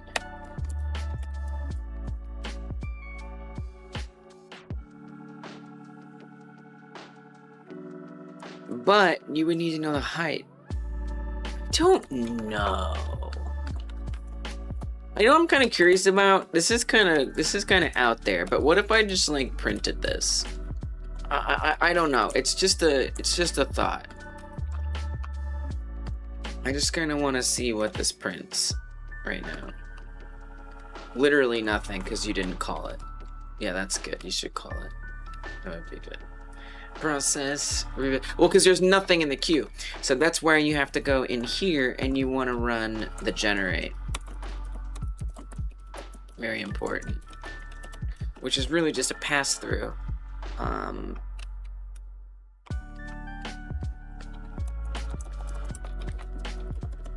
this is the first generation, which means we do want to do clearing. Clearing is important. I'm not gonna do it because I don't feel like it, but in theory you would want to do clearing.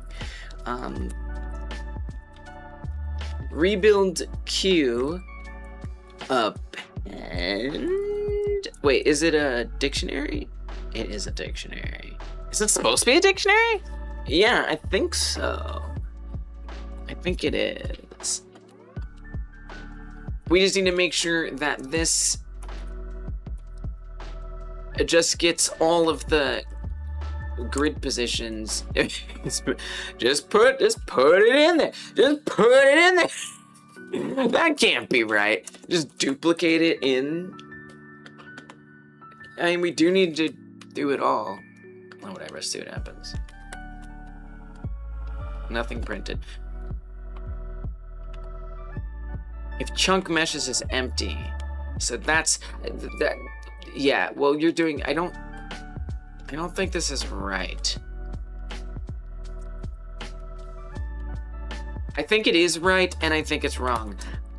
Can we do rebuild queue is empty? We don't have any chunks, so rebuilding doesn't really make sense here, but I don't care.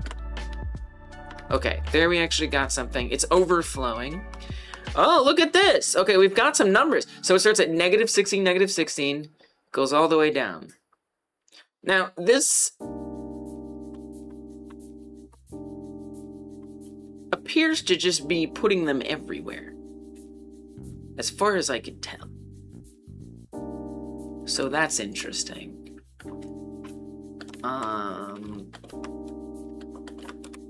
But I think it's the y-axis that would be different, right? I don't know. I don't know. Something's not right here. But that's interesting. We have that. Okay, so knowing that, what if we just don't freak out and we just go for it? Okay. What if, well, it's add faces that's supposed to fill that out, right? And then I think you would want to put in the coordinate. Okay. Come down here. I don't know. Something is really very wrong here. Yeah, it's Minecraft. It's Minecraft. Minecraft. It is. It is. In a day. I may have editorialized that just a little bit. I'll tell you in a couple of minutes what I am doing. It's not exactly that, but a little bit.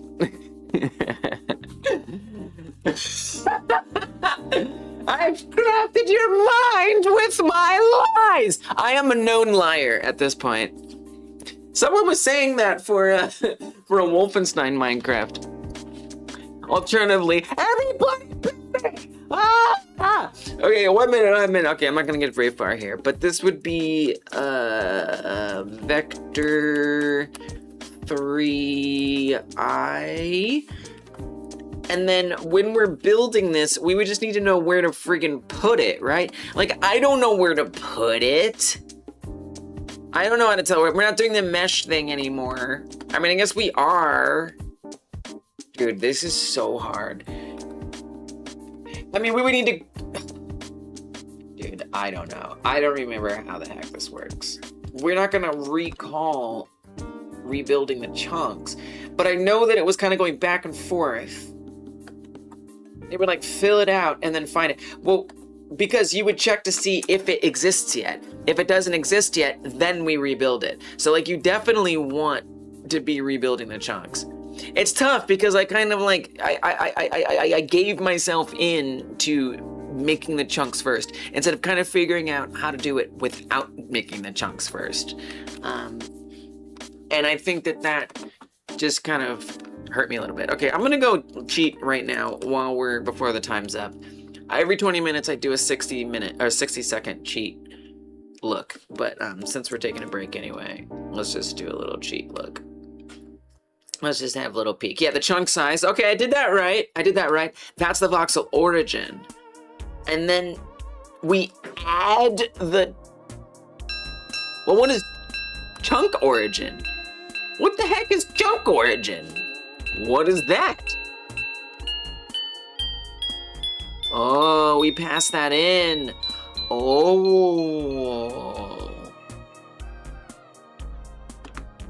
Wow, I don't know. Okay, well, I got some stuff to look at. All right, so what am I actually doing today?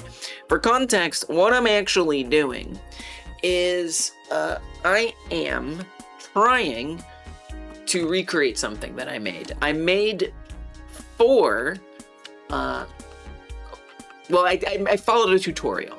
I followed specifically, I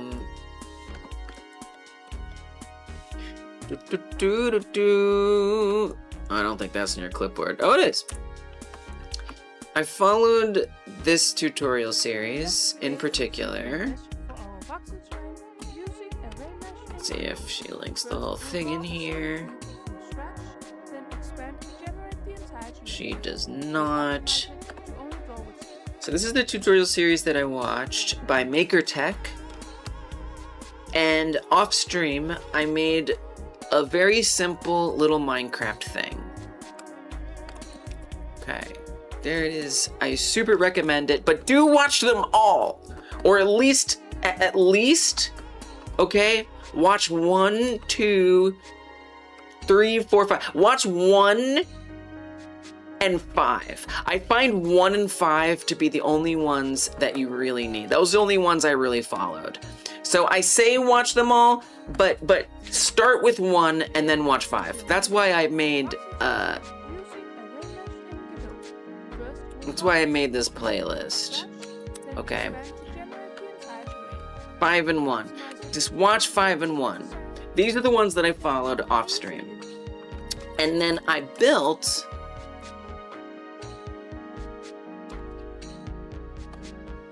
this. And it works real good. Now, I followed a tutorial very closely. And I did some of my own things. I made some of my own choices and optimizations, but mostly with the math and the complexity and the chunks, I needed help. As we all should. As we all should. But it works really well. And so what I'm challenging myself to do today is rebuild from as much memory as I can that which makes these voxels appear and stuff. So I'm not going to redo my character controller, nor am I going to redo the like detection for recasting the blocks and seeing what position it's at. The only thing that I'm trying to redo today is this script right here. So this script is what I made based on that. I went over it earlier. It has all the things that make the generation possible. I studied it carefully, and so I'm trying to recreate it from memory as much as I can so I can learn something. So it's not creating Minecraft in a day so much as creating the voxel chunk generation in a stream. That's the idea. Mostly as a way to just like help everybody who wants to participate in the jam and do voxel generation. I want them to just have a reference point for what this process is like, because I think that look, I did it, okay? I made this. Yes, I followed a tutorial, but I did this, you know? You can do it too. And then what I'm doing right now is just sort of showing like how those components go together in an actual thought process of trying to make it work. Although a lot of it is memorization, so yeah. How close does one have to be to Minecraft to participate? As close as you want. About placing blocks. Yeah. Well, the jam page, you're in luck, iHeart, because the jam page actually has the answer to your question. I will let the jam page do the talking. If we hop on over here and they put a link in the chat so y'all can also go check it out. We scroll on down. All right, iterate on the theme as much as you like. Worried about the complexity? Your game could just feature any form of block creation or destruction as a primary mechanic without including a full voxel world builder. Have an idea to make it more gamey? Feel free to add goals or challenges to your game's world. It doesn't have to be a simple sandbox. Do keep things simple to stay on track. or flip the concept on its head entirely, or dig deep into the optimizing a procedurally generated voxel landscape like I'm doing today. Do whatever is going to help you grow as a game dev and maybe even finish a little game. So, you know, I had like an idea, like you could have like an endless runner and maybe you're like generating blocks like underneath you and you're like platforming and you have to like put them here and like jump and get on top of them, you know? Like you could do that and then you don't have to worry about any of that proc gen because you could just have them get destroyed as you pass by them, you know? And it's like no big deal. You could have obstacles you have to navigate by doing it. You could do so many different things. You could do so many things. You could generate like a small bundle of blocks and not worry about all the complicated stuff and then just like hide something and maybe you gotta dig through and find it. I don't know. Right? Then you can do whatever you want. It doesn't have to be just like Minecraft. I always urge people to go back and look at the previous jams and see like how people and look at the winning entries specifically and see how people came up with something quite unique despite the theme being one thing. So what's a great example? Lots of great examples, but I want a really good one. I want a really weirdo one. I mean, this is the so this one for a Tamagotchi-like jam, which I'm sure you're familiar with Tamagotchi's virtual pet game. We had some ones that were a lot like Tamagotchi, and then we had this one, which was one of the winners. This game is you'd be hard pressed to find. Yeah, proc gen is cool. You'd be hard pressed to exactly understand how this is like Tamagotchi, but I mean, it won the dang prize, so it must be a little bit like Tamagotchi. So you actually plot out, like a path in this. Oh, that's it? That's all I have? Oh my goodness. Okay, go there, and then go there. Okay, and then you start journey. You can see this is not giving much Tamagotchi, is it? But you see, we have an egg, like Tamagotchi. You pick up the egg, you're auto-moving all around, and you've got an attack. I mean, it's just like, where's the Tamagotchi? Well, eventually, this is going to hatch, and you can put your Tama down, and you fight off these enemies, and you wait to see. You follow that path that you set and you wait to see if you got some food. You feed it to your Tama and you keep going. You got some ores. That's new. They've been updating this game since the jam. I don't remember that. That's pretty cool. So I pick up my Tama. Oh, I see. I pick up the food and we feed it. So you're taking care of your Tamagotchi. You can see the stamina, the hunger, all that is up there. So in this sense, I mean, would you say this is like Tamagotchi? Probably not. But it still was like a beloved entry in the jam. It managed to take inspiration for Tamagotchi and still do its own thing. So you really are free to do whatever you want. You don't even have to make it like more complicated necessarily. So yeah, do whatever you want. It's think of it in one of two ways. You can think of it as an opportunity to take the original game's scope and like reproduce it, or you can just look at like any game jam theme, right? Upside down, back and forth, round and round, and you come up with an idea based on that. Same thing here. Okay, the prompt is Minecraft. You don't have to make Minecraft, but the prompt is Minecraft, or anything in between. That's the idea. Yeah. Because I think it's not that fun to like mandate you have to make it just like it. The rules definitely aren't like that.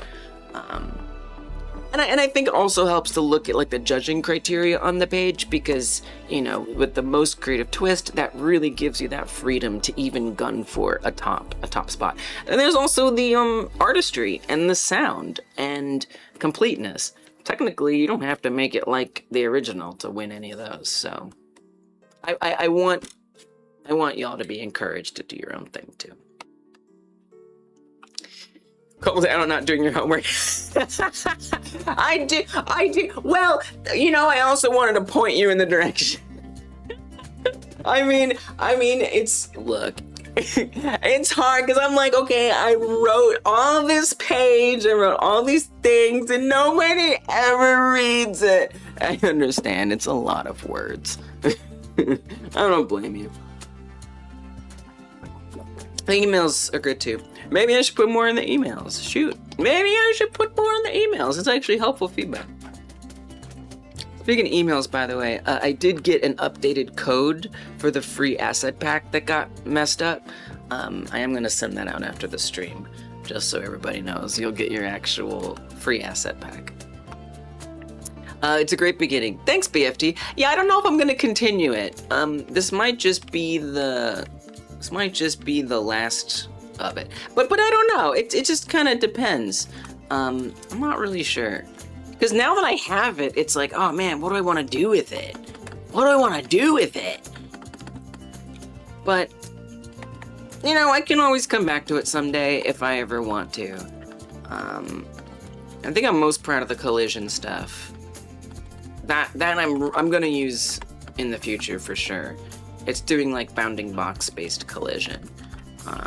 Well, I guess I'll only need to do it in the future if there's voxels to collide with. But still. Yeah, I don't know if I'll do anything with it. But I just wanted to learn. I wanted to solidaritarily, you know, like learn the. I'm dooming everybody else to consider learning this stuff. I might as well try my hand as well. Couldn't bring yourself to do the 2 clicks to navigate to the jam page. That's, I mean, honestly, fair. Fair. We can't assume people are gonna do that. It's so fair. But it's interesting that like the email was like where you got the alert to. Like that's interesting, you know? Like that was your starting point, was the email. Because you like joined the jam, I guess. Its jam pages are pretty buried, to be honest. Yeah. Well, I put them in I put the link in the emails, to be fair. to be fair. Okay, so I feel like there was some things that I missed on the last break. But I don't remember what those were. I trust someone would tell me. Oh yeah, because I don't even think we like got through any of this. What if some randev said, what if I'm not okay with you failing? Well, then I have to do better. I have to be better. That was like 2 hours ago. That was like 3 hours ago, by the way. It was a 3-hour-old chat message. Do it for some randev, come on.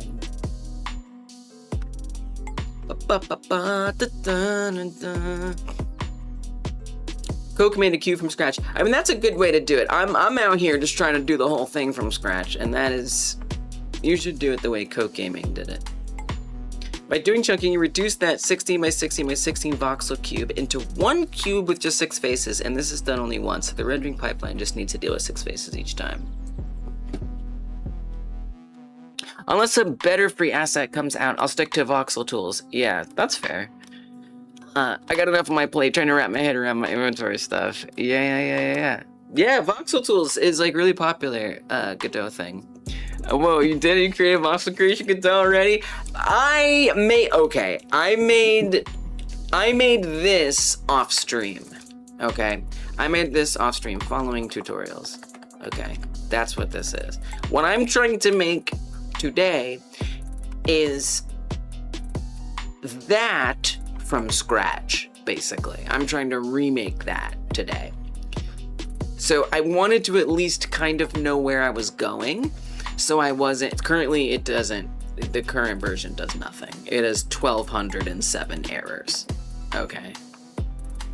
So, you know, it's not happening right now. And I'm okay, even though some randev isn't, I'm okay with failing. But, I would like to at least generate something, you know, and see that it's broken and like, be like, oh, that's how it's broken, interesting. Well, noted. Yeah, so I'm trying to remake this. That's my ambition on this day. I super editorialized the title. I did. Flip had a silly idea for the game. Let's go. Welcome back, Drip. Ba ba ba ba ba ba ba ba ba. Do do do do do do do. Ma ma ma ma ma.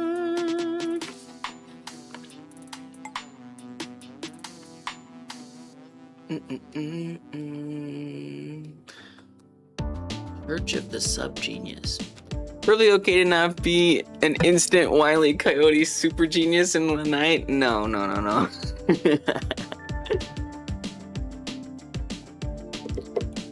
But I think it's fun to share with you all like this process. To me, that's one of my favorite things about the Game Like Jam is getting to do the same task that I know everyone else is, not everyone, but a lot of us are trying to do as well. Like in Rogue, doing the procedural generation for the tiles and the pathways.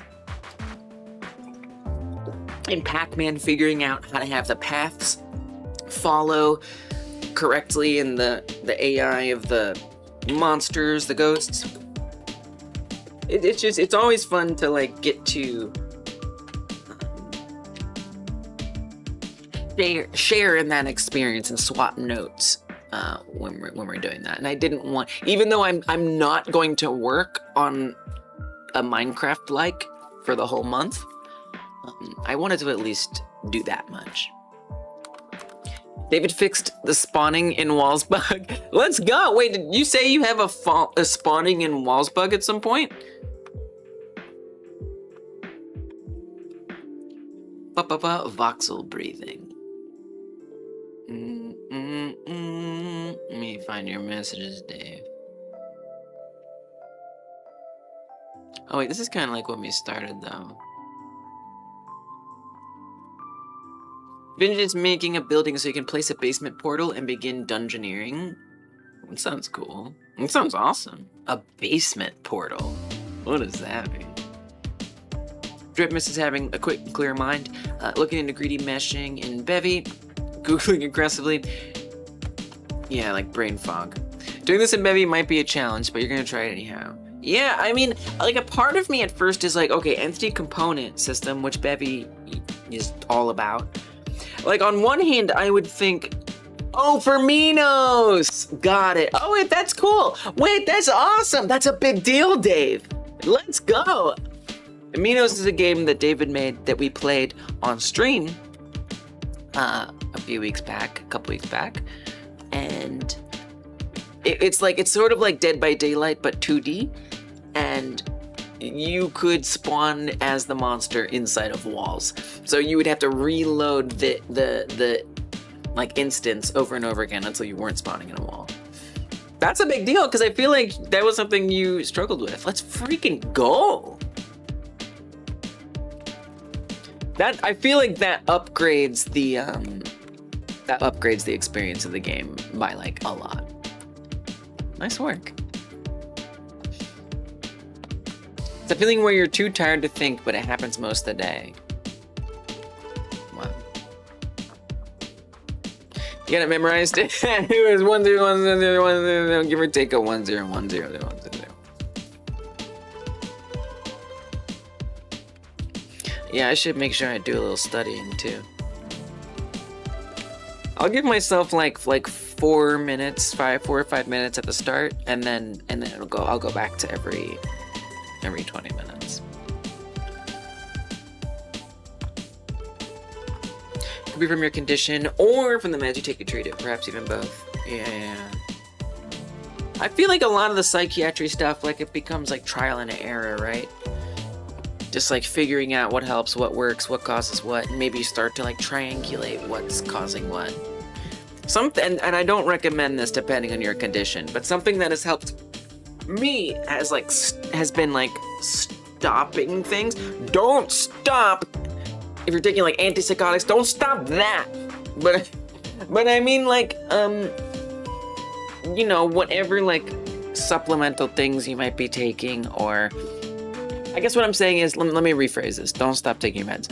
What I'm saying is reducing variables, whatever that might be. Like, is it because you're not getting enough sleep? Is it because of the time you're taking your medicine? Is it because of this? Like, how can you shift things around or give yourself a different perspective from the like current routine, whatever that is?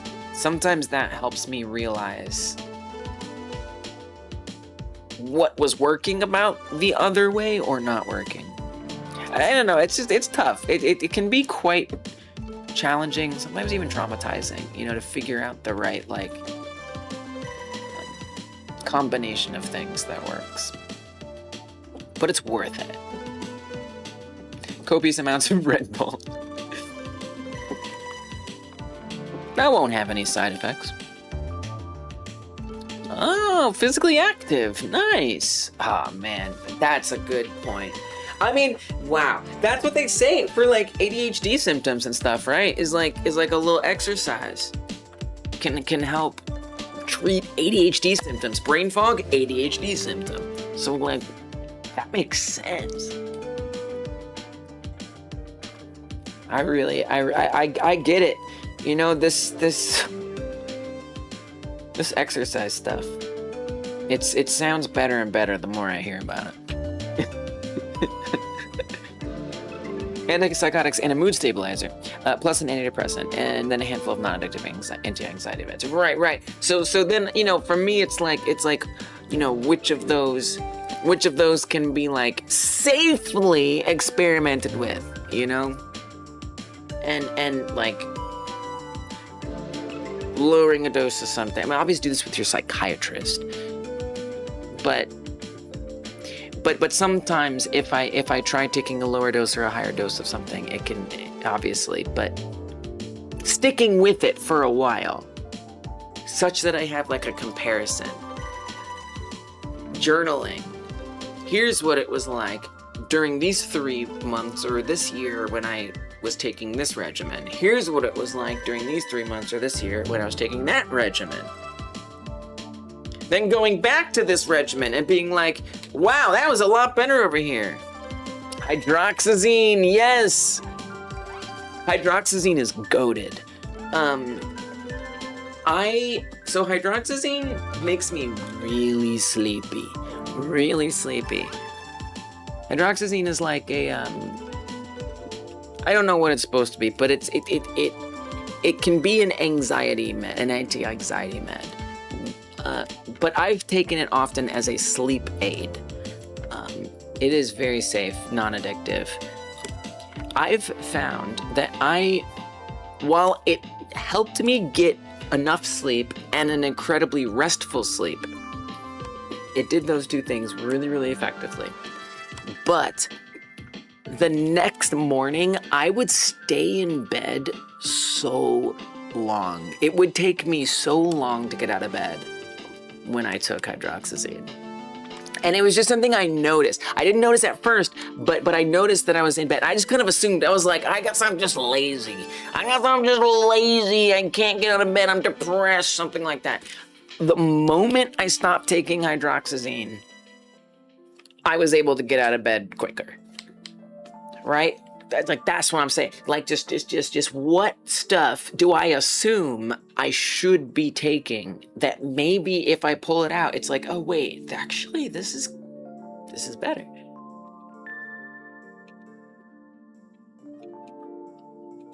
Not saying that, but you know, it depends. You're gonna start logging your days with Obsidian and then looking at statistics with data view. Nice. It's worth it. It's so worth it. Because man, I forget these things. The other anxiety med was propranolol. That one I don't know. Propranolol. And it causes you no issues. The biggest change you've noticed with it is it helps with the muscle twitches. Nice. It's kind of hitting you. You haven't been exercising, walking, etc. this year near as much as previous years. Been kind of in a slow downward spiral funk the last few months. I'm sorry to hear that. That sucks. But I am proud of you for like noticing it and pointing it out.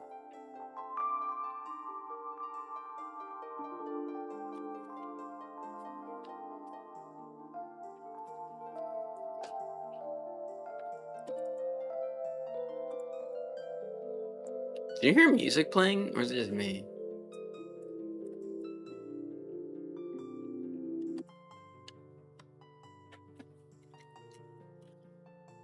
Wait, what is that? You hear that? Oh, is that the game? I was like, I hear a little... Oh. What is that? That was that game we had open. Okay. That was weird. Hey, see you later, Dave. Oh yeah, thanks for stopping in. Thanks for hanging out. Good job on the Minos work. Excited to try it again.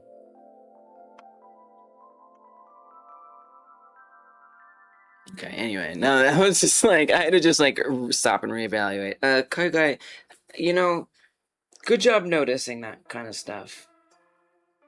Is it seasonal? I guess not, because it's kind of like the warm time. It's kind of the warm time, even. The old game of chasing down the mystery noise emitting tab.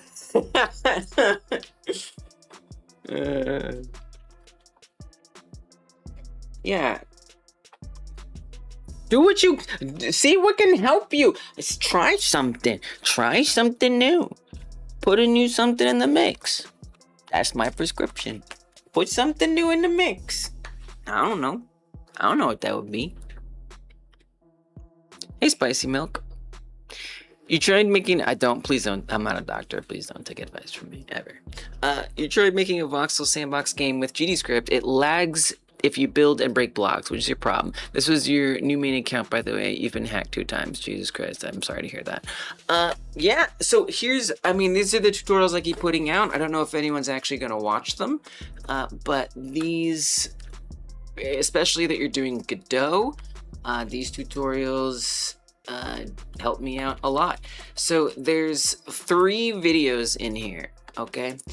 The first one is the one that is like the most, that was the most useful for me and really helped me get the thing built. And that's this, how to create procedural mesh using array mesh in Godot. Actually, it's not the first one. Let me actually make sure it is the first one, so that way I'm not lying to anybody. Let me move this up like that. Okay, so this tutorial really was a big one for me. It made so much make sense, it made so much click, and it gave me the code that I needed to do what I was trying to do. And I adapted it. I made it my own, and I found other things too. There's a whole series that this has. You can find other things in there. There's also this one. Now this one does it, this might be where you're talking about being slow. This tutorial gives you a pretty slow way to do it, where it will have you actually making CSG boxes be instantiated. But it goes over a lot of the basic code that I've ended up using. Look how familiar this is. A world size. We've got the iteration on many different axes. So it's you know, I probably should have started here when I was remaking mine, and now I'm just trying to like reconstruct it. But so this one's really good for understanding what's happening, but it's going to be slow that you're talking about. So anyway, I'm just going to say, check out the tutorial. Hopefully this helped you. And array mesh, trying to get your voxels constructed using array mesh. I'll tell you one more little thing. Okay, head over. Do I have a Patreon one? Do I have a Patreon command? I don't know. Yeah. Join the Patreon. If you are on the Patreon for free, okay, you will get this script that I wrote right here. It'll literally be there for you to download. I put it up there. Look, Lisa's Minecraft like Vox generated script. I put the script up there. So as long as you're a free patron, you can just download that script and study it and get stuff from there. Wait, why are we getting steamed? What the heck happened? Am I in a pot? Am I in a boiling pot? Oh, it's a steamed cocoa raid. Okay, now that makes sense. I see. Okay, that makes way more sense. Welcome, Steamed Cocoa. Hello, raiders. How was your stream? Hope you're doing good. Steam Coco, still, I certainly presume, working on a, find the object, hidden object game. Welcome Mirabellier. Welcome Big Ed. Welcome Regina. Good to see you all. Make sure we get that shout out in there. And Steam Coco, I was trying to raid you the other day and I noticed you weren't streaming on YouTube. Is this normal or was it a one-off thing? Because I would also like to put forth your YouTube channel because we love Regina. What does that say? Reginald. Oh, is this Reginald? That look, okay? Look, all right? Look, okay? To be fair, on my end, even though on your end it isn't, it's blue. And on black. So I did my best. I'm like... So that's, you know, that is what it is. But I see that you're actually purple on here. Regina is short for Reginald! You see? Thank you. Anyway, Steve Cook, I apologize for messing your name up, Reginald. That is completely different, and I don't know if you know, but I got some serious glasses. I have no excuse. I screwed it up. You know what? I screwed it up. That was on me. You have to do better. You can't mix up people's names. You know how important it is to get their names right? Look, okay, I forgive you, but just in the future, try to get it right, all right? All right, I apologize. That was my bad. I shouldn't have done that. Steam Coco on YouTube, and then Steam Coco's game is probably findable. I'm sure if I click around enough, we'll get there. Okay, Regina. Regina's a wonderful, beautiful name, I will say. No shame in having a lovely name like that.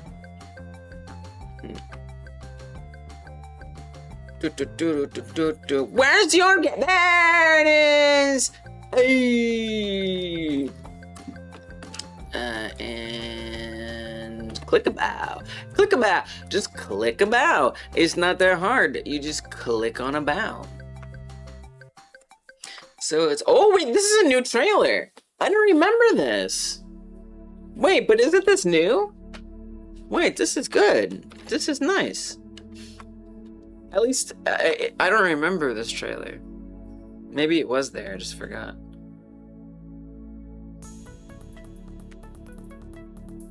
I think it sounds like such a great scope decision. Is to make a hidden object game. Although I believe that you have expanded the scope quite a bit. But that's what's nice. Maybe it's a trash trailer, but it gives us a good sense. Hey Dex, welcome. I mean, it's not like, you know, put it up on Reddit and go viral, but it's a good, like, gameplay demonstration, you know? Which is good. Space Round cards. Right. Oh, and those cards aren't even in here. Yeah. Well, see, y'all have a lot to be excited about. It's not just hidden images. There's cards. Like, you know? It's got depth. I have watched you making cards. Lots of cards. Coco always be jumping over the scope. I mean, well, you know, one thing about starting with a small concept is like you kind of have some wiggle room to add scope. Anyway, Steam Coco is chill to hang out with. Funny, entertaining person. Your scope creeps a lot. And also a very good game dev. So I hope you go hang out with Coco at some point. Come on, elongating retinal muscles and aging eyeball lenses. Give it the program, game chip. Elongating retinal muscles? Is that what bad vision is? Elongated retinal muscles? Or are you like talking about like exercises. Like exercising your eyes. I think that actually makes your eyes worse to exercise them. No, they don't like that. They don't like that. Anyway, so what am I doing here? Well, I'm usually working on quite a big game. But I host a game jam every other month. We make games like other games. It's called the Game Like Jam. And it just started today. Well, yesterday, but mostly today. But 2 days-ish, yesterday-ish. We do different games. We did Pac-Man last. Wolfenstein we've done before. This time we're making games like Minecraft Classic. And it literally just started. There's a month left, 29 days left in the jam. And you can head to the jam page and play Minecraft Classic. If you haven't, you probably have, but it's simpler than our Bedrock Java editions. It's just breaking blocks and placing them down. And there's some fun things. You can spawn some little guys that run around, but for the most part, it's pretty straightforward. And you obviously don't have to remake this. You can do any kind of creative interpretation that you want. We definitely super encourage getting creative with the jam. There's prizes, all kinds of cool stuff. But what I'm doing today is I'm attempting to recreate some voxel chunk generation stuff that I made off stream. So I made this off stream because I'm not going to make a full, often I participate and I make like a full game in these game like jams, but I've got a bigger project I want to work on. So off stream I made this little quick prototype following tutorials and stuff. And what I'm trying to do today is study that script and then replicate it so I can learn more things and hopefully like demonstrate a little bit of like what goes into making an efficient chunk-based voxel generation system. Again, you don't have to do that. You're strongly encouraged to get creative and do whatever you want with your game. There's all kinds of words on here that talk about it. So, not trying to enforce that you do it that way, but it is my challenge is to, within the stream, try to recreate as much of that little prototype as I can. I'm not doing it, but we'll see. So I'm about to get back to that. I do an hour 20 of... Oh, see you later, Reginald. See you later. Thanks for stopping in and hanging out. Appreciate you. Hop on off. Oh, see you later, Steam Coco. Thank you for the raid. Goodbye. Still waiting for the pre-purchase button. Like a early access. Love that. You have I have the longest retinal muscles. Wow. I don't think you should exercise. Exercise? I don't think you should exercise eyes. No, literally, because if you like squint, right? If you like squint, right? You could say that's like exercising, but if I remember correctly, doing that is actually like bad. Like it like wears it down or something. I don't know. You felt the stream? It was refreshing. Wait, how can you feel the steam, the cocoa steam? Anyway, all right. So I spent the first hour 20 working on studying the script. Which again, if you join the Patreon, you can get this whole script if you want to check it out. Studying it, making sure I understood it best I could. We took a break, and then I started trying to remake it from scratch to the best of my ability. It is going interestingly. And every 20 minutes, when I first started, I did like a 5-minute or 4-minute like look through. Then I started doing it. And every 20 minutes, I gave myself 1 minute to refer back as a cheat sheet to the original script and then try to keep going. Now, I'm not generating anything because I'm just like remaking the whole thing with chunks and all. So I got a little bit there. I've got like some of the vert stuff down. We've got the material established, the noise. I've kind of started building out what the grid setup will be, but I'm pretty sure it's wrong. So I'm gonna spend about 5 minutes right now studying up on what I need to fill in the blanks to get this working.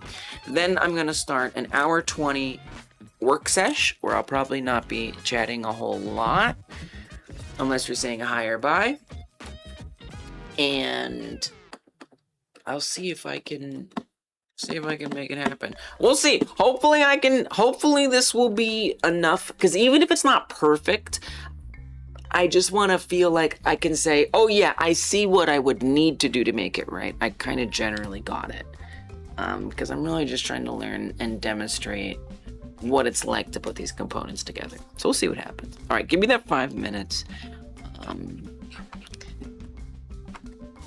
Let's get a little timer.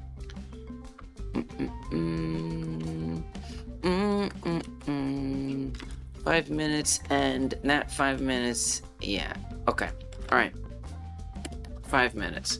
So this is my 5 minutes to study and figure out what I need. So it's a free-for-all, open book free-for-all. So one thing that I was struggling with was sort of like how the chunk processing, rebuilding, mesh generating, I think I made a comment too for what I needed to focus on here. Where do the chunks go in the world? What's their origin formula? Oh yeah, okay. So this stuff I really need, not that, this. Voxel to chunk origin. What this is supposed to do is this will get me the origin of every chunk relative to a voxel. So if I know what the origin of a voxel is, which we do because that's every grid point that has a voxel there, that's its origin. Well, it's its coordinate, anyway. It's not really its origin. Its origin is something else. Okay, you only have 5 minutes. I'm going to copy this. This is math. I don't feel bad about copying math. This allows us to divide the voxel coordinate X, Y, Z by the oh, you know, that kind of makes sense, right? If I want to find out where the origin of the chunk is, we divide the coordinate by the chunk size on each. That does kind of make sense. I want to type it. Okay, just type it real fast. Type it real fast. Func voxel to chunk origin. We just need the voxel coord, which will be a vector 3i, I think. And then this returns another vector 3i. Oh dear, this is all I'm gonna do for my entire time. It returns dividing, so just divide each coord XYZ by chunk size. Use float to bypass int division. Oh my gosh. Oh, multiply it by chunk size. Multiply it all by chunk size. So like it ends in times chunk size. That's gonna be rough. Okay. All right, what else? I'm still, okay, add child, no, not there. Oh my God, I'm still not sure what I wanna do. No, not that add child. What I wanna do for getting this in here. I do create a new, I knew it. Okay, I do create a new. Okay. So that, if the voxel's added has the voxel coordinate, we get that from the chunk origin. And where do we get the chunk origin from, pray tell, please? I beg you? Where does that come from? Where does that come from? No, chunk origin. Where does that come from? No. No, not that. We're iterating through in chunks to rebuild. Okay, but where does chunks to rebuild? Well, we're adding... Wait. How do we fill up that? Oh. That's when you create... But that's just when you create...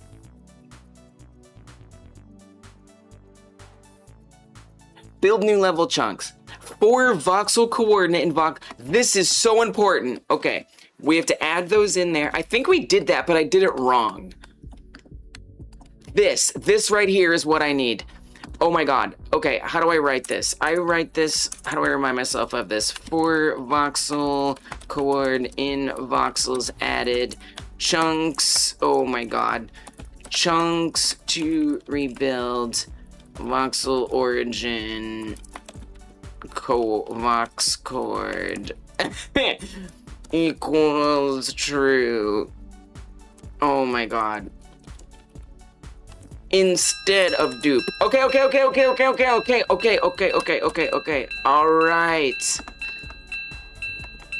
Alright. I've done my studying. Now we go to the full 80 minutes. So, what is those numbers? It looks like 20 minutes. It's not 20 minutes, okay? I got this tool online. I need to remodify it so it doesn't look like this. I wanted to say 80, but it says 1 hour 20. So when that goes down to 0, we'll have 59 minutes counting down. So 1 hour, 20 minutes, then we'll do a break. So that's how much time I have. Every 20 minutes, I will stop to try and do a 1 minute cheat where I get to go look back at the other script. That's how I'm doing this. The cheese chunks you believe originate from the curdled milk of the voxel bovines. I like the way that sounded. Yeah. I mean, that makes sense. Alright, here we go. Let's make Minecraft in a stream, baby. So, instead of doing this duplicate, which is wrong, we need to make sure we check to see if it exists in the first place. That's why we're getting our coordinates of where voxels would be in what we've named as grid positions here. So I've got all the grid positions that are going to be out there on the map. And, but within there, some of them have voxels, and that's what we're iterating to find. And within those, I think that's what's happening. And then within those, we need to identify the chunks to rebuild. I think I called it like rebuild queue or something, right? See you later, guy. Thank you for your help of joy and friendliness so I can have a smile on my face. I appreciate that. Bye for now, guy. Rebuild queue. But wait, is that a different thing than chunks to rebuild? Wait, is chunks to rebuild different than rebuild queue? No, I think it's the same thing. I just named it something different. I think this is our rebuild queue. I think that's what that is. And then we're replacing this. This is where we use that function, but I need to make that function.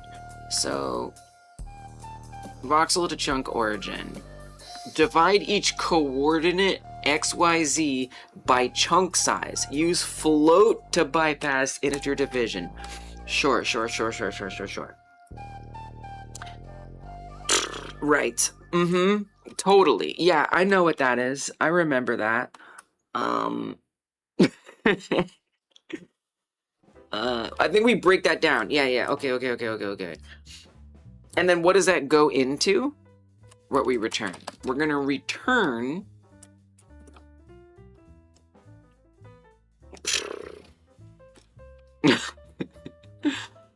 how about this? How about we say variable chunk origin, right? And then at the end, we're going to return the chunk origin, okay?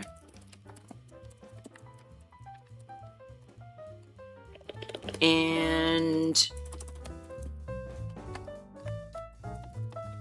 chunk origin is going to equal, it's going to be a vector 3i, naturally. And I want that vector 3i to be voxel coord x divided by chunk size. I feel like that's it though. We shall. I don't know what that means, but I believe you. Coordinate y chunk size. Oh, the float. You can't just divide it like this, but just let it happen, and then we'll fix it. Just get the basics down. So this is what this is doing. Is this letting? This is helping me find those chunks, right? So we have. Let's just do squares to keep it simple. We have all of these voxels that just already exist in the world. Okay, tons of voxels. Voxels everywhere. And I want to chunk up those voxels. To do that, we take the size that the chunks are supposed to be, and we're going to and then to be clear, each of these voxels have an origin point, right? Their own personal origin point. They all have one. We're using that origin point to convert mathematically to what the origin of the chunk should be. So if we have this chunk, let's say it's supposed to be that big, we know that its origin would need to be this right here, because that corresponds to the voxel origin. But we want to find where that origin, and that origin is going to be what the chunk is. So this is the whole chunk, and its origin is whatever. So they're all going to have one, right? Right? Well,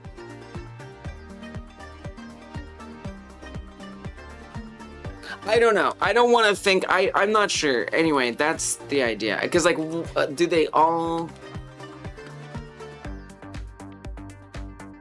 Anyway, that's what it's supposed to do. I'm still a little confused, but that's not a surprise. And then we multiply this by the chunk size again. And I am a little disturbed. Do you want me to... What if I comment this out? No. Comment all this out. Okay, there we go. Now it's complaining about integer division. Hey, Morphman, welcome. How's the crafting of the mining code going? It's going well. I am trying to recreate that which I followed on a tutorial from as much memory as I possibly can. And it is interesting. I'm definitely learning more about what's happening. I thought I understood it. It's amazing. You follow a tutorial, you kind of get it. I commented the crap out of that code, but trying to then rebuild it from scratch, it's like, wow, I did not actually understand a lot of this. So yeah, I think it's going okay. We'll see. So this is my recreation so far. It has a way to go, but we're getting there. Right, so we don't want the integer division, so we're gonna say...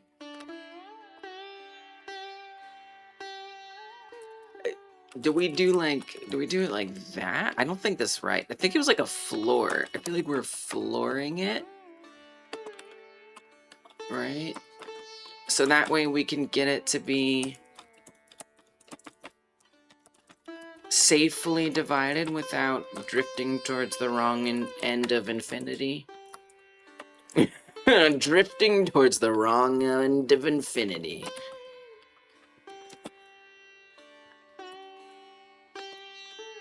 Float, wrap that float. Wait. That wraps that, which wraps that. That wraps that, which wraps that. That wraps that, which wraps that. And then... No, that's not right. And then that should be the whole vector. You expect another closing? I proposed cameras work that you doing 7 C# years ago. The big thing is to get into the voxel mindset. Yeah. I think I'm in the voxel mindset. Hell yeah! Voxel mindset!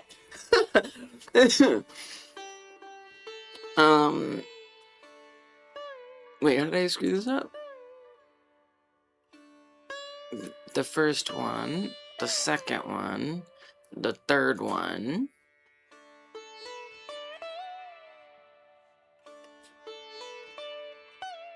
Expected to close. It's Minecraft. Come on. So what? You want like another one? What are you talking about? I got so many closing parents. I got closing parents for days. I feel like it just must be confused.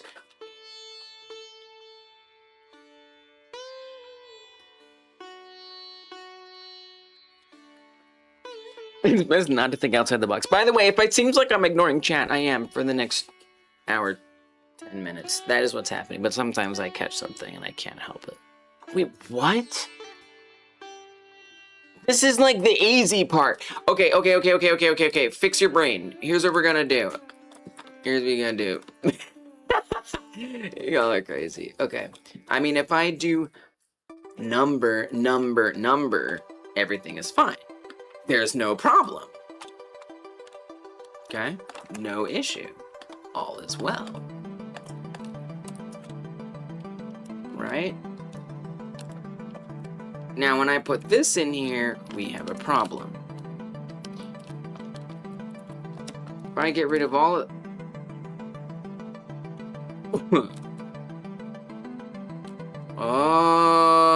Oh, they each need to end with one. Man, that's confusing. Oh, it didn't like that. Oh, it hated that. I did that wrong. Insert division. No.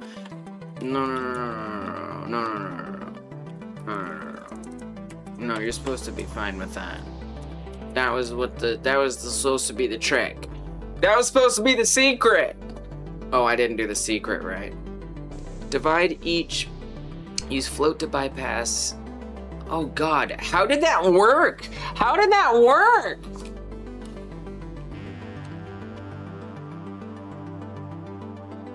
Well, it's just for the division part, right? Like that's where maybe you need to not. What if I? But I said, do you want me to make this? But they're both floats, right? So like if I just make that a float, like that's not enough, is it? Oh, because you can divide a float by an integer. Oh, okay, I got it. All right, we got there. Okay, that was confusing. Right, so it's okay that chunk size is an integer. We can't just like combine these two and make it a float. That didn't circumvent the division. This lets us divide the integers by pretending they're a float for a second. Okay, got it. All right, cool, nice. Okay, so now we're converting. If we give a voxel coordinate to this, it's going to tell us what the chunk origin that contains it should be. Now, what do I do with that? We're gonna go back to the generation call and put this back in. And we're gonna type it more gooder this time. So we're gonna iterate through all of the voxels that are supposed to be there. And in our rebuild queue, that voxel coordinate, we're going to add in as the key voxel, not voxel coordinate, we add in voxel chunk to, we're getting the chunk origins. So I see why I renamed, yeah, we should call this rebuild chunks to rebuild or something would make more sense to me. These are the chunks that we're rebuilding. We find that by getting the origin based on the coordinate. And then this true is just a placeholder. It doesn't matter. We do the true just so that way it gives us a dictionary that we can look up performatively.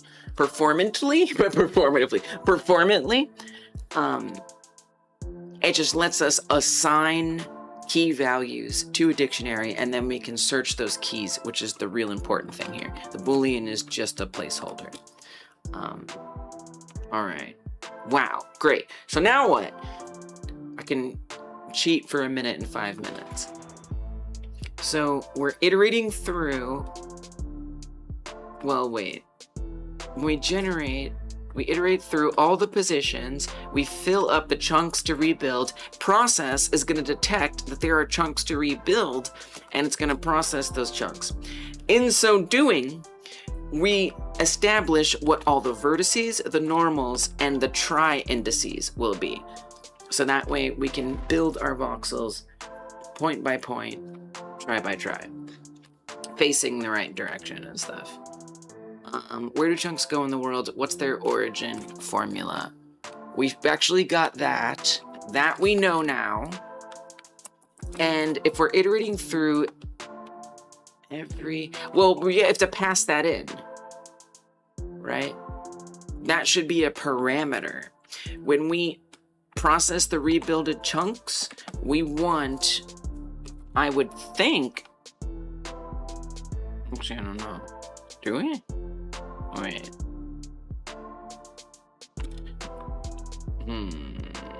Chunk origin, chunk size.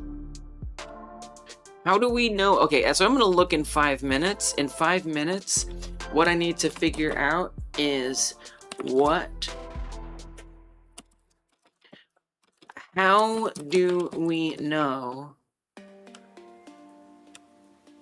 do we know? Or really just where does the chunk to rebuild origin get passed to?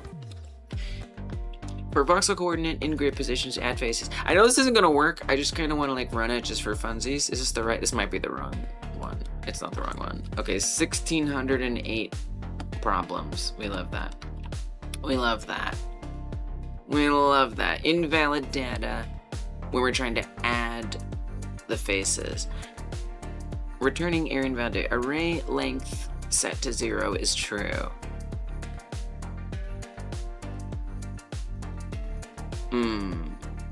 Yeah, so I guess that's the other thing is I'm trying to figure out is like, how do we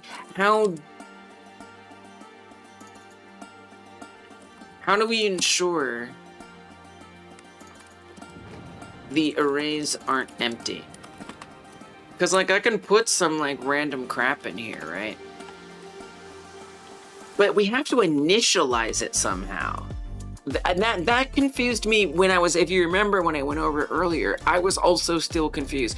I mean, this seemed like this was a reference, right? This was creating a reference. I'm starting to not be so sure anymore because it's erroring as soon as we get there. As soon as we get here, it's mad at me. Oh, that says 161. Oh.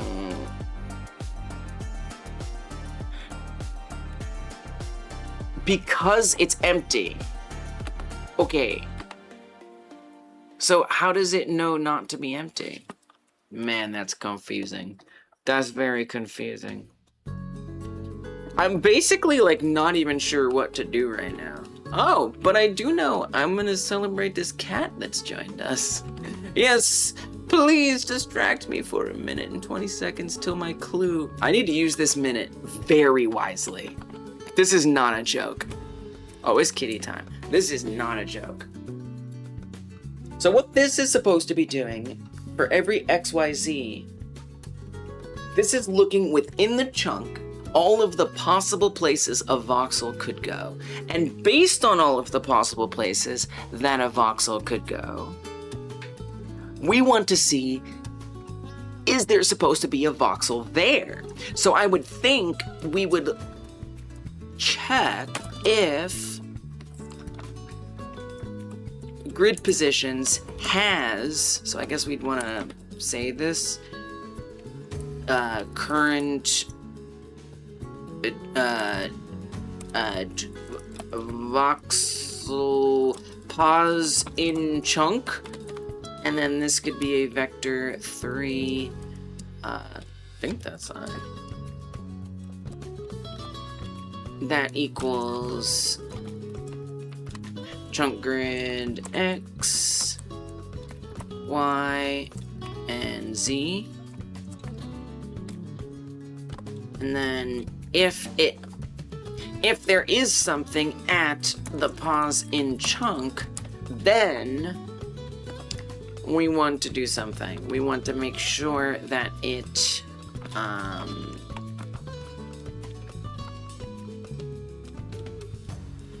make sure we got a cat here. We gotta have our cat being honored.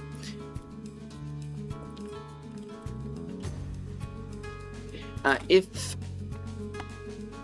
don't know, we'll go look it up. Okay, so I've got my things. I want to see, where does the chunk to rebuild origin get passed to? I want to know,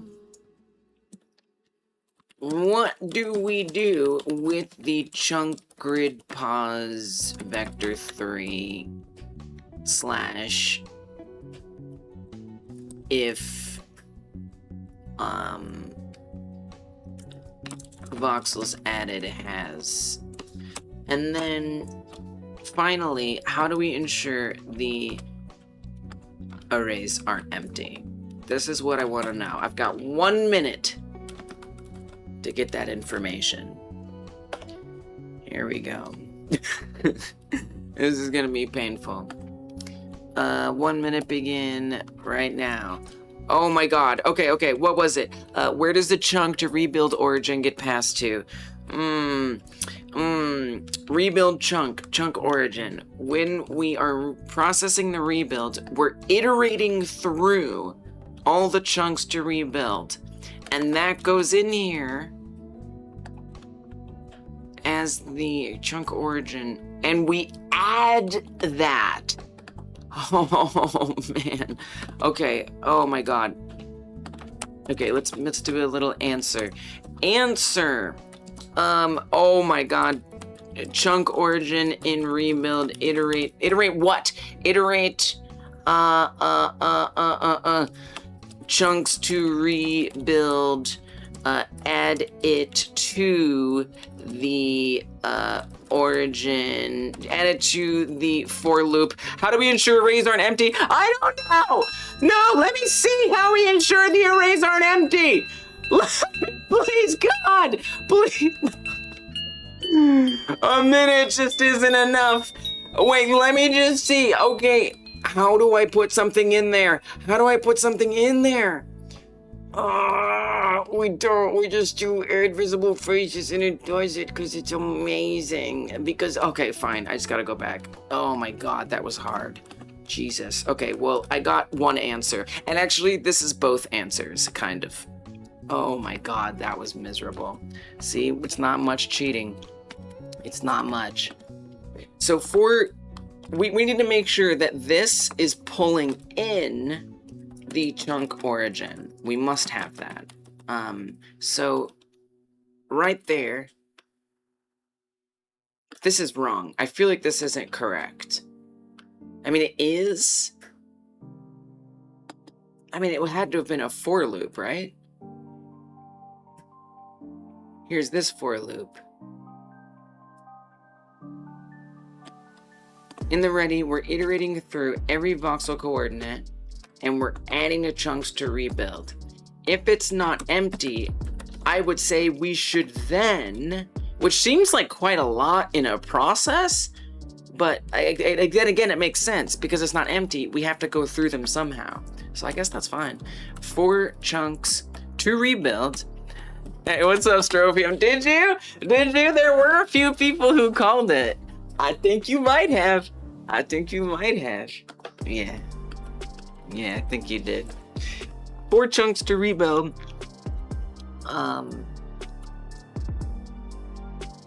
Or rather, 4 chunk origin in chunks to rebuild. And then we'll pass the chunk origin in there. Okay. And now that is receiving it. We have our pause and chunk.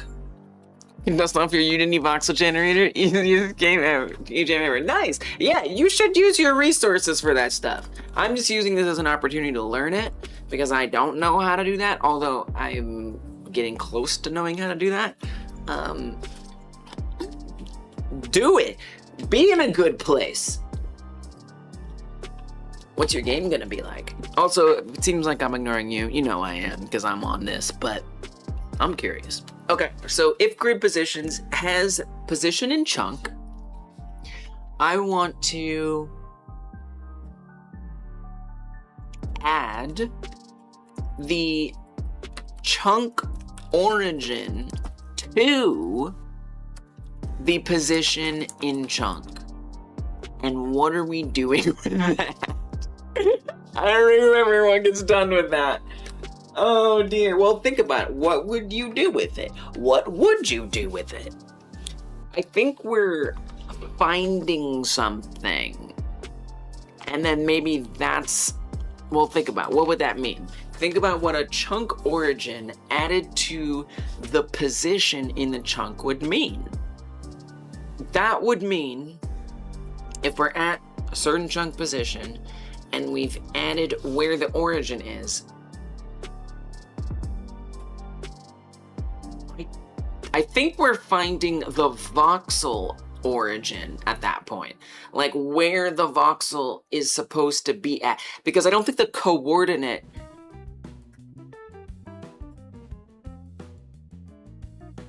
I don't think that position in chunk is giving us the right spot. But this gives us the right spot.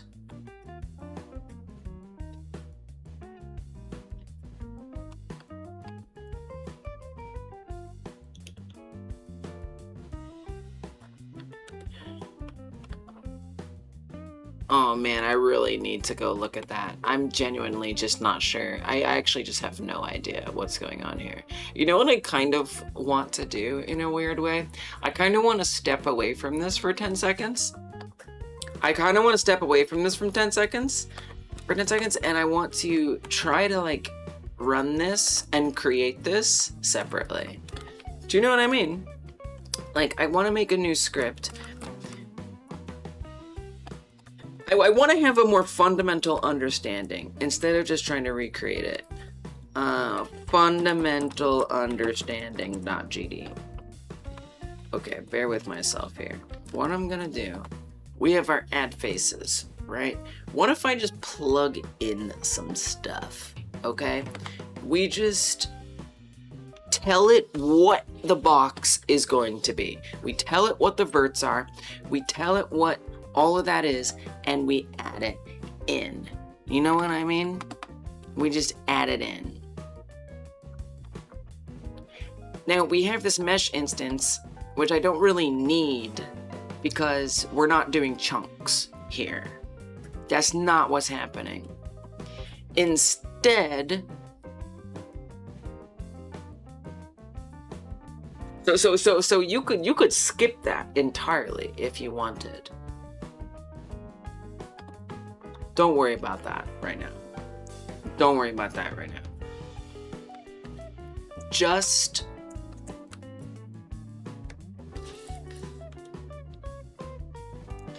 if we just want to build one box, like if I just want to build one damn box, okay, one box, we need the 6 faces. So we'd still want this data up here. All of this we would still need, right? We get this. We have the direction. These vertices are all wrong, by the way. We have the directions, which are correct. And that's each face of the voxel, right? So if you like think about the whole, all 6 faces or whatever, okay, whatever, that makes up the box. These are all those faces. And this is the order that the tries of those faces, boing, boing, boing, boing, boing, boing, boing, boing, boing, okay? The tries that make up each face, those get determined by this going one after the other. And based, he is very based in general, honestly. So I would love just to run like a nice ready function here, and the ready simply says for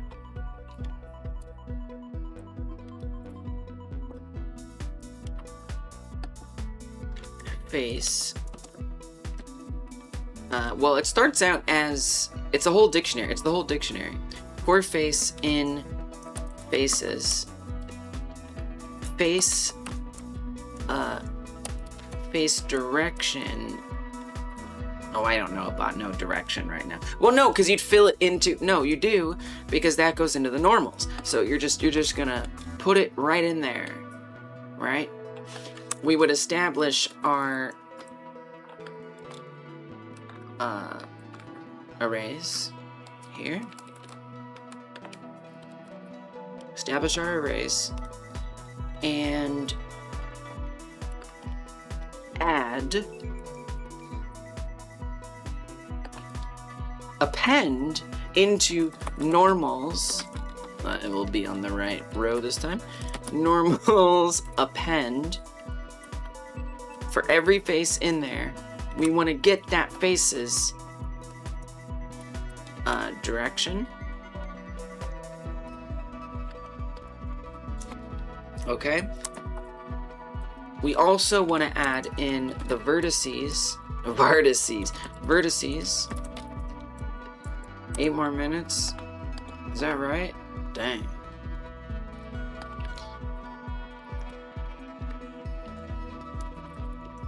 And we're gonna append. Now, I think he put that whole array in there. I think it wants that. So we put in face vertices. We'll see. We'll find out. And then for the indices, that's our face tries, which I think we do for each one. Sorry, I keep scrolling away too far. Indices. I think I might be wrong here. That's highly possible. Deeply possible. I'm pretty sure this is incorrect. Pass value of integer. Oh, we have to do each one. Right, because it's each... Wait, for each face? Why would that for each face? That doesn't make sense. No, this is really wrong. What if we just, like, skip... Oh, you can't. Oh, dear.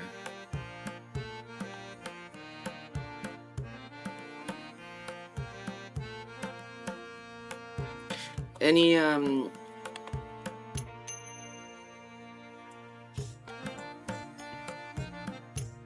Any help for here?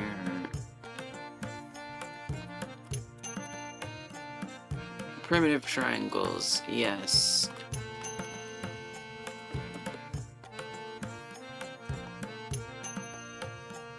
But does it need it? It only needs vertices?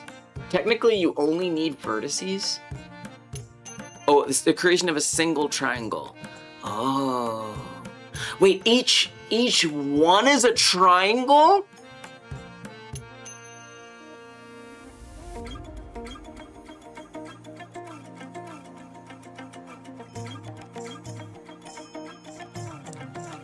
What?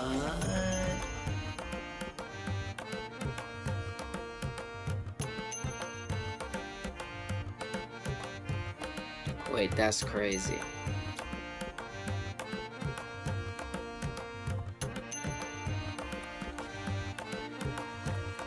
That was not something I fully understood, evidently.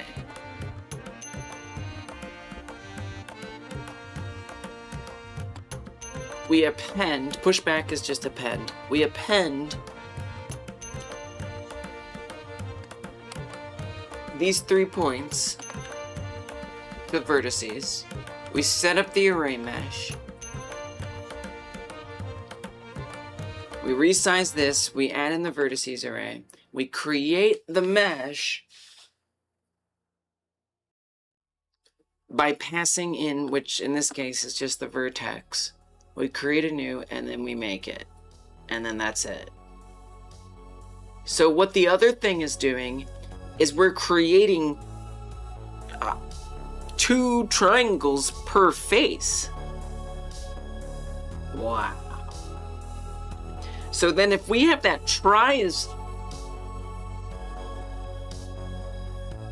we would need to make sure that the vertices get added. I'm still not really sure what indices. I think indices might just be the order of like when the faces go in. Do you know what I mean? I think that might be what that is, at least a little bit, right? So I think what might need to happen, this is very interesting. I think what might need to happen is, because remember we're doing triangles, we don't want to pass the entire set of vertices in there. I mean, there's 4 here. I mean, it just doesn't make sense. How does that make any sense? Well, that's what this, at least that's what this does. This is telling you which one. This is saying start with the second one. Then go to the second one. Go to the 0 one. Go to the 1 one. Go to the 3 one. That's what this is saying. This is for iterating through that. Of course. That's the order that they need to go in here. But we're only creating a triangle. We're only creating a triangle at a time, right?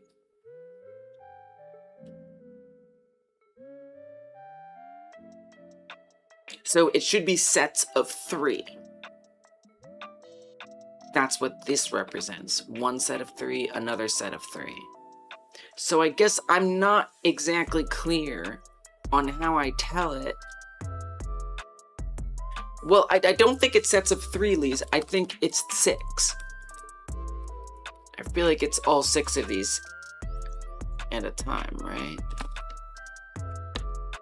Yeah, because you're using this. You're creating 2 different triangles, right? Thanks for following, Kyra. Appreciate it. Okay. And I'm assuming it's just gonna do that. But then there's this index. So questions I'm gonna ask when I go look. What is array index indices getting? Oh my god, I don't know. I definitely need to figure that out.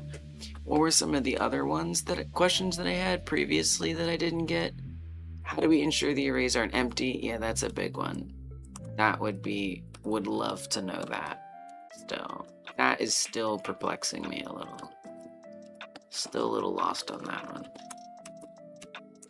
That's why I'm doing this, so I can just understand how it actually is supposed to get filled up. Okay.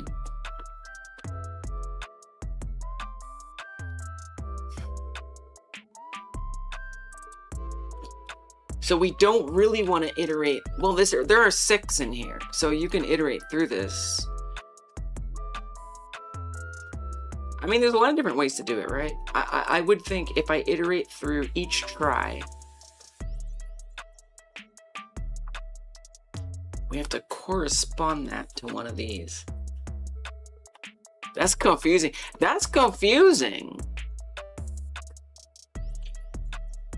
Append, not just any old face vert. No. No. Let's say, I'm gonna try this. I'm gonna say, for every face try, vert in face tries, append, which face vert? The one that corresponds to the face try vert. So within faces, well, but that's the thing. Is that index? Like, how do we know which one is the one? Are we iterating again? Like, that doesn't make sense. Very confusing. What is array? And then, oh, we're ready for cheating. Okay. I'd also like to understand how we filling the arrays, tries, verts. Okay, there's a lot. Ensure the arrays aren't empty. What is array indices getting? How are we filling it? It's time. I don't know if I'm ready, but I'm gonna try. Okay. Not empty. It's all about the arrays, baby. It's all about these arrays. This is what it comes down to. Here we go. Timer, go.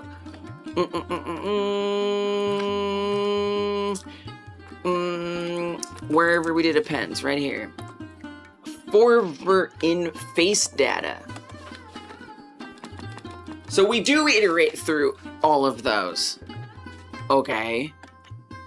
What? We're at, okay, just take the notes down. Oh my gosh, what?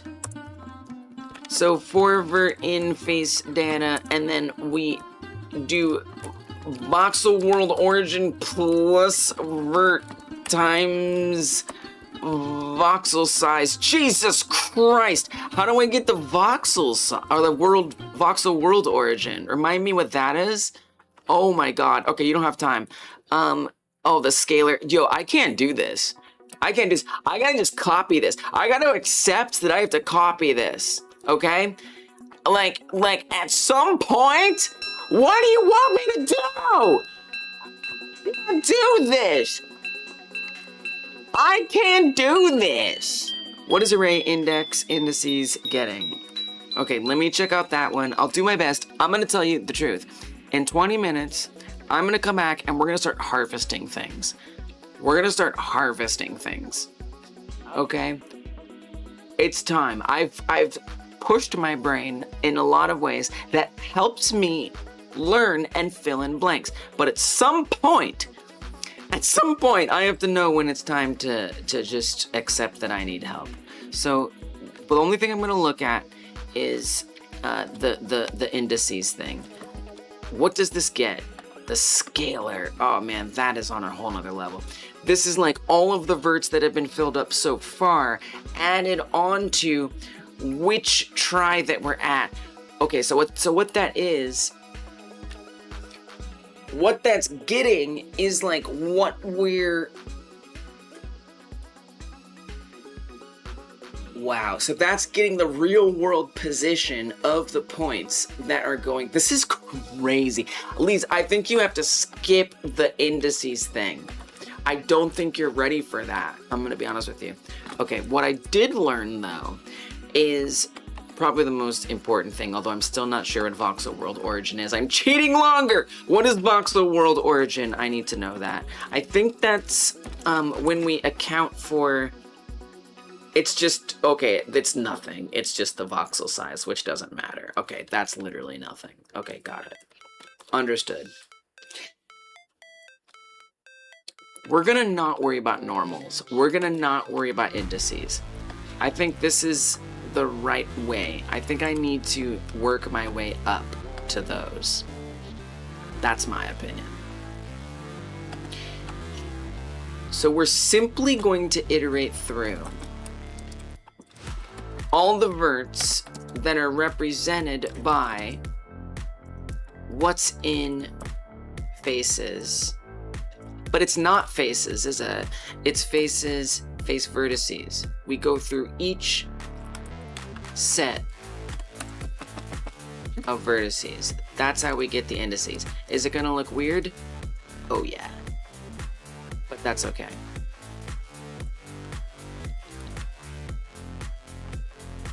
Then we add, and then we're multiplying them, but we already did the voxel size for the world origin. That doesn't make sense to me, I'm gonna be honest, but whatever. What we're appending is, we should have voxel coordinate. Well, but that's the thing, you don't, because you're made up all this data. So what if you don't worry about that at all? You know what I mean? What if the only thing we're appending here is simply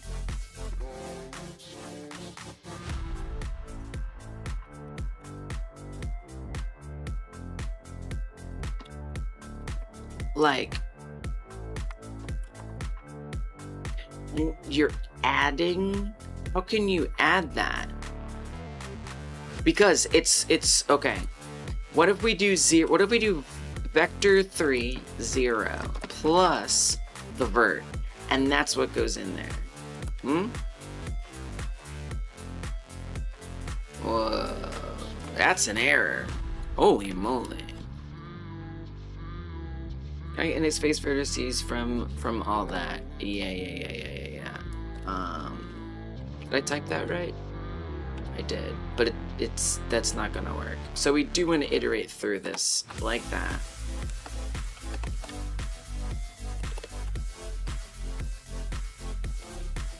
And pop that in there. Yeah, right, Morph? Yeah. Okay, but I would like to see if I can make something exist. You know, that would be nice. The voxel coordinate, we don't even use that in there, so it doesn't matter. We're only passing in that. That's it. That's it. One thing for now. Okay? That's all. Nothing more.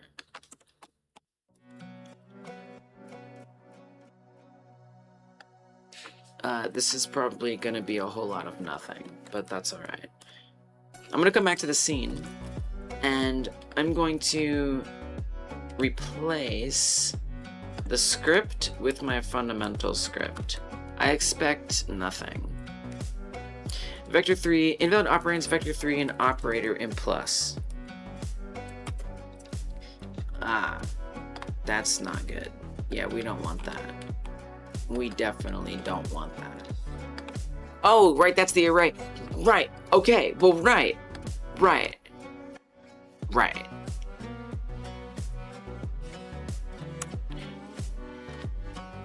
Variable, I'm just gonna say pause, vector 3,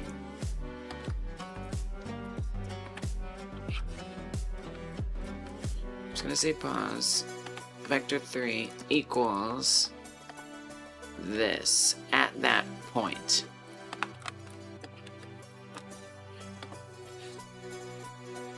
But that's the same thing. That's not what that is. You would have to, wouldn't we have to iterate through each one?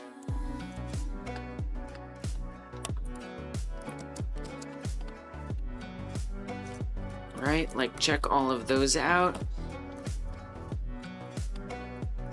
That seems wrong. Seems really wrong. Oh, I guess you could do it like that. I know this is wrong. Okay. It's definitely wrong. But I want to see what is wrong. Oh. It's a vector 3? Oh, because it's inferring. Oh no, I just typed it wrong. That's on me. That's on me. Okay, let's replace all of these with vector. That was never gonna work. I need to fix that in the other one too. Okay, try this. That's a triangle, baby. It's not pretty, but it's a triangle.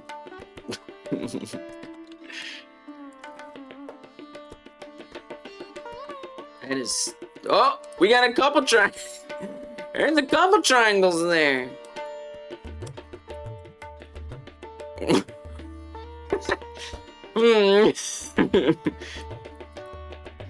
Okay. Wow. It looks like origami. It's terrible. It's awful. Okay. It's a butterfly. Yeah, it's a butterfly. It's trying. Yeah, right. They're just not in the right places. They're not lined up right. If you look at the right angle. No. Okay. Yes, exactly. Exactly. It's trying to be a quad. Exactly. Support him. Okay. Yes. So here's the truth. I literally randomly guessed all of these. I just fully randomly guessed these. I am going to permit myself to not guess those. I don't think anyone in the entire world should have to guess those. So, oh, interesting that those are not 3 eyes here. I'm actually a little surprised by that.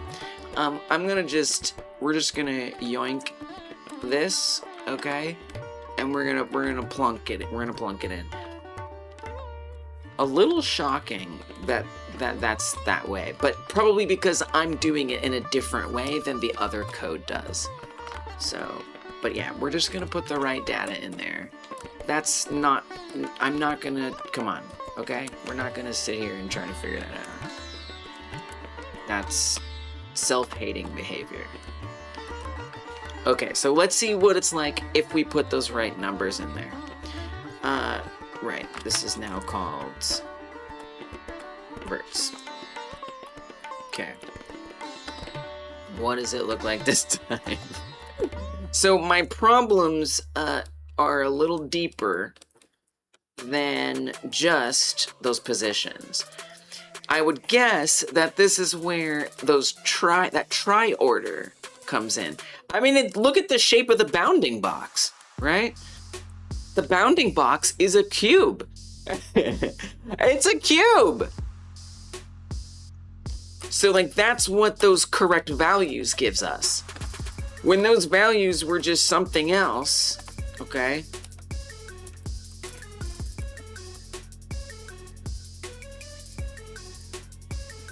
When it was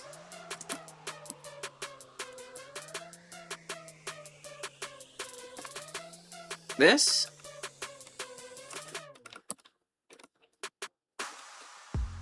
When it was this, if we look at the bounding box, you can see it's like a it's like a rectangle.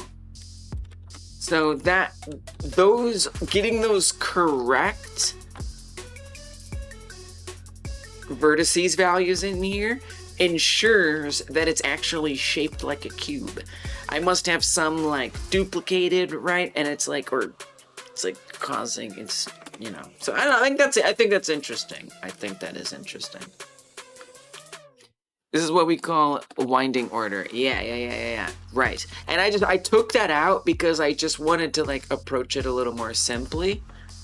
And I got that. So yeah, we need to get that winding order correct. That's what this is supposed to help us with.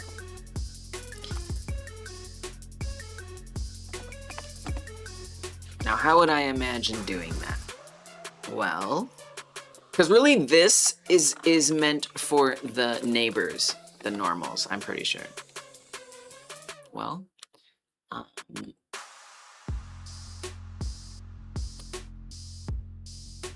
there was the indices thing. What was my little message that I copy pasted? Nothing. Literally nothing.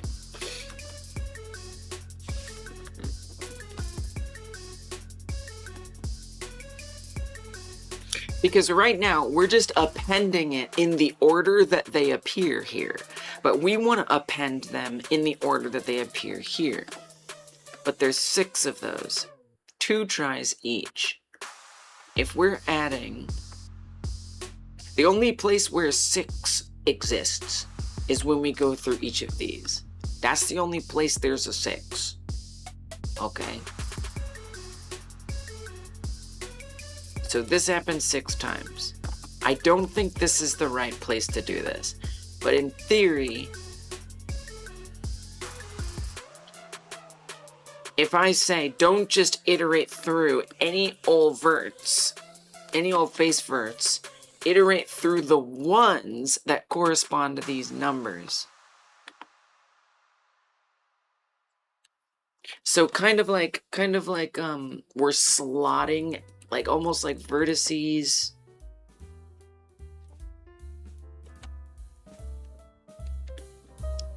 What if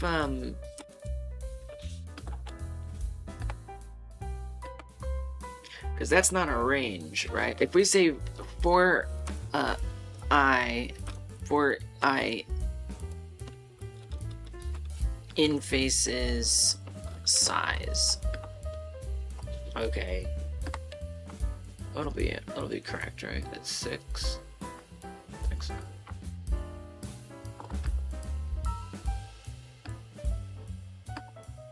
And then I say faces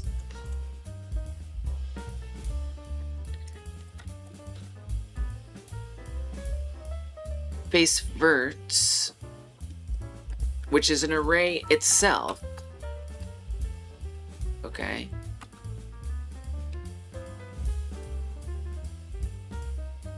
But you also have to know which ones of these. So you actually would want, I think you'd want to say, go through each one of those. This doesn't make sense. That doesn't make sense. No. I know this is wrong, but I just want to see what happens. I want to see how wrong it is. Face tries, which has the winding order.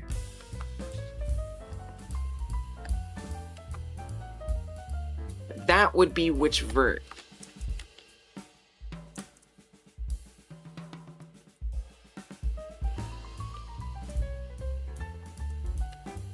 It's very confusing. Faces, I. But understand these faces, they're all dictionaries. That's actually correct. They're all dictionaries. Within that, I want you to get the face verts, and that face verts should correspond, in my theory that's probably not going to work, to every iteration there. So we would then say for try vert in face tries. So we're iterating through all of those. And then what if this is try vert or something? Something like that.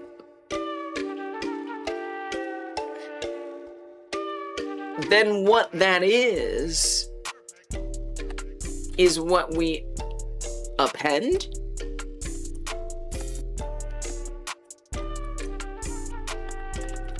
Variable pause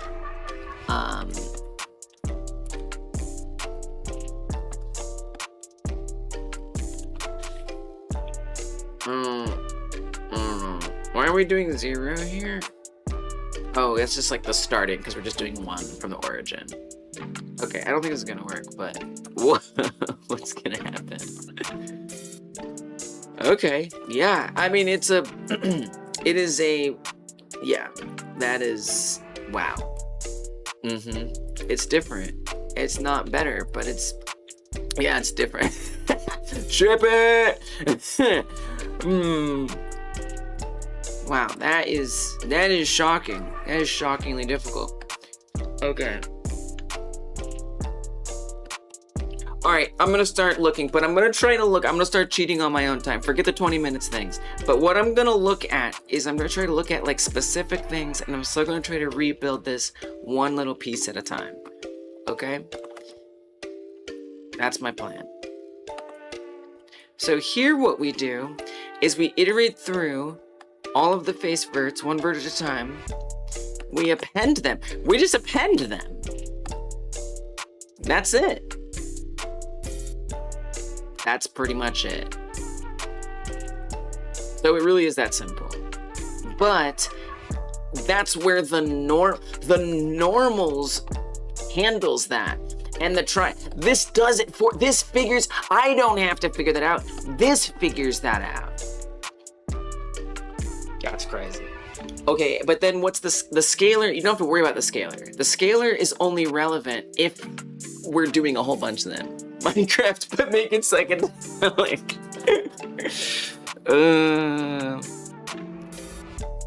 it's super close. I think something I'm missing is not utilizing all these tools that are right there in front of me, in front of my face.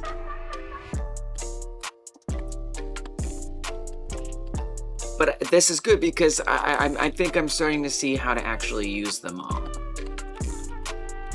Which again, I don't know that I fundamentally understood until now. So we're gonna add not only the vertices, but we're gonna add the normals and the indices. All that's gonna go in there.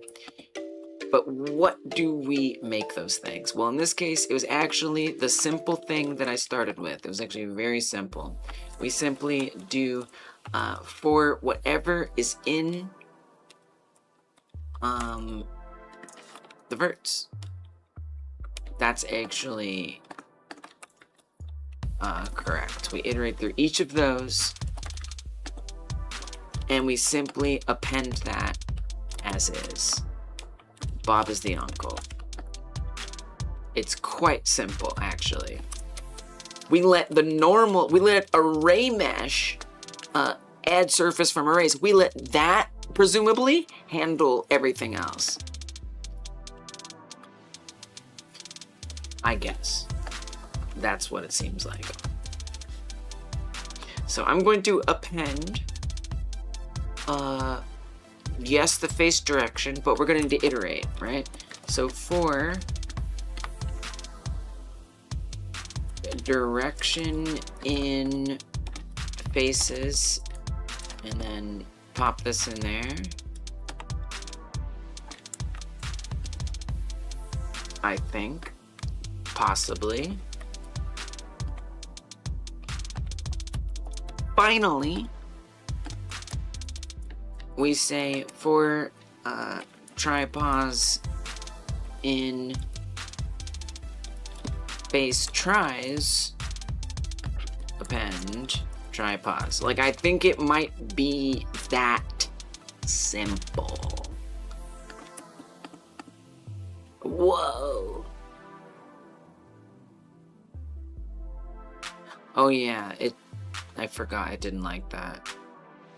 Yeah. My bad. Sorry. Sorry.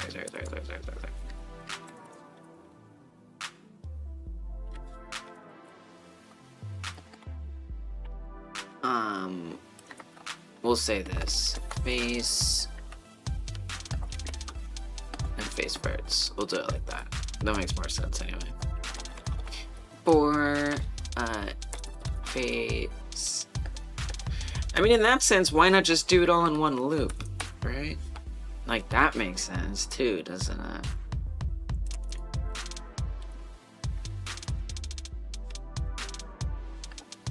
and then append direction. Probably don't need that. Vector 0. Paster. We're back to basics for real in here.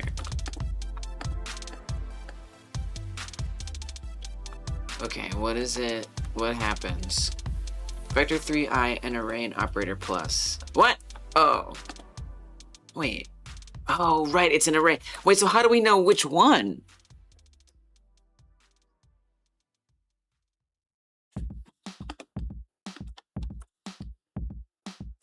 Okay, I'm not sure. That got confusing. Well, see, that lets me... Well, that's face data, at least. That's different. Oh, we iterate through them all first. Whoa.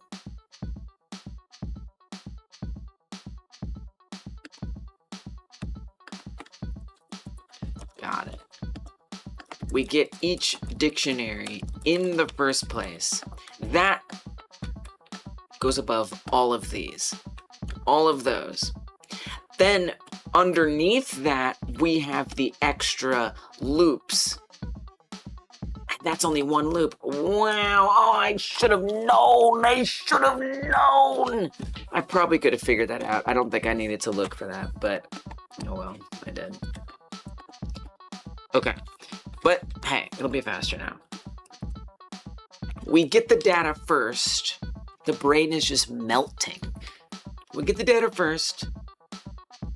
And for every bit of that data, we now want to check for that list of vertices that are in there. So we'll say whatever, for pause in face data, face verts. And that is not gonna be mad at me, right? It's true. It's true, Morph. We're gonna find out if it works at all once I type it.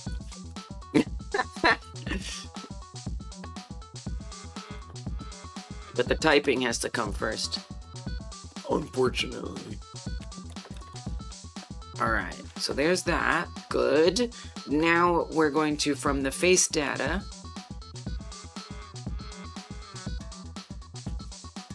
we will append the direction. There's only one of those.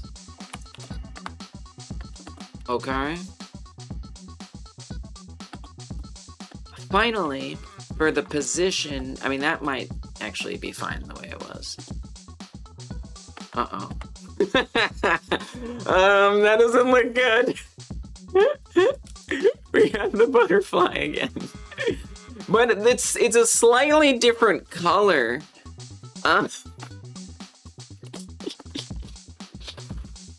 Oh dear. We have gone backwards. Well, not true. Not true. Because it is still a cube. It is still a cube. That much is right. But everything else is literally wrong. Now I just desperately want to recreate it. We got the normals. Vector 3. Wait, I have to wrap that in a vector 3? Oh, that's just supposed to be... We just append... Wait, how is this different based on what I typed versus what I typed? It's a little less dimensional. What makes this so much different? What up, Bedroom? Okay, so I think this stream patently is not Minecraft in one stream. I promise you, Minecraft in one stream is not happening today. I'm going to admit it. Failure, okay? But what today is finding out what following a tutorial, what gaps it fills in, and what I can learn from checking myself. I don't know about that. From checking myself and seeing if I actually understand what the tutorial had me do. And even though I have a broad understanding and I could explain it to everybody early on, that doesn't mean that when we get digging into the details, that I quite know what the hell's going on. But I'm glad, because I think that this is like a good illustration of what is happening in Minecraft. Yeah. Yes, absolutely. And again, to be clear, you know, I think if you follow guides, it's not too bad. I really don't think it's that bad at all if you follow a guide. You can all do it. I know you can. But manifesting it like from scratch,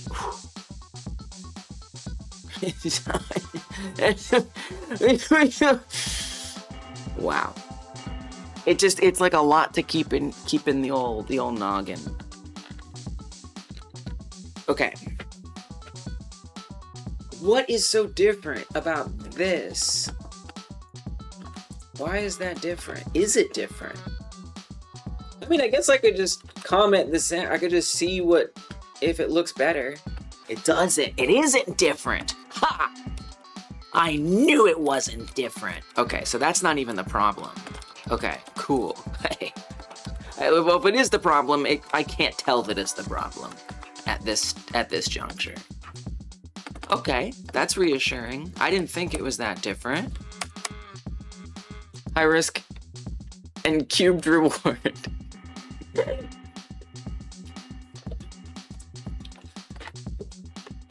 So what is it that's so wrong? Okay, so for the tries, we're iterating through all the tries there. We're appending. Now, what I'm missing is the scaler. I completely ignored the scaler. I think that was wrong. But the reality is the vertex, there won't be a size. Because this is something we check at the very beginning. It'll be empty. We're not running that over and over and over again. It's not filling up. You know, if I get rid of this in the original, right? We're exploring fully at this point. I'm straight up just seeing what happens. If we look at the original, this is the one that actually works right. Okay. And I can get rid of that scaler. I mean, look at that. Everything is just not there.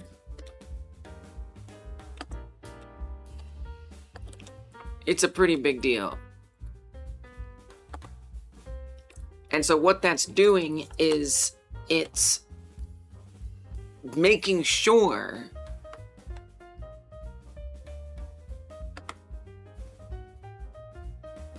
that every face knows what order it's supposed to, what position it's supposed to be in world space. I mean, it almost feels like they're all there, except they're all like collapsed into one face, is kind of what it looks like to me. But then again, they're not all there, are they? I don't really know what's going on. This is hard. Y'all, this is hard.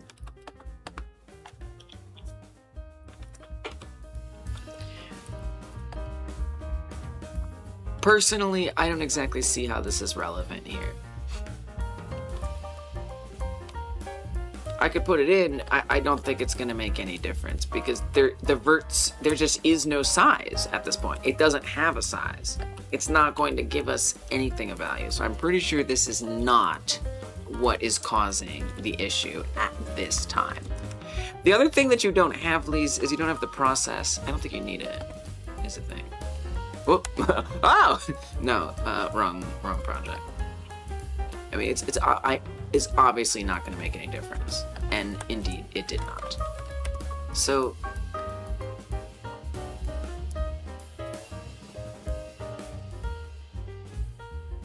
what is the key difference? Just what is it? Well, we didn't do any of this voxel size stuff, but that shouldn't matter. It's just 1 anyway. The vert times 1 shouldn't make any difference. I don't know. I just don't know. Does anyone know why this is not a box? Literally. Say, why is it not a box? What am I missing? That's just, now this gives us a position. Am I missing a position?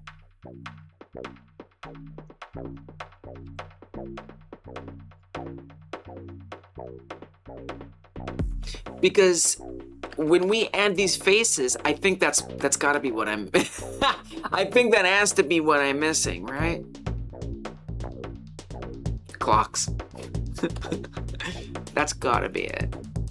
I can do more clocks. You need more clocks? I got clocks. I got a clock over there. You want more clocks? That makes sense.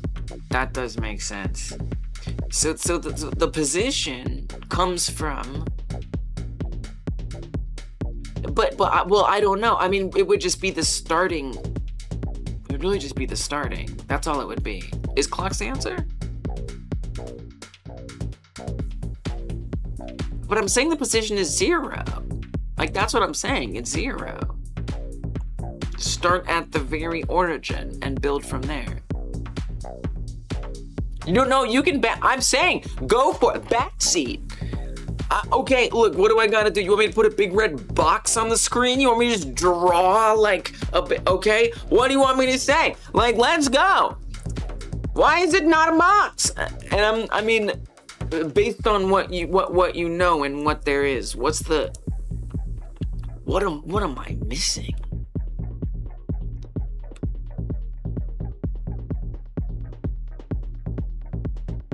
It's something. Something is what I'm missing.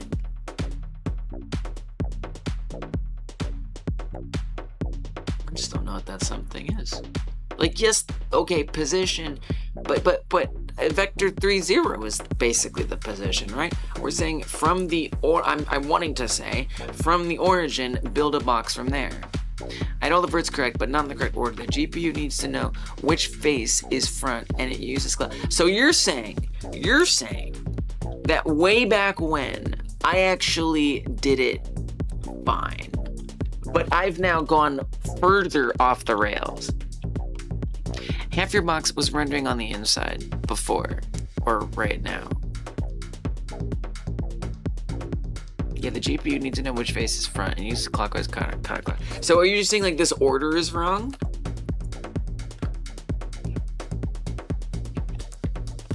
I mean, are you more saying that the order is wrong, or more saying, let me move this camera, or more saying that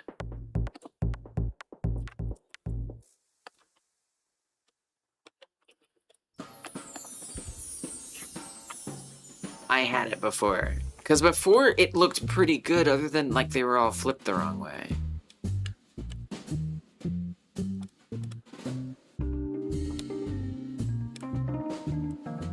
Okay, so that should more or less have it centered there. Probably want to be like rotated too, so you can see around it.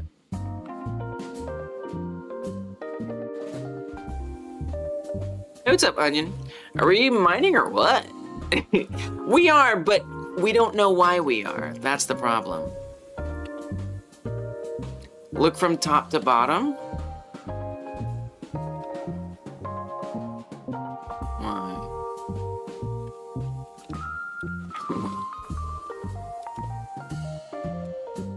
I don't know. It's just like perfect. When they were like that, they only have one side, so you have to ensure. Yeah, I get that. I mean, I get that. Okay, let me copy this. If I go back. Like, there is definitely a version of this that looked halfway decent, other than everything was flipped the wrong way. And I'm proud to say that was largely not... Here, this was not the worst of it all. This is among not the worst of them, right? It's a cube, we have tries. We have 2 tries, it would appear, on every face. They're just not in the right spots.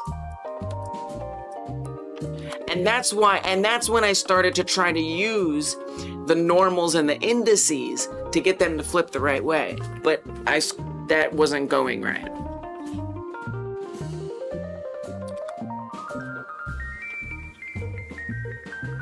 So the only thing that's happening is we're just shoving them in there. You know, they're just getting wedged in there. I'm not. They're just going in the order that they appear in here. There's no direction being implied. Other than, actually that's not true. Actually that's a lie. I just told a bold-faced lie. Okay, what if I switch that around? Ugh. I mean, I'm guessing, right? There's a lot of possibilities. This is a code. Well, okay, so draw the square. Y'all, I'm adding more time. I don't care. I know it's chat time. I don't give a crap. This is not.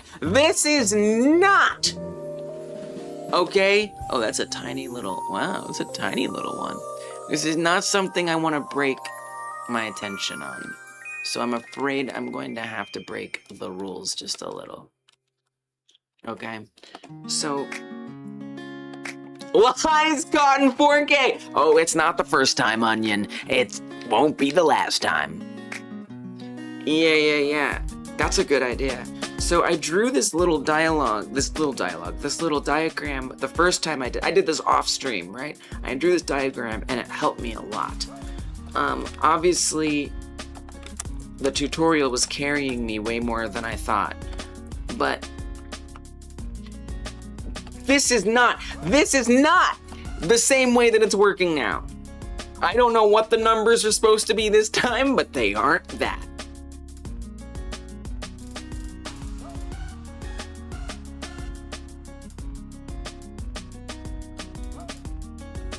I don't even know where to start. I mean, can I deduce what I think is happening here? Is it deducible? Can we get rid of the, can we just like get rid of the terrible ground color? We just want to see this. You know, I just want it to be seen. And seen real good.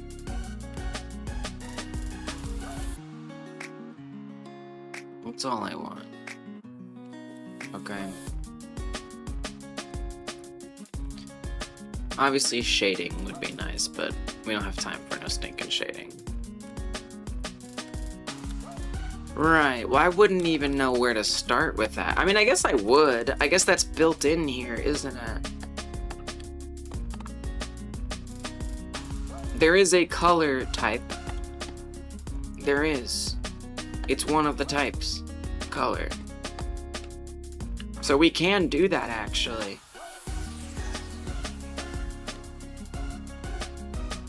Totally doable. Yeah.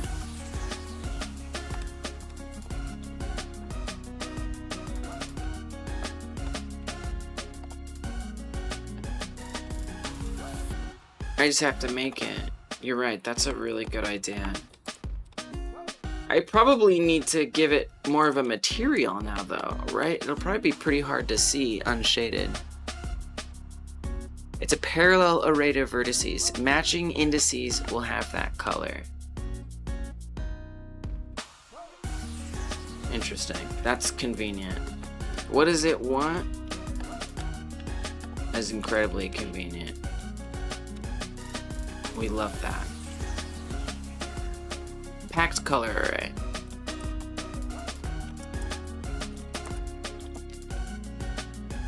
Okay. And then then we'll pass in colors, which doesn't exist, so we'll make it exist. And it's a packed color array.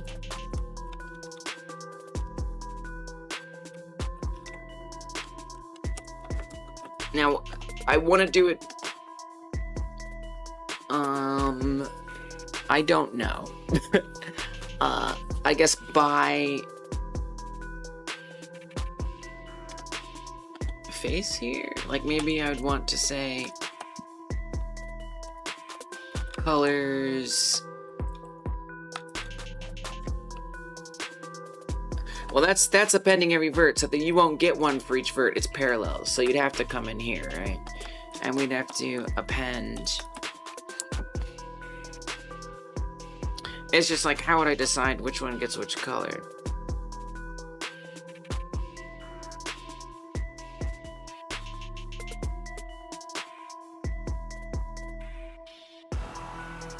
I don't know. I mean, we're winding through this way. It would be great if it was per try. That would be my preference, if they all had a different color. And another thing is, I need to be able to change the colors. Divide 255 by vert count, multiply by index.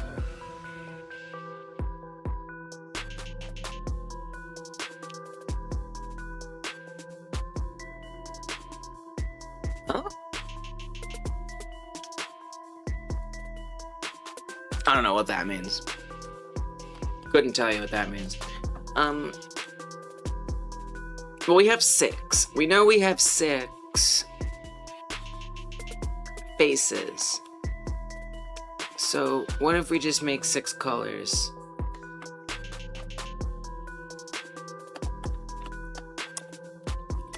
Constant base colors.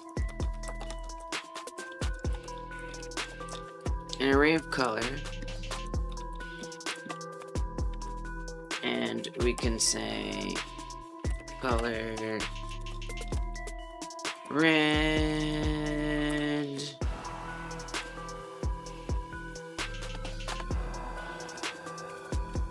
No, it sounds smart. What you said sounds really smart. Yellow. Sorry, colorblind people. This isn't gonna be colorblind friendly. Green. Blue, but hopefully the hues will differ.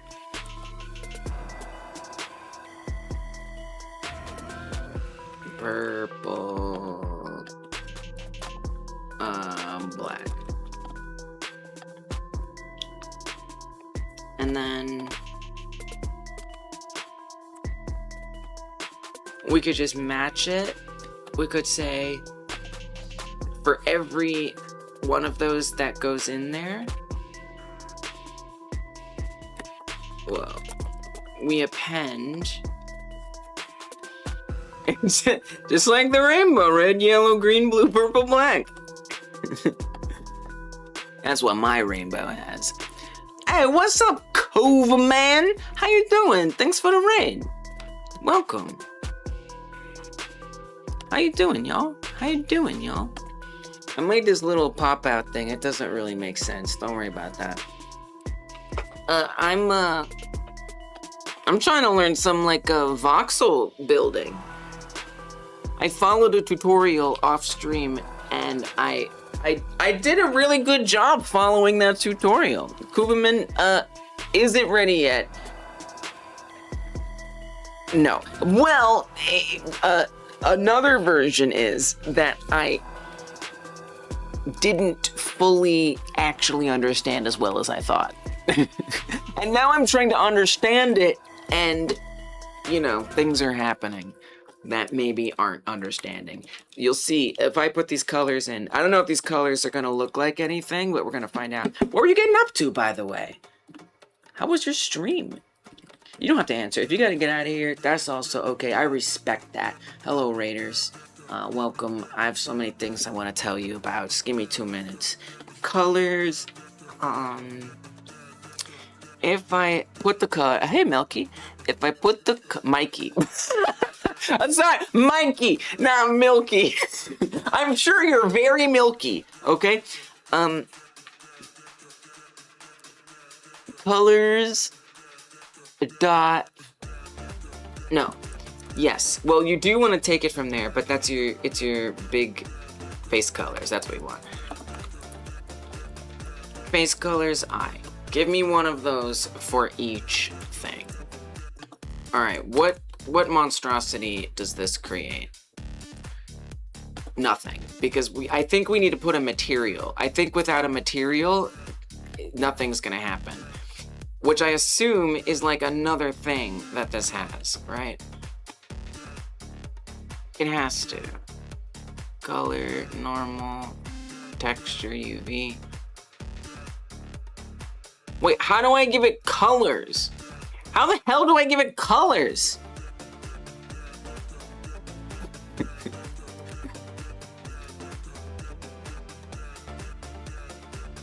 Each surface contains a completely unique separate rate. I wonder if I need to do like a shading down here, right? Like we just made a mesh instance. If we say new chunk, mesh,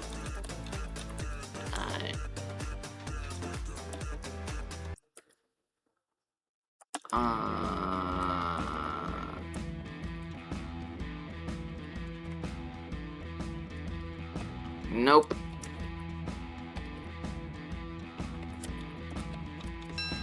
Oh.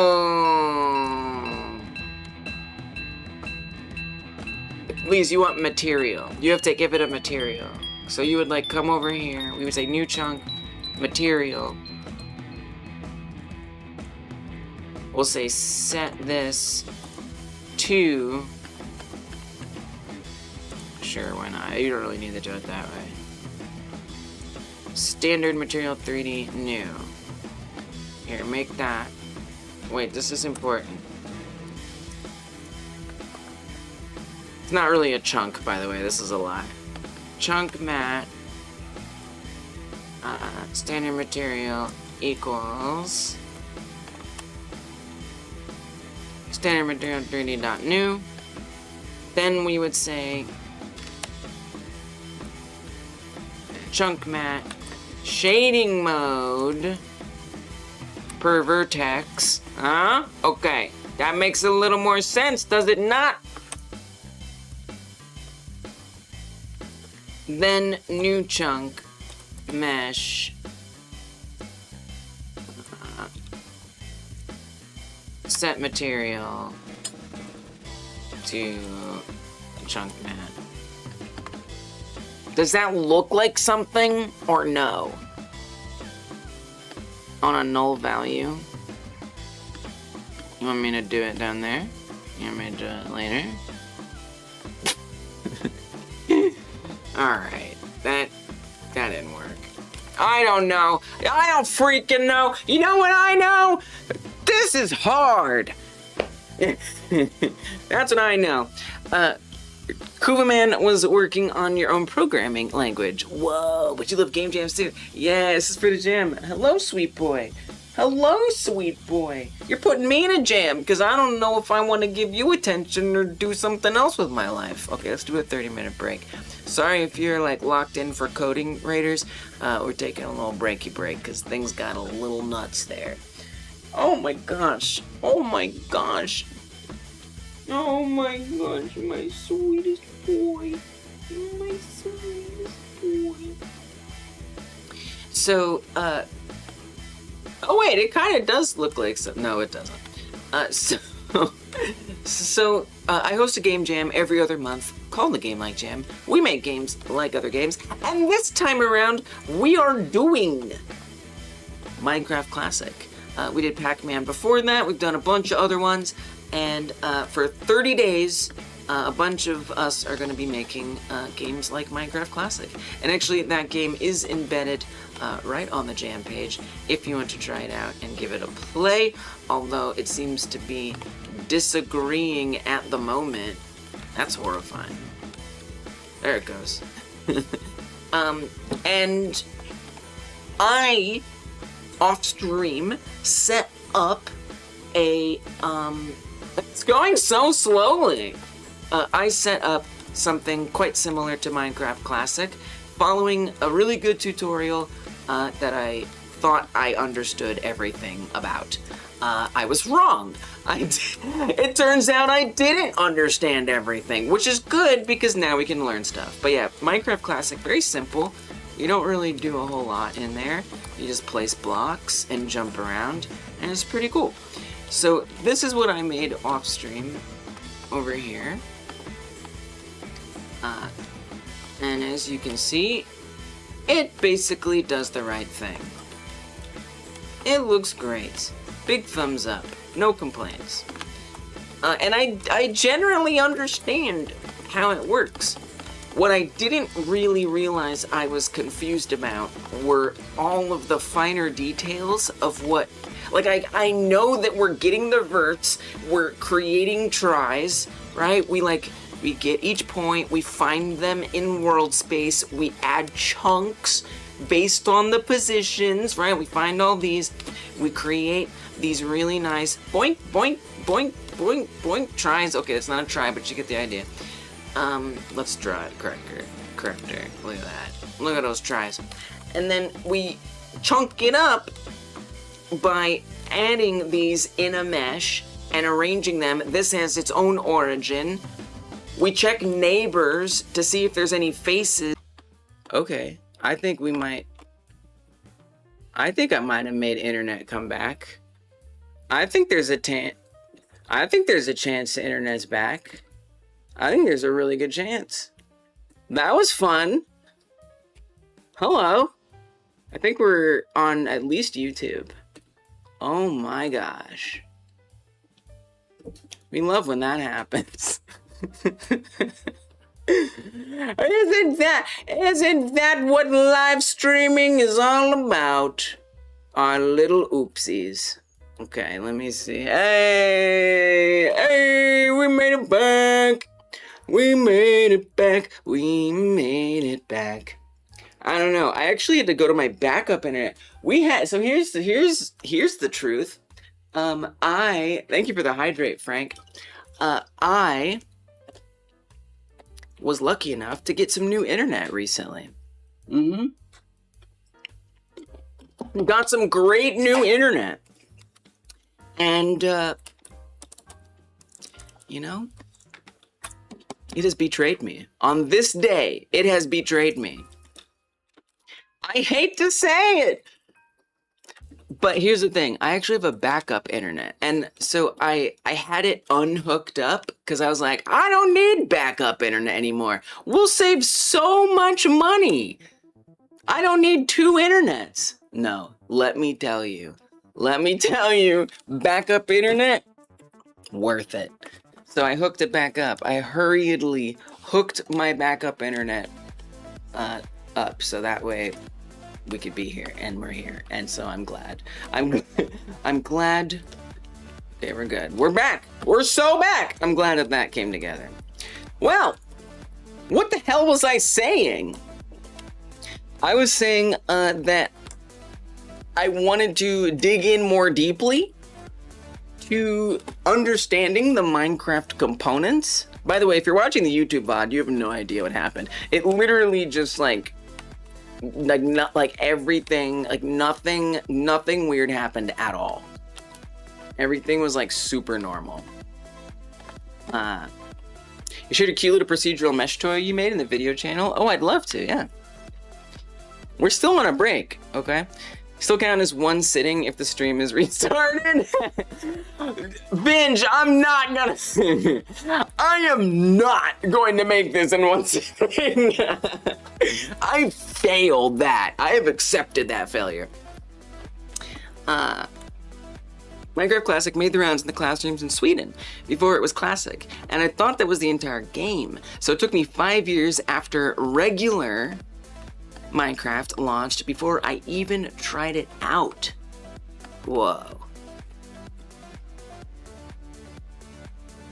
It took you 5 years after regular Minecraft launch. So that's interesting because you know what I've noticed more One thing that I've noticed since we set up this jam as the theme, I've noticed that like a lot of you have these like incredible connections to the original versions of Minecraft.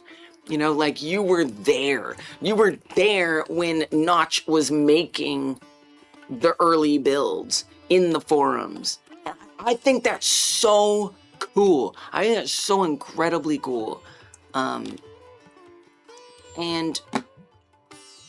I don't know. I wasn't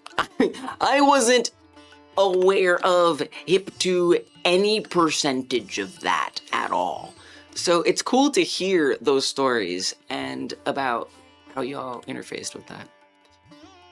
I'm gonna fix something really quick. Since I am on a different internet now, I have to get a different WebSocket IP. It's different. I have to change it because it's wrong now, which is fine, but just true.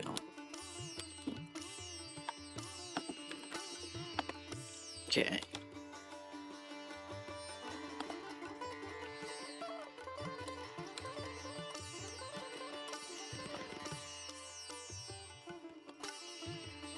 All right, now we're all the way back, baby. We were the right age when it happened. Minecraft and Spotify were Sweden's stake in the then new uncharted lands of the web. Right, like that's where it all started, right? In Sweden. Oh, see you later, Danny. Cautionary tale and hubris. Oh yeah. Oh, I'm fully hubrised. I had the most hubris ever. What did I achieve? What did I achieve so far? Do you want to know what I achieved in one sitting? You want to see? You already know. But if you didn't, if for some reason you missed it, that's my Minecraft in one sitting so far. It's that. What do you think? What do you think? Would you play it? Is that? I mean, come on, like, wow, right? Like, it's just, yeah. No, I really believe, I thought I did my homework. I spent the last 2 weeks off and on working on this other version. I worked so hard getting this one working. I fully, deeply, completely underestimated how much heavy lifting this tutorial is doing for me. Let this be a cautionary tale and hubris. How about this? Let this be let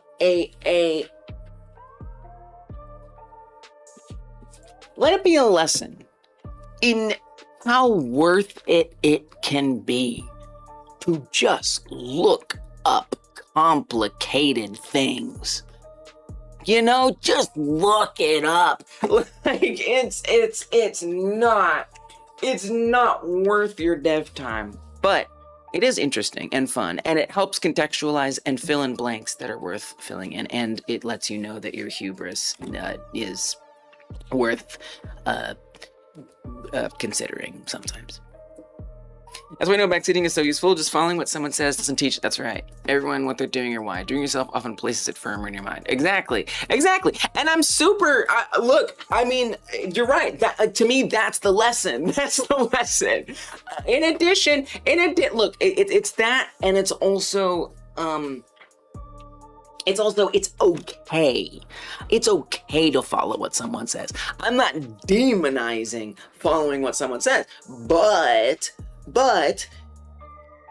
allowing yourself to take the time to find out what you still need to place firmer in your mind is incredibly valuable. Incredibly valuable. Oh, what time is it in the US? Right now it is 3 a.m. It's 3 a.m. It's not that late. That's early. Literally, it's actually early in the morning. Lisa's clock emporium. We got time. So yeah, so Onion, so I mean, we're mining in the sense that what I did off stream is done, but yeah. With my version on stream, absolutely not gonna happen, never gonna finish it. But I would like to have a box. I would love to like have a box. That would make me really happy. You know, we didn't talk about the Raider at all. We just like totally didn't get to understand what Kuvi was up to. You're working on your own programming language. I don't know if Kuvi or any of Kuvi's Raiders are still here, but I'm having a hard time not wanting to investigate your own programming language that you're learning. Also, are we following Kuviman? Because I want to watch someone making their own programming language. Don't you? I do. That sounds pretty interesting. Minecraft. The pain of debugging is very educational. It sure is. She's lying. It's like 1 a.m. Ah, you're right. I lied. We're not following. Clearly, that's messed up. Programming language development. No errors. Just figure it out. A good teacher will tell you why you're doing what you're doing and leave room for each new concept for you to experiment. Yeah, and I think, I mean, the tutorials that I followed did that. They did. I may have overestimated what I thought I understood. Okay, what I thought I understood was happening. I think there's a possibility. I mean, I understood the broad strokes, but that doesn't mean like, yeah, drilling down. I thought the teacher was decent, but at the end of the day, it was like still kind of devlog style. It was like a devlog style tutorial. So yeah, you're right. Like it wasn't like breaking down every little tiny component. It's true. You're right. Maybe we'll say a great teacher. Wait, so you're using a language? How can you make a programming language with a language? Riddle me that. So if you, okay, is this the language? How do you, I don't even know where you start. How do you even do that? Like if you're making a language, there has to be somewhere that a language gets used, right? Like it's not just about defining what words mean and where things go. It has to also be received by something that understands how it works, right? Dude, I genuinely could not even begin to tell you where to start with that. It'll blow your mind. Guess what language C++ is written in? It's C++. You're not serious. It's not seriously written in C++. You're just saying like the language is the thing that, I don't get it. No, I'm confused. Maybe my mind is blown. Maybe that is what I'm experiencing right now, Struff.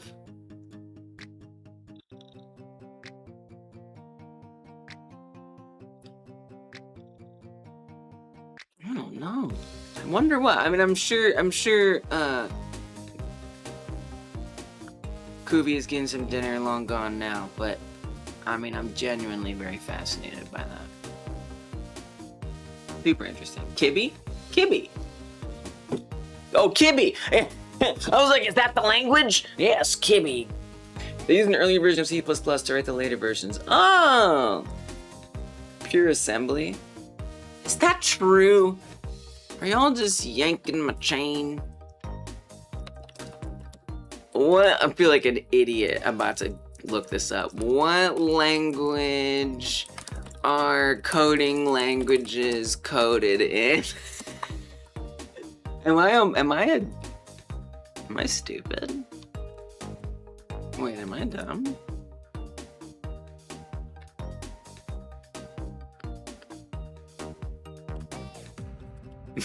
Don't give me. Excuse me. Pardon me. Pardon me. Excuse me.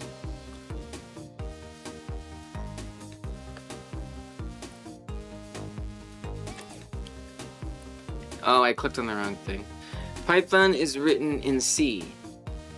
What? Well then what's C written in?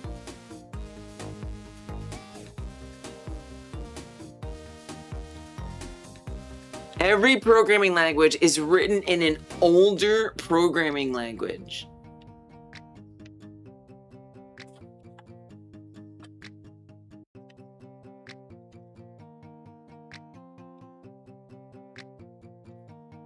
Programming language compilers and runtimes are written in programming languages, not necessarily languages that are older or are different from the one they take as input. Some of the runtime code will drop into assembly to access certain hardware instructions or code sequences not easily obtained through the compiler. Machine code. C is written in C, which is written in C, it is written in B. It's written in comp sci. Embrace the machine elves. That is pretty cool. Machine code came first, and the first assemblers were themselves very, very simple. Early assembly languages were very easy to parse and generate machine code for. They are written in machine code until bootstrapped and self-hosted. It helped that the early machines had simple instruction sets. For example, fixed world size instructions. Let's also note that as soon as one machine had an assembler for a new machine can be written in assembler on the older machine, facilitating bootstrapping of the new machine. Okay. You know what? That's fine. Alright, what'd you post? What did you post up here? I can't. I literally can't even with that.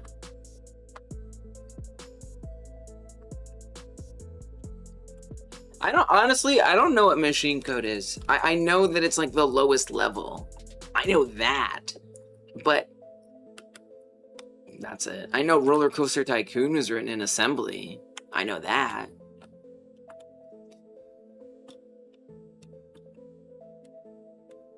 Okay, this is some stuff Strophia made. That is relevant. Procedural. Deformation.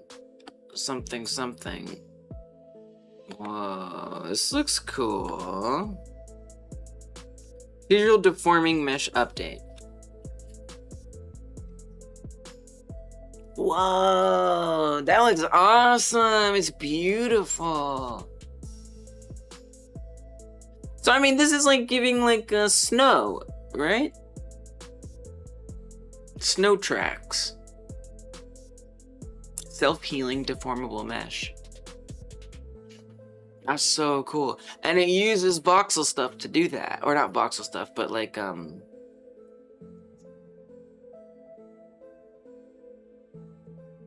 surface array stuff. It's really, really, really cool. I love that you also have it cycling rainbows. That is the correct. That is what I want to see. It's just a blanket made of quads.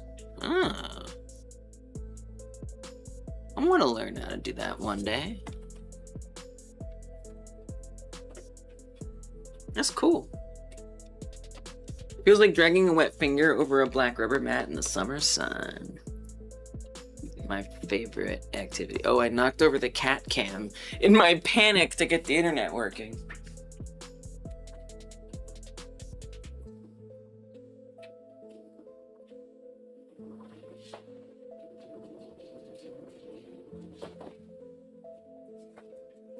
It's not quite it, is it?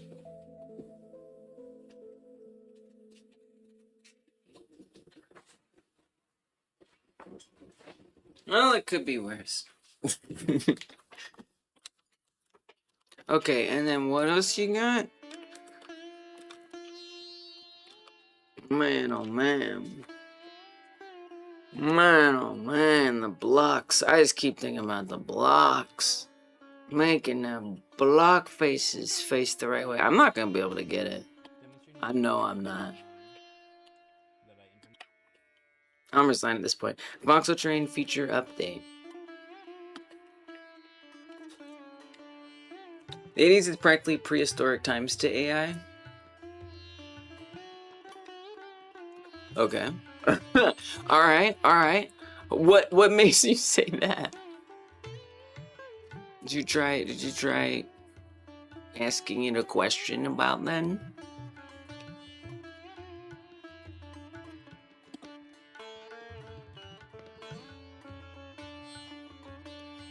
Pretty cool. Pretty cool. Looks like you know your stuff, Strofe. Strofe knows her stuff.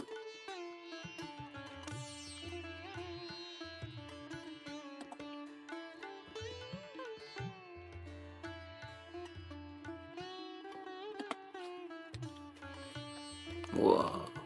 Oh, those are like the chunks? Nice. You can see at one point, I pluck a chunk out of the ground so you can see the neat mesh stitching you do. Yeah, that's cool that it's like moving too. I mean, I guess we can do that with the other one as well.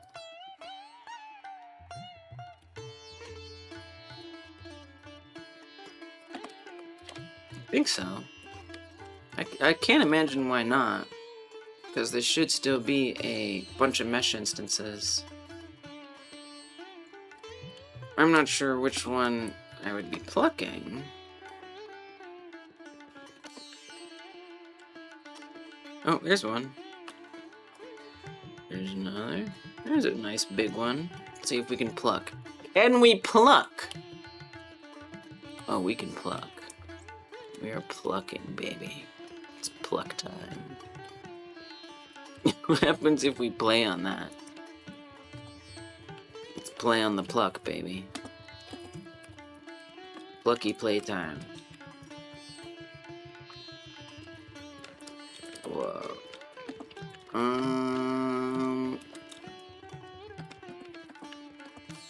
No, mathematically it still thinks it's all there. Maybe yours, was actually able to figure that out. Although the collision still works. Nope, it doesn't. No. It's just visual. It's purely cosmetic. We kind of nuts though. Just like move them all around. That's what I can make with the tutorial. But nobody's impressed with that, and they shouldn't be.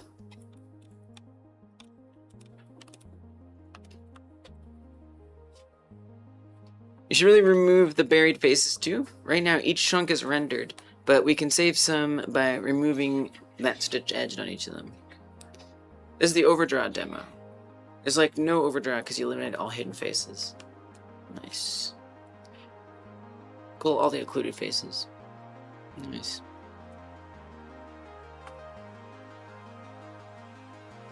It's called bootstrapping. That's what bootstrapping means. Take a glean, it's on the screen, a voxel rainbow.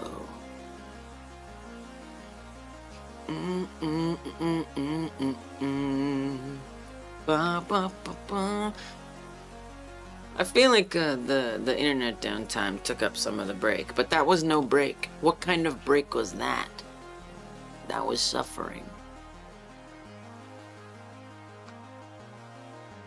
The advantages are massive voxels. The screenshot I sent in Discord yesterday contains over 300,000 objects, but only 56 objects are drawn. Nice. I kind of, you know what I kind of want to do, just because like all this failure is interesting. It's just so interesting to fail. I want to experience the not failing for a second, because it is interesting, but you know, you still wanna you know, not fail a little once in a while. Excuse me, kitty cat. I kind of want, something I haven't tried with the other setup is like moving any of the values around. So like coming in to the export variables that are all in there and trying to put some different things in. Like, what if you make the amplitude 100? What's that like? Whoa. Jesus Christ. Yeah, it's kind of intense, like a, I don't know, like a Wall Street vibe or something. Oh my god, you got skyscrapers up in here. Oh, it didn't like that. It kind of broke on that. We can make the amplitude 1. I don't know, I just never really played around with setting. Oh, it's just flat. Oh, yeah, that makes sense. Right, and so that's what I assumed was happening, was that it mixed the grid, for sure, with the amplitude 0. I feel like it'll be the same, right? Yep. Nice. Got it, got it. Noise frequency. I don't know. More?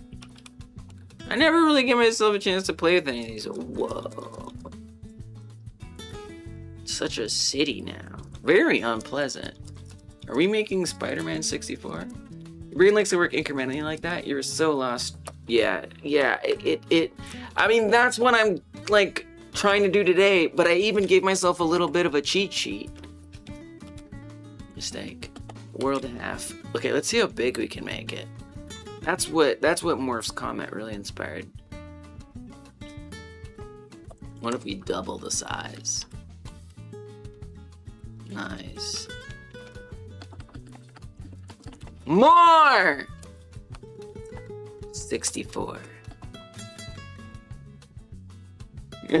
Shoot, and some loading. Wow. But with the chunks, it doesn't even matter. It takes a while to load, but at the end of the day, I mean, it runs great. This is cool. Wait, this is like kind of cool though. Yo, chunks are OP. You can just like do anything with chunks. All the chunks, none of the problems. Okay. How big should we go? 256? If you activate the profile in the debug tab, you can see how many objects you've been drawing. Oh yeah, I should do that. That's a good idea. And when you're super clever, you can build from the chunk under the player outward. What does that mean? You can build from the chunk under the player outward. Also, uh-oh. Uh-oh. I think Minecraft Classic is, well, it's not 250, please, you have to understand, 256 is not, that's a half world, please. This is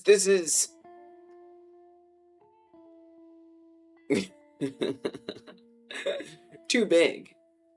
That's what this is.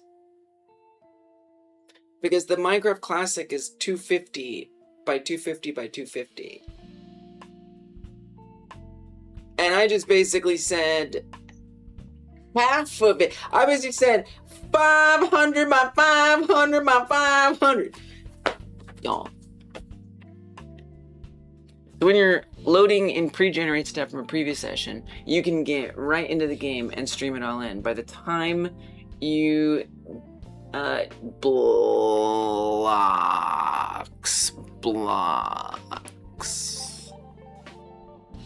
I don't think I'm trying to create 512 chunks. No, 512. But it's not 512 blocks. It's like the dimensions. It's still a lot though. I'm kind of fascinated that it just said, yeah, I can't do that. Like, what's that limit? Why does it hit that? It's kind of interesting to me. Okay, let's try, what's half of 250? 125? Let's see if it can do Minecraft Classic size world. I think it can. I like them big. I like them chunky. Get right back into the game and stream it all in. By the time you get to that part of the world, it's loaded. Oh, right, like stream. That's what they call asset streaming, right? More or less. Oh, I don't even think we can do 125. Like, where does it decide what the cap is? What makes it... Wow. We got a hard limit. As far as I can tell. I wonder... I mean, right now the chunk size is not designed to be an export.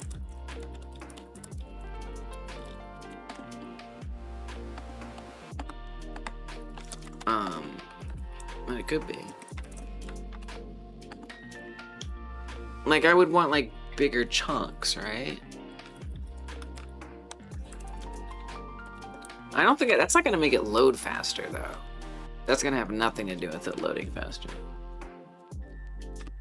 Because that's just like when you're rebuilding as you're destroying things. It has nothing to do with the load moment. So that's not gonna help you.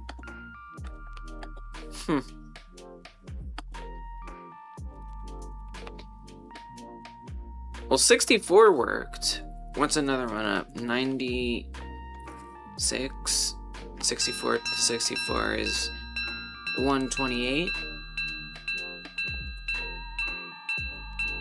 It's kind of fun just to see what limits it can do. All right, am I gonna get this box rendered? Today's can I make a box? That's what today became.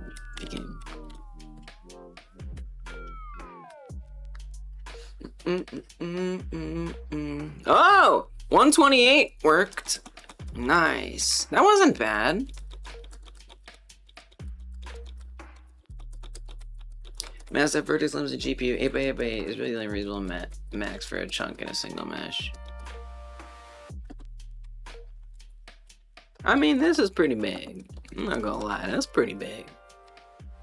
That's a lot of landscape. It's a hideous landscape, but...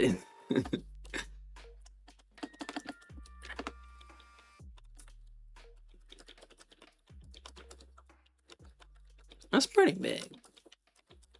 That's, almost as big as Minecraft Classic. Wait, it is as big as Minecraft Classic. It's actually a little bigger than Minecraft Classic. Minecraft Classic, I think, is 250 by 250 by 250. If half of it is 128, and that's bigger than that. Just by a little. Alright, more. It's cool. I mean, I see the excitement, right? I feel like making something like this from scratch with the tutorial's help. But seeing like a basic, you know, concept of a Minecraft, I can really understand, I think, put myself in the position a little bit, not fully, but just a tiny bit, what it was like to play those earliest versions of it. I mean, just being able to generate like a random world that's so big where you could be creative and navigate it. It's pretty cool. Technically you can do it in 8 verts, but if you... In reality, you need 4 distinct verts per face, even if they share position within the vert because of the way you're rendering. Wait, what about verts? Technically you can do it in 8 verts. 4 distinct verts per face. I don't know what you're talking about. It's so much. This feels gigantic.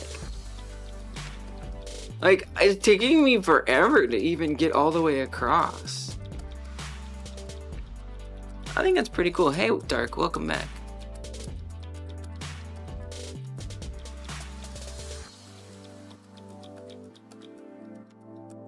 Oh, Vinge's question. I was like, huh? What? You what? This is big.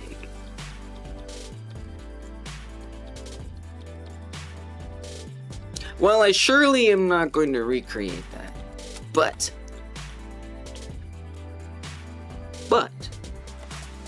Perhaps. Perhaps I can make this become a box facing the right way. I still don't know why the colors aren't showing up. Okay, let me lock in on this. This will be the last segment. This will be the last section, okay?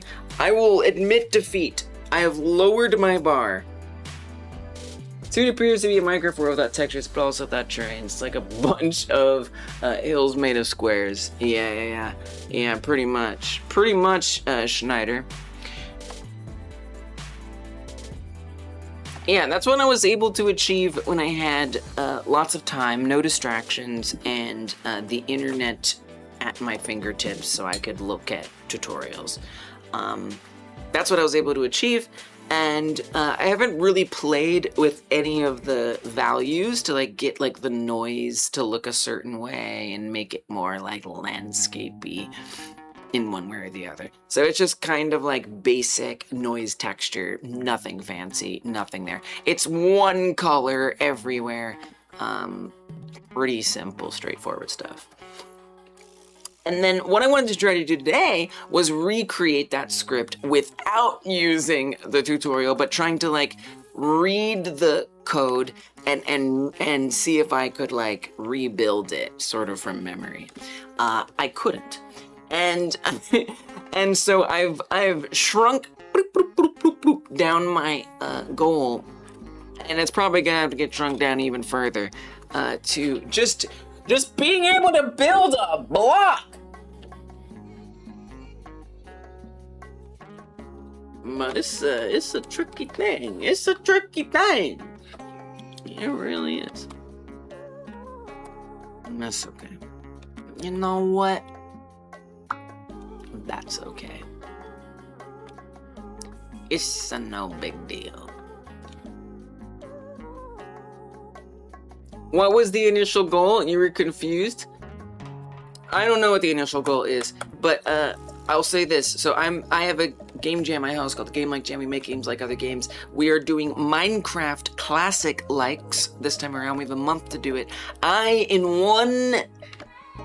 let me put it this way. Off stream, I put together that basic Minecraft beginnings that you just saw and remarked on, right? And what I wanted to do today was try and recreate that which I had more time and resources to make in one sitting, okay? I wanted to recreate that level gen in one sitting. And I did not. So I've shrunk down that goal to be, well, maybe I can just make a box, right? To just help me sort of drill down and appreciate more what that code is doing. And so it didn't, hey, what's up, Proj? I feel like all my other, I think the internet getting knocked out kind of messed up some of my overlays. That's why we don't have all those. Hey, Elmi, welcome back.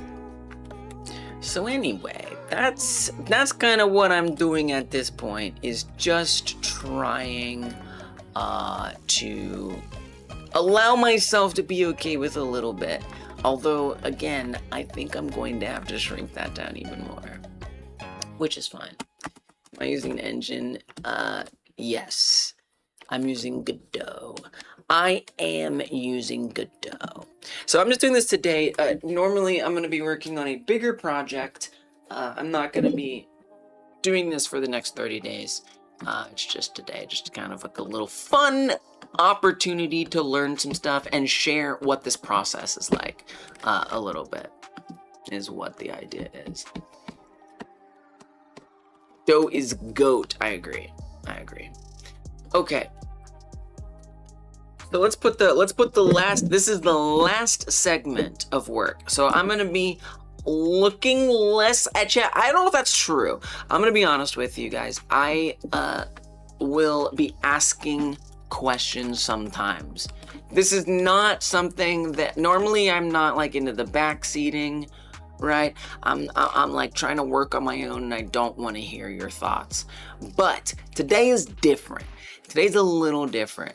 Ideally, you would keep whatever you're gonna say to like be relevant to what we're like doing, you know, and not like just start over and do it my way. Like none of that crap. But like, you know, a little help is good for us all at this point. All right, so let's set this up. I'm going to do one last section of 1 hour and 20 minutes. And no, that is not a break. That is the end. That is the end of the line.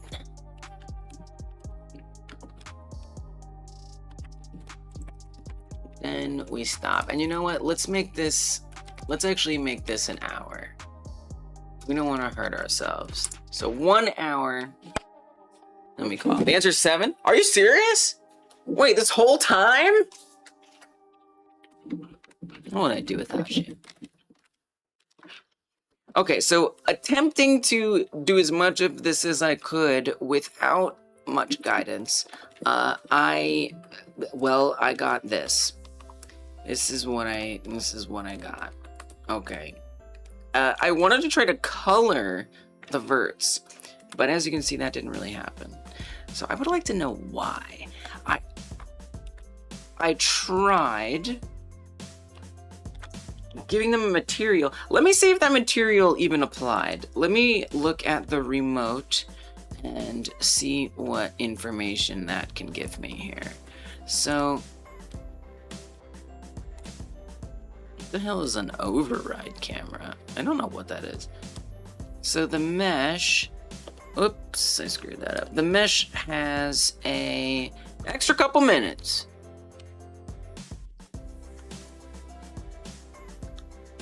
Material, base material, per vertex.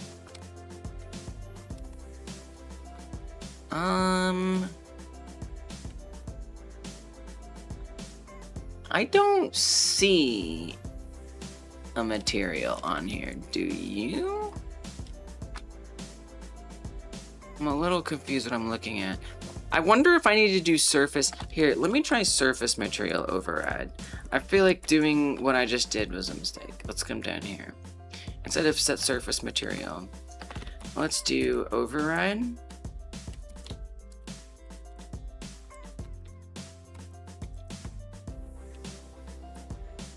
Well, to do that, I think you have to do mesh dot wait.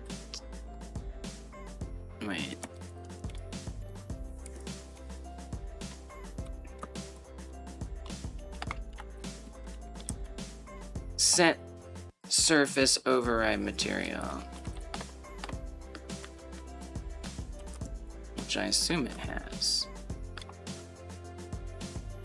No, in array mesh. Oh, array mesh has different stuff. Oh, that I was not exactly aware of. Okay, this is new information that I need to consider. Whoa.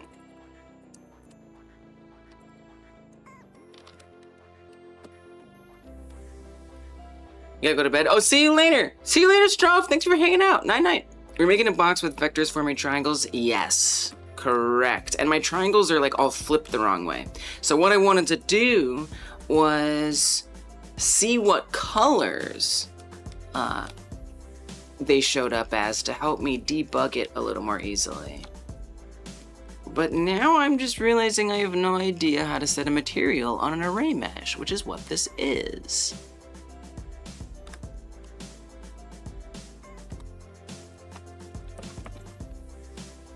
But an array mesh has a mesh as a base.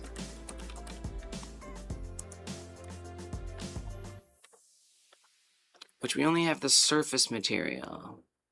That's it. There's surface set material.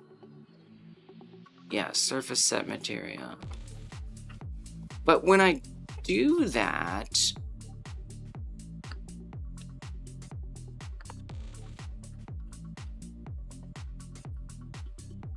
I'm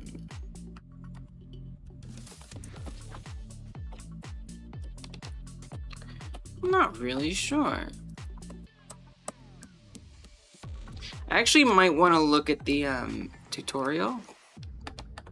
There might be, it might mention it in there.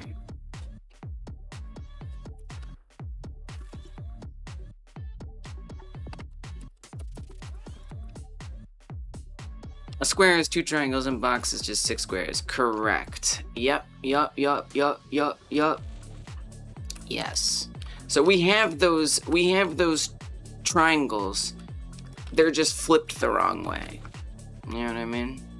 They're there, but they face, they're not necessarily all going to be facing out this way. Some of them are like facing in, some of them are facing out. I even feel like some of them are like rotated or something.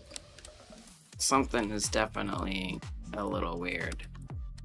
But they're all there. They're just not oriented correctly. You know what I mean? The 3D logic, I don't know. I think what it, yes.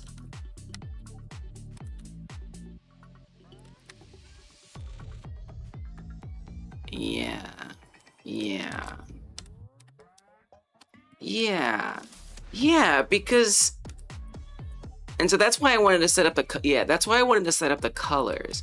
So that way I could see the difference between each of them. But that is its own struggle, evidently, to enjoy. I mean,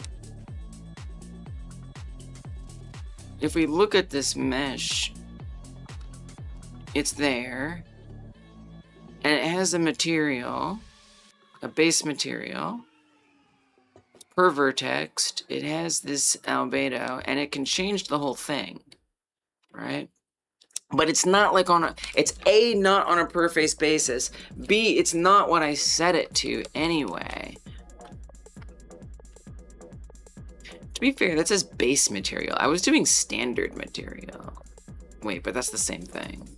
This just is contained within a standard material. So I'm just not sure why the colors aren't applying to it. So, you know, then it starts to become this whole other thing. Let me just do a little lookup. I think it's time to do a little research.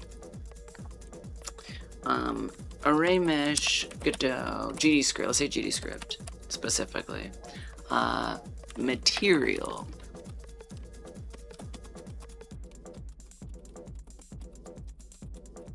Yeah. Array mesh is used to construct a mesh. Array mesh materials.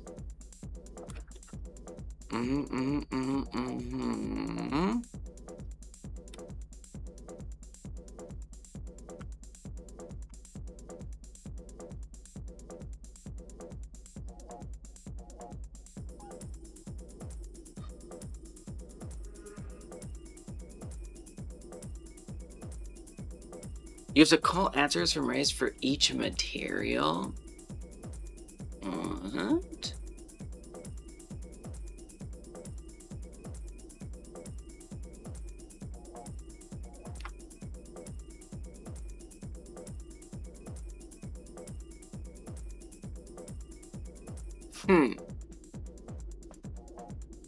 Right, because we're doing it for each face. I guess that makes sense. Add surface from arrays, mesh prototype triangles data,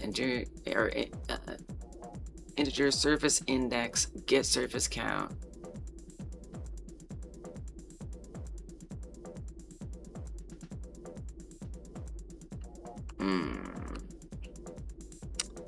Oh, the C# is throwing me a little bit.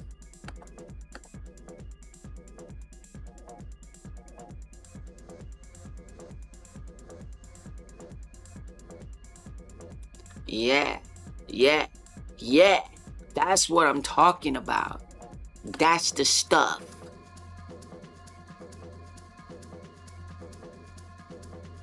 Oh my.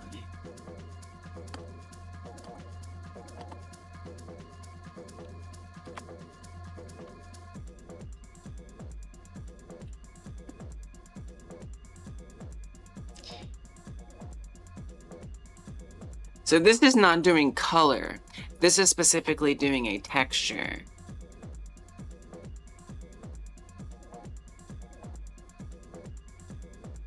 And it is indeed calling it multiple times. You're dragging and dropping it? Oh. But this is like in the scene. I mean, it's a little different, but it's interesting.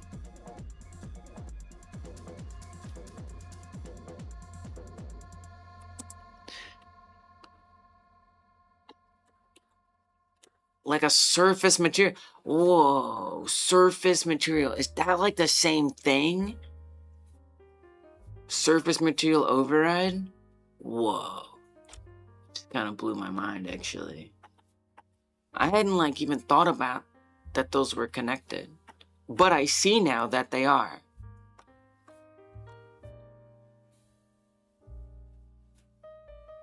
Wow.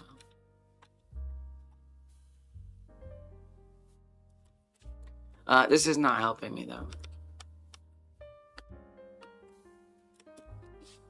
But specifically, it's the color that I'm interested in. So I'm gonna type in array colors. Nope. Is it color?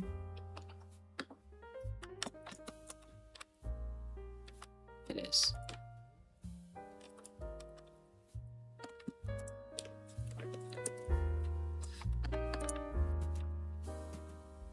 Nothing. Oh, I typed it wrong. I was like, really? Not even the documentation? That's what I thought. Map textures.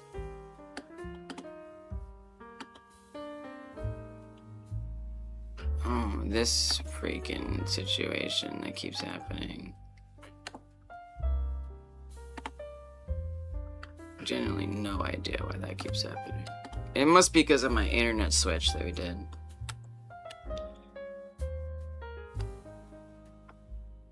The texture will map based on the UV coordinates that vertices the mesh. I see you haven't supplied any UV coordinates. I don't know what the default behavior is when you haven't supplied, but I assume it falls back to some default. Figure it out. Well, tell us. What did you do? Enlighten us. Message me in private chat. Jesus Christ. Some people.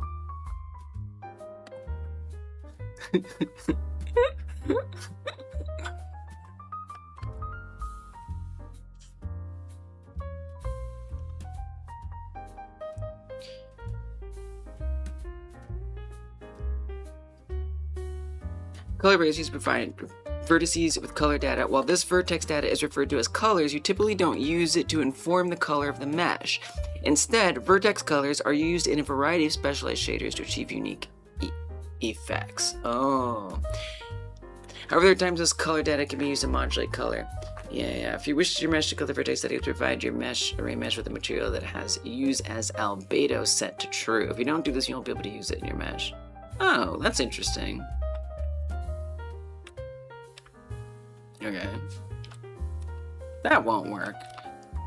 Surely it isn't that easy. That just seems too easy.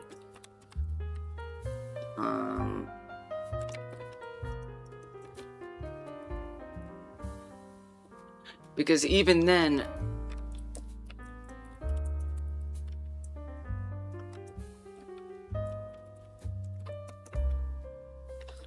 vertex color uses albedo. That has to be on the material itself. So we would say here, chunk mat.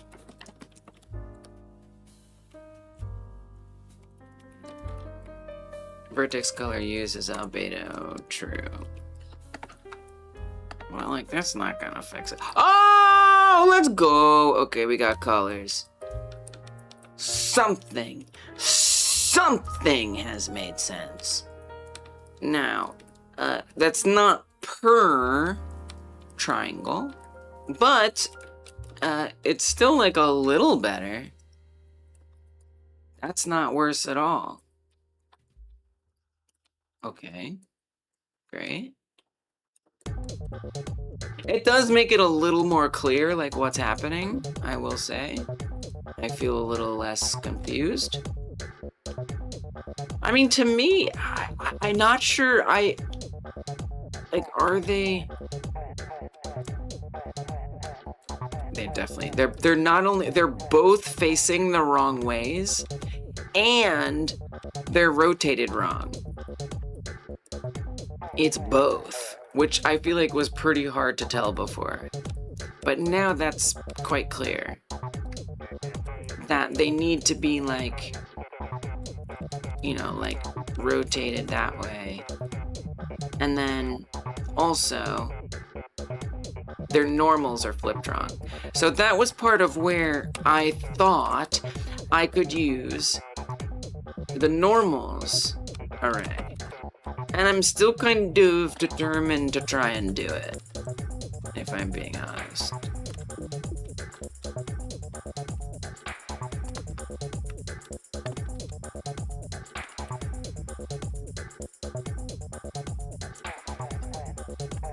So if I'm iterating through all of these, we go for each face, current iteration, and find the direction. And then add in the normals. I mean, I'm quite sure it's not going to work. That's not going to stop me from trying. Just to see what happens.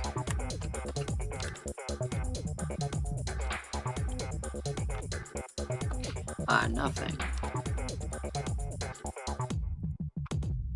Literally nothing different. Which I have to say is actually impressive. That's very impressive. Are you sure you applied it? Yeah. Yeah.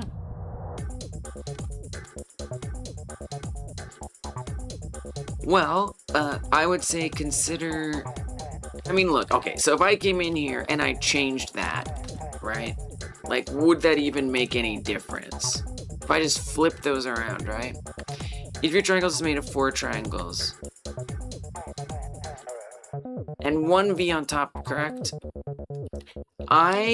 Here's what I'm going for. What I'm going for is boink, boink, boink, boink, boink, boink. There's the box. And each square, what I want is I want to define, here's where all of these points are, right? So this maps there, whatever, for example, not the actual points, but in theory, that's where they would go, in theory. And then when we're drawing the triangles, there would be a triangle that connects here and a triangle that connects there. So 2 triangles for each face. This is supposed to determine the winding direction. Face tries. I don't think this is the correct layout of where each vert maps, but in theory, it would be like, there's one, here's one, here's one, and it sets that up as the try, because that's based on this. And that would be 1 triangle, for example. And then these represent each of those points. So I don't know if that makes it a little more clear. And I mean, I'm kind of just like guessing in some ways. Yeah. Now you're lost. You're more lost. Did that look different? Why do I weirdly want to like make another one? Okay. Here, let's put all those back. I want to see if I can perceive a difference. Like, is this doing literally anything?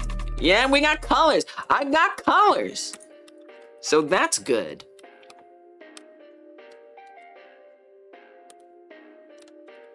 No different. So that is literally making no friggin' difference. I mean, weirdly, the lighting is different. But other than that, I mean, that is definitely weird. I will say that I don't know. That's definitely weird. They're all inverted. They're all facing the wrong way.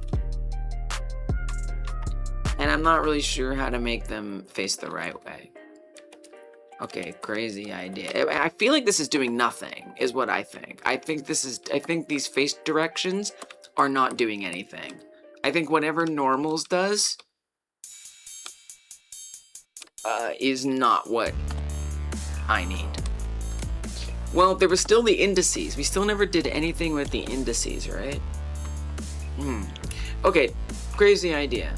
Crazy idea. What if I switch these? I'm just gonna like literally reverse these. We're just trying things. Okay, we're just trying things. What happens? Nothing? It's the same still? I mean, it's definitely telling that nothing is changing, right? So there was like another version of this that happened. I'm starting to think that was probably on the more correct track than this is. Okay, what if I just make these all zero? Like, something, do something. Let my choices have consequences. Okay, that one on the back is gone. Something has happened. We love to see that. Okay, leave one in. Now run it. Okay, nothing we can see on that side. So this is on like the other side, right? Put them all back though. I don't want to lose those. We should probably just comment them out. Might be easier.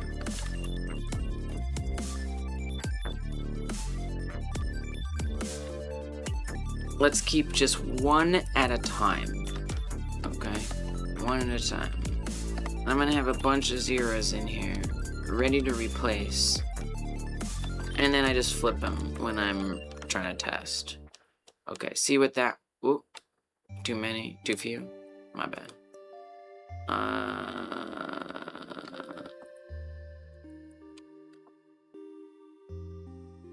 Oh, it was one of them actually zeros? That's funny. That confused me. That one has a corresponding zeros, that has a corresponding zeros, that has a corresponding zeros. That one needs a corresponding zeros. Comment this one in. Comment that out. I want them all to be zero. Okay, now try it.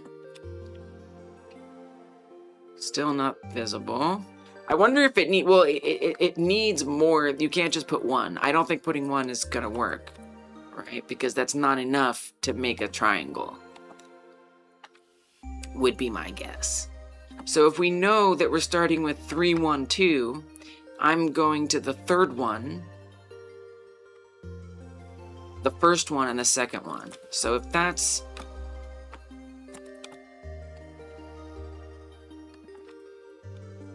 the second one, this is the second one. You don't really need to do a zero for that.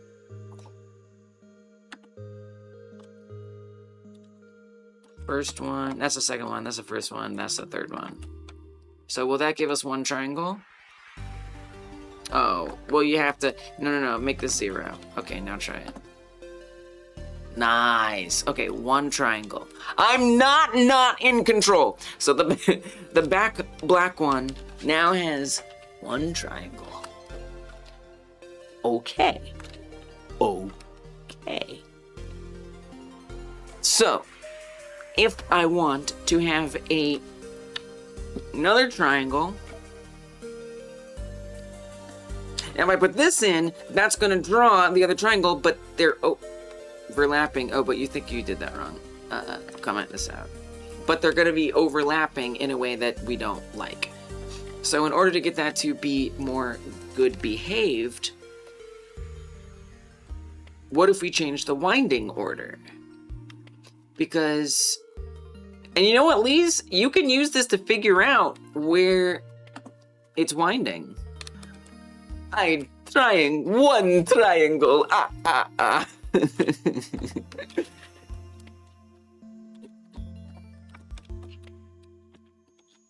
take it. Because whenever we add in, I don't know if I actually can figure this out, right? Like which one is which. I'm actually still not sure which number is which. Is that deducible here? I don't know. Well, you could try to guess and then see if it works out. When we add the 100 in, now I want my extra 20 minutes. When we add that extra 0 in, it adds this. That's the triangle it's adding. It's not the triangle I want, but it's the triangle I get. So we have this extra point down here. So is that 0?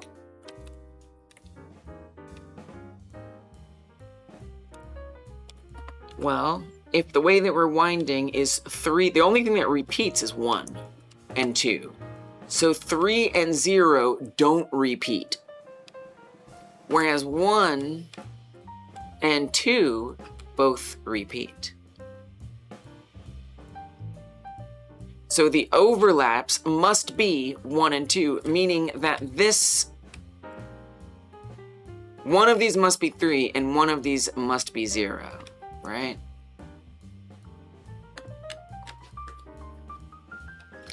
If well, we can assume which one 0 is. 0 has got to be this one. That's 0. 0 is in the back there. Which, it's still facing the wrong way, right? It's facing totally the wrong way. So technically our 0 is here, which means our 3 must be right above it. And so we know that 2 and 1 are some configuration of those. Okay. So, and I want everything to be flipped.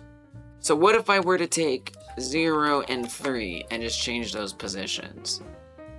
Literally nothing has happened. Well, I can't say I yet understand why they're not facing outward. I don't know why they're not facing outward. That one's a bit of a mystery to me here.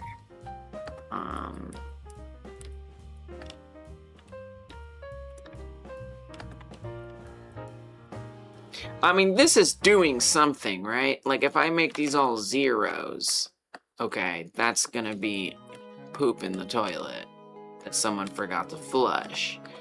Okay, as long as that happened. So, excuse me, excuse my language. What if we switch all of these? Oh, we're guessing. Whoa. Oh, they're facing the right way now. Oh. What? Switching those made it face outward. Okay. W. And then... do I know why? Not really. Not really. I've just guessed. And I'm okay with that. I'm pretty okay with that. I mean, think about it. What was the difference? The difference was... It's like there's this one connecting one, right? The one that isn't repeated. And then the ones that are. Yeah, draw the second triangle at the correct angle. Correct. Right. You'll have to comment in the Discord with the logic. Oh, nice. Well, now I don't want to look at it, because now I'm excited because I'm on a roll, but I really want to look at what you did do. Once I have it be a box. I'm interested. Just not yet. 3, 2... Okay, but why? But, like, why? But, like, why? Does anyone know why? Why did they flip? So it went from... I'm gonna put this like that. Oh, it didn't like that yet. Okay, there you go. It went from...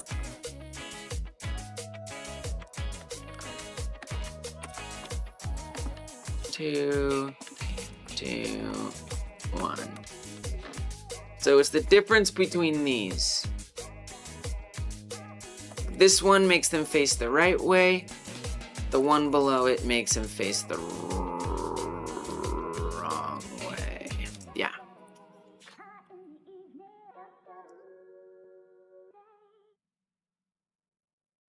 if we look at the box, and I guess I'm still not fully sure what is where. If we start from 0, I mean, I guess it's just however Godot calculates it counterclockwise versus clockwise. I think that's all that there is to it. But I believe this is 0, I think. So if we're starting at 3, we go to 3, 1, 0. 3, 1, 0. What if we skip... Oh god, it gets confusing. 3, 1, 0. Can we get rid of 2? 0, 1, 2. I'm just kind of curious to see what happens. Don't get excited! Okay. Hard. Alright, I'll take a look at it. So that has flipped the top and the bottom. No, it flipped them all. Wait, they're all inverted again. Whoa.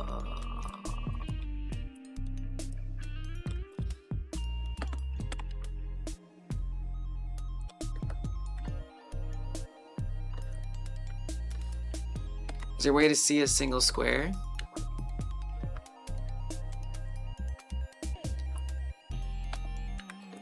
What does that mean? Why do you want to see just a single one? You want to see them all?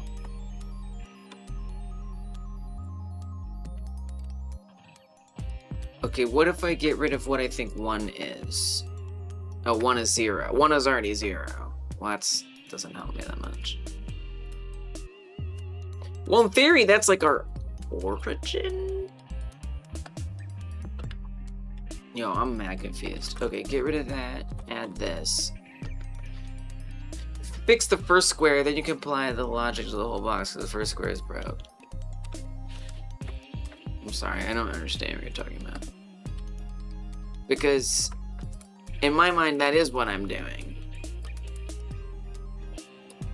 Yeah, I don't know. I don't really understand what you're saying. I'm sorry. So it's still flipped.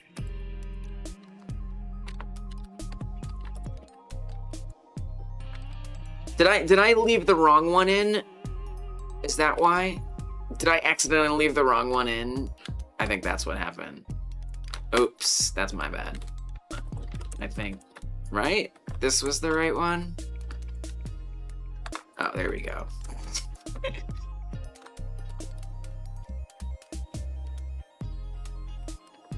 No, I think it's, I mean, we just have it, I only have to fix one. It's the same thing. Whoa, look at that one. Oh, there we go. Okay, now I'm seeing one at a time. I'm only focusing on one. No, it wasn't one square. It was not one square.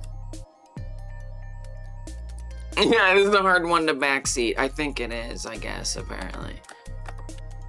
Okay, we've got one triangle there. Can we actually keep the camera at this view? Would be awesome if we could just start the camera there. Because that's the one I have decided to mess with. Period.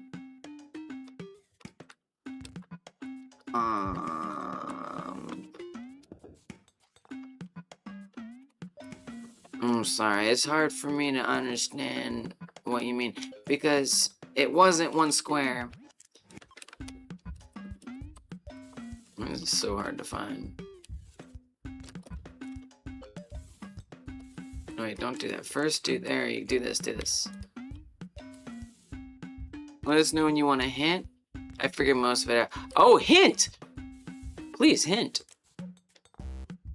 Okay, Schneider, I don't know what to do for you, man. I don't know what to tell you. It's okay. You don't have to backseat. It's okay. I don't know what to say. I don't know what would help you understand what's happening. I really don't.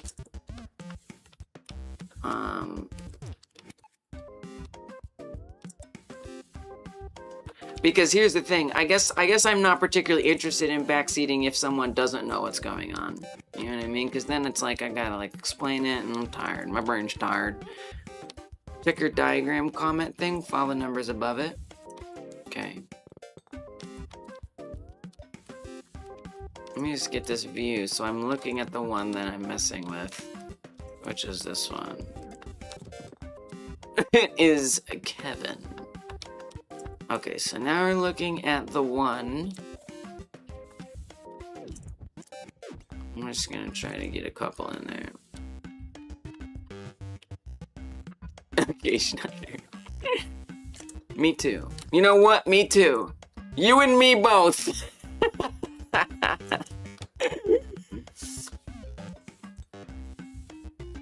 Alright, so now I've got the camera at the position. Hey Stapion, welcome.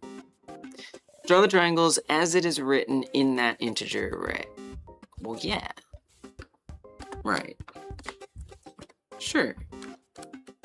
I think that's what I'm trying to do. That's what I'm trying to do. And I'm just trying to figure out, like, which one is which.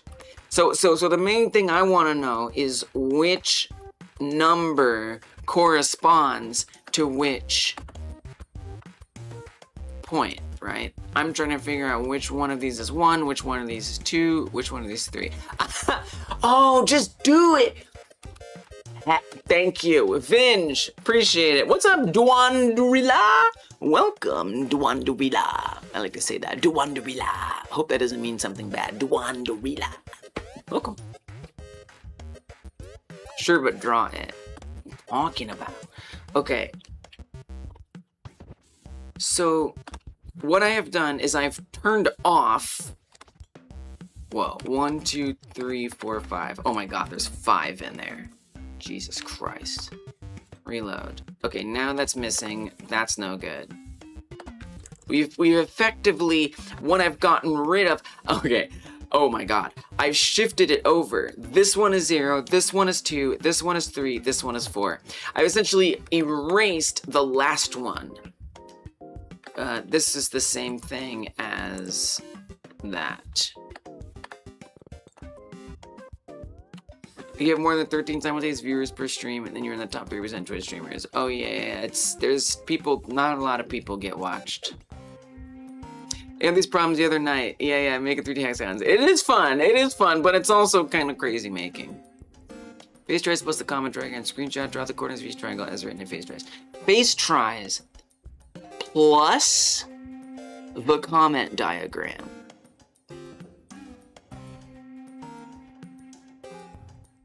Screenshot. Draw the corners of each triangle as written. Oh. Now this is all messed up. I've moved this around. Face tries plus screenshot. Draw the corners of each triangle. No, I don't understand what you're talking about. 3. Oh, so like trying to emulate it? Oh, I think I know what you're saying. I think I see what you're saying. Maybe. Kind of. I don't know. Because I'm removing one. So basically, 3 doesn't exist. Actually, 3 is the same as 1, 0, 1. Counterclockwise. Yeah, I do need to remember that. 0, 1. 1 and 3 are currently exactly the same. Which means 2 and 0 should be kind of known. So if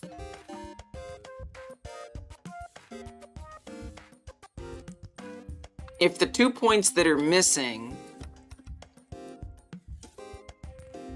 like what is that point? I don't know. I don't understand what the hell's going on. What if I put a 1 in here? What does that tell me? Like, what? Why did that do that? Well, you have to think about what these mean, right? Like,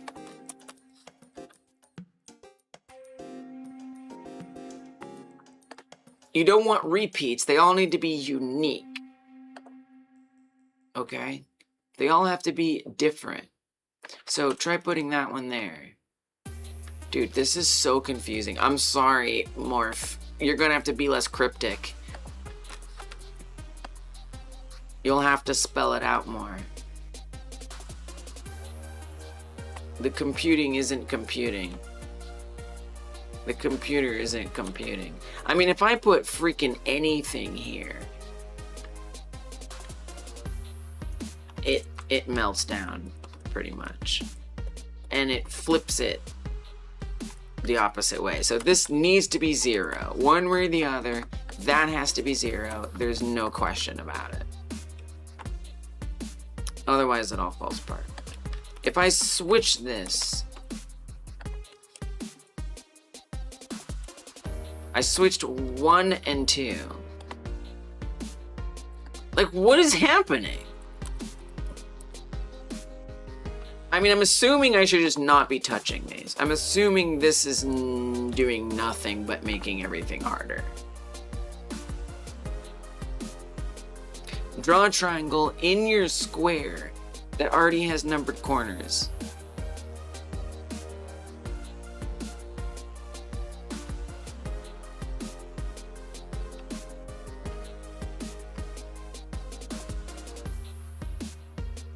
But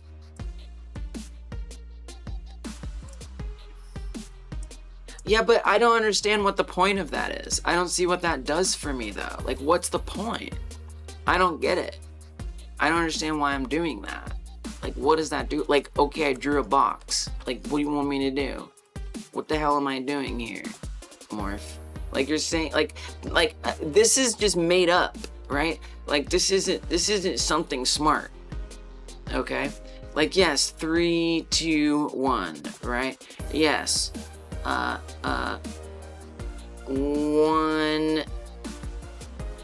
0, 2. Oh.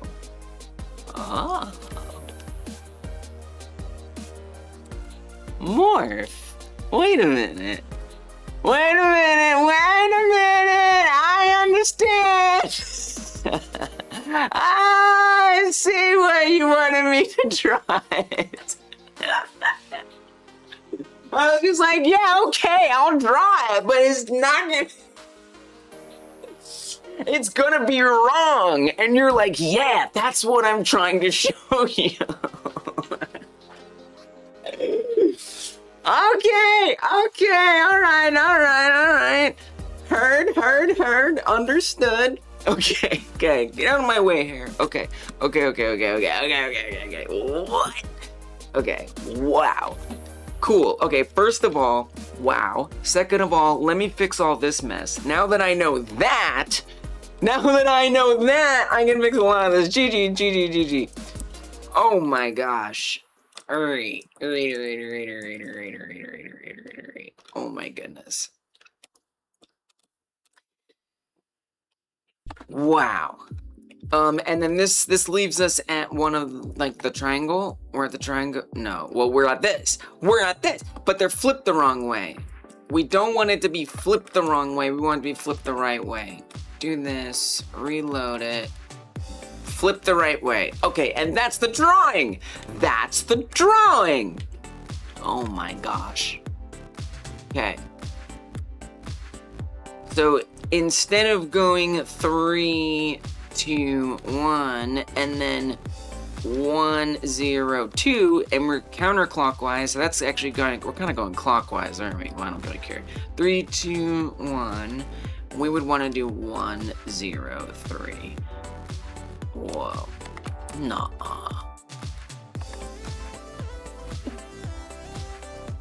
What? Huh? Did we make a box?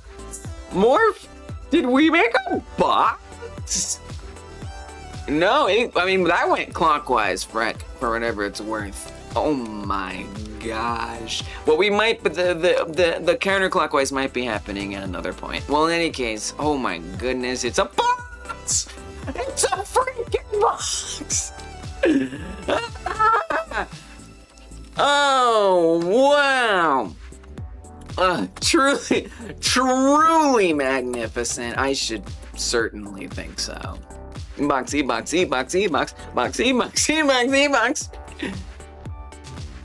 Yeah, Aphantasia, this is why you wanted to drown out. I see. Yes, Aphantasia family. Minecraft in one stream insanity. 8 trillion area. Yeah, it didn't work. It's Rubik's Box. Celebration. It's celebration. Celebrate good times. Come on. Whew. Wow. That's Minecraft. That right there is Minecraft. The clockwise can be useful if you want the geometry to always have flip normals. Yeah, maybe I do. Maybe I do. Okay, so now that I did that, it's an ecstatic box. Now that I did that,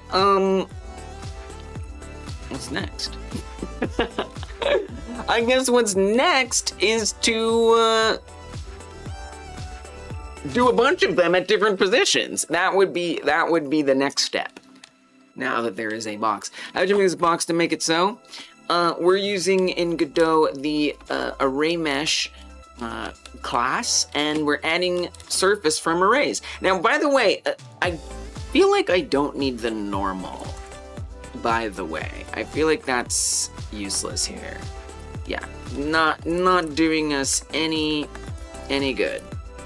Although it does look darker. Doesn't it look darker? I do think it's doing something, because look, when I come back here, it's brighter.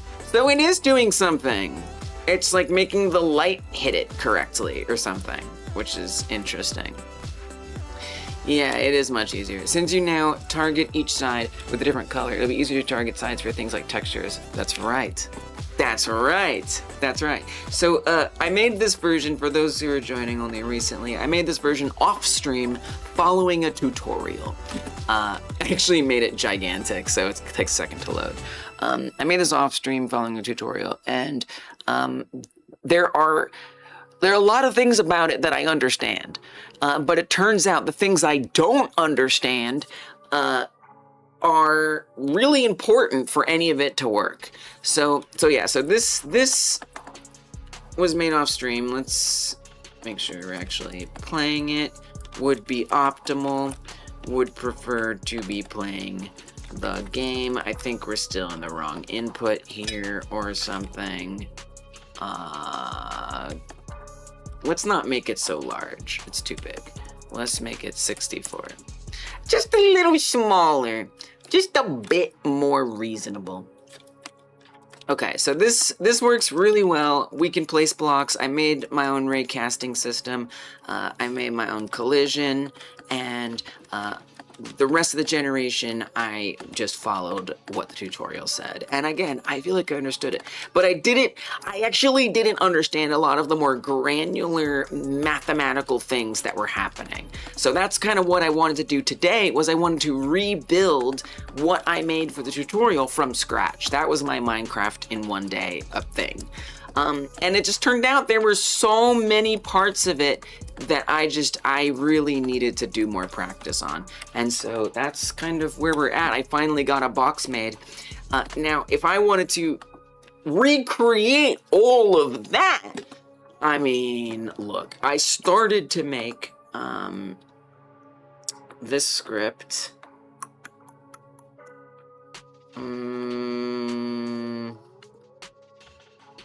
Here. I started to make this script, which was trying to be like a replica of the other one, but it was missing some things. And maybe now I could plug in what I just made in here. But what I started doing was I went directly into chunks, and I think that was a mistake, because I should have made it without chunks first, and then added the chunks in as they were needed. So box loaded chunk origin, floor, float. This is helpful. Yeah, I feel like getting the positions is a bit much on my brain right now. Because, well, what this does is this does fill out all the grid positions. This fills out all of our grid positions. And these are the same values. We'll want to change that or something. We got the noise. We have a material that we kind of do it our own way now. We set up the grid, so that way we have every possible position where a voxel would go. I think my generate is a little wrong. You know what I'd like to do? You know what I'd feel good about? If I could get, hey, what's up, Voiland? You're gonna make a game, but now you're making a video series. I'm making a game. I saw Voiland is making their own game engine based on Godot. It's pretty cool. It's actually very interesting. I saw that video. YouTube.com. Maybe we'll do it @/@Voilen's game dev journey. Voilen has some really fun Godot content. So are you gonna stop doing Godot content then? Is it, and what's the language? Zig? Did you say that you were making your own engine in Zig? I know you are. I've noticed that about you at this point. Like, you started making a video editor and everything is. I respect that, but maybe you're just, maybe making tools is also something you do. You know? You make tools and you procrastinate making games. You know? It's a little bit of both. Oh, you are going on a break. I thought so. Okay. Building a game engine. Oh yeah, you're calling it Engawa. Super cool. Definitely go check out Voilen's content if you're interested in game dev in general, especially as it relates to Godot. But they're literally making Godot, but not Godot.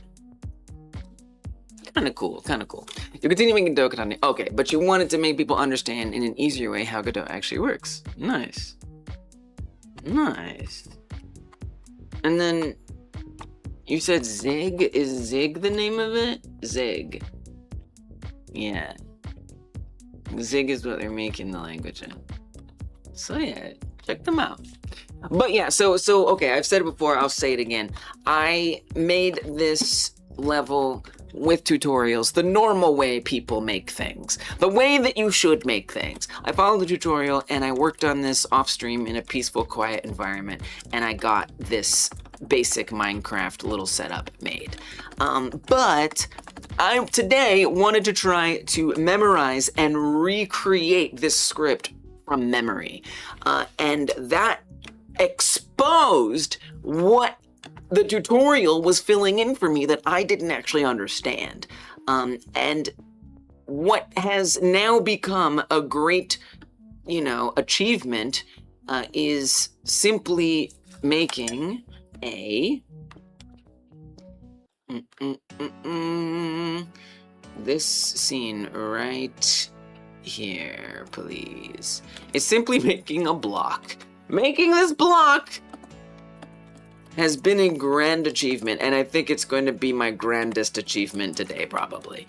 I think, so okay, let me see. I'm gonna add more time because we got into like talking and all that stuff, and well, I don't want to say 20. 20 is a bit much, but it's the only one I have on hand, so that's what we're doing.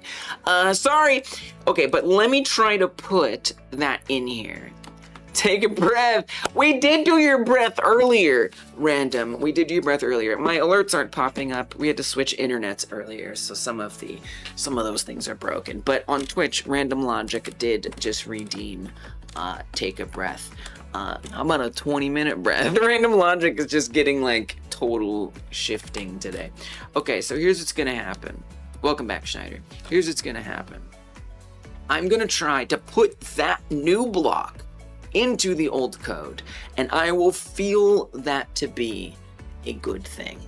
All right? Yeah, Classic had no multiplayer. Exactly. Yup. Oh, sorry, I missed that question, Schneider.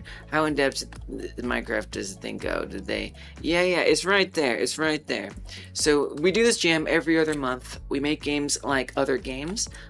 Normally I participate, but this time I'm only today. That's why I wanted to cram. By the way, that's the context for why I was trying to cram it in one day, because I just kind of want to, in solidarity, like learn some of the more complicated parts and like share it with you and like participate in that with you. But I have a bigger project I'm trying to work on, so I'm not going to be doing this like I normally do this whole month.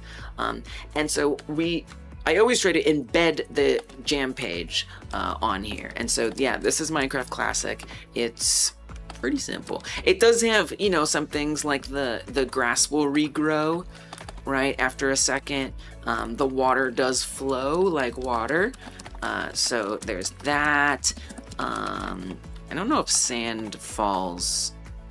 Oh, it does. So sand falls. It's kind of like a couple things, but it's mostly oh, you can also spawn a little short Steve. Okay, so it's got like a couple things, but for the most part, it's bare bones. So there's not multiplayer, there's not all that extra stuff.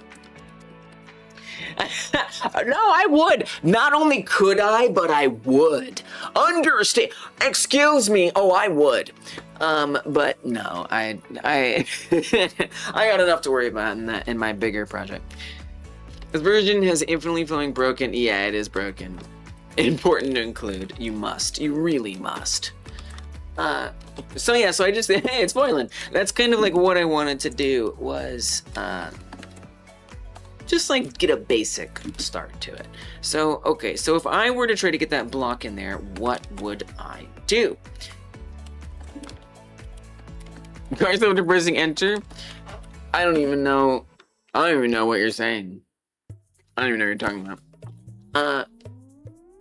So how do I do that? Well, this has got a bunch of this is actually a lot different, right? Like I set this up quite differently, if I'm being honest. It's entirely different logic. Because look, this what we wind around with, okay, like the wind around setup here, this is 321103. If we come to this one and we look at face tries, okay? If we come to this one, look, that's not the same numbers. It doesn't even have the same this. It's different. So, you know, if I were to try to change it, I would have to replace a bunch of things. And I gotta be honest, I wanna try. So I'm gonna try. And I'm probably gonna break it all. And you know what? I don't care. Let it happen. So if I replace all this, chaos has now ensued. Okay, so if I run this one, it's going to look awful. It's just going to be wrong. It's going to be so wrong. Wait, why is it fine? What? How? How is that not broken? Go Voiland just keeps popping up sometimes. What?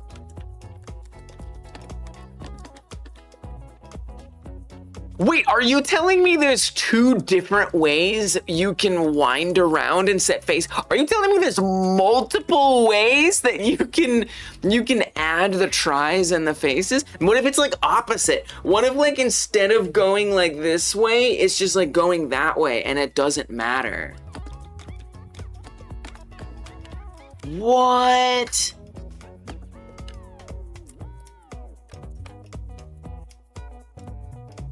Don't ask me. I don't know why that works. But that's kind of cool. You can draw triangles inside a square for evidently. Right, that, yeah, I guess that makes, and then, well, okay. Guess I didn't need to worry about that. Moving on, let's set up colors as well so we can see it, because I think it'd be kind of cool to see colors everywhere. That's it. That's my last great act of 15 minutes. So I'm gonna put this in there, and we need to. Well, I don't know about this material, right? Because this material is not really what we want. I'm actually gonna remove the material. So if I do that, it should just be pretty bad. Just like gray or something. Yeah, just gray. Okay. And I definitely have a better understanding. It may not be perfect, but I understand a little more than I did before. We're gonna get the colors, and we want to add that in over here. It's sad craft. Vertices. Okay, so like in here, we want a colors one, right? It's gonna be empty.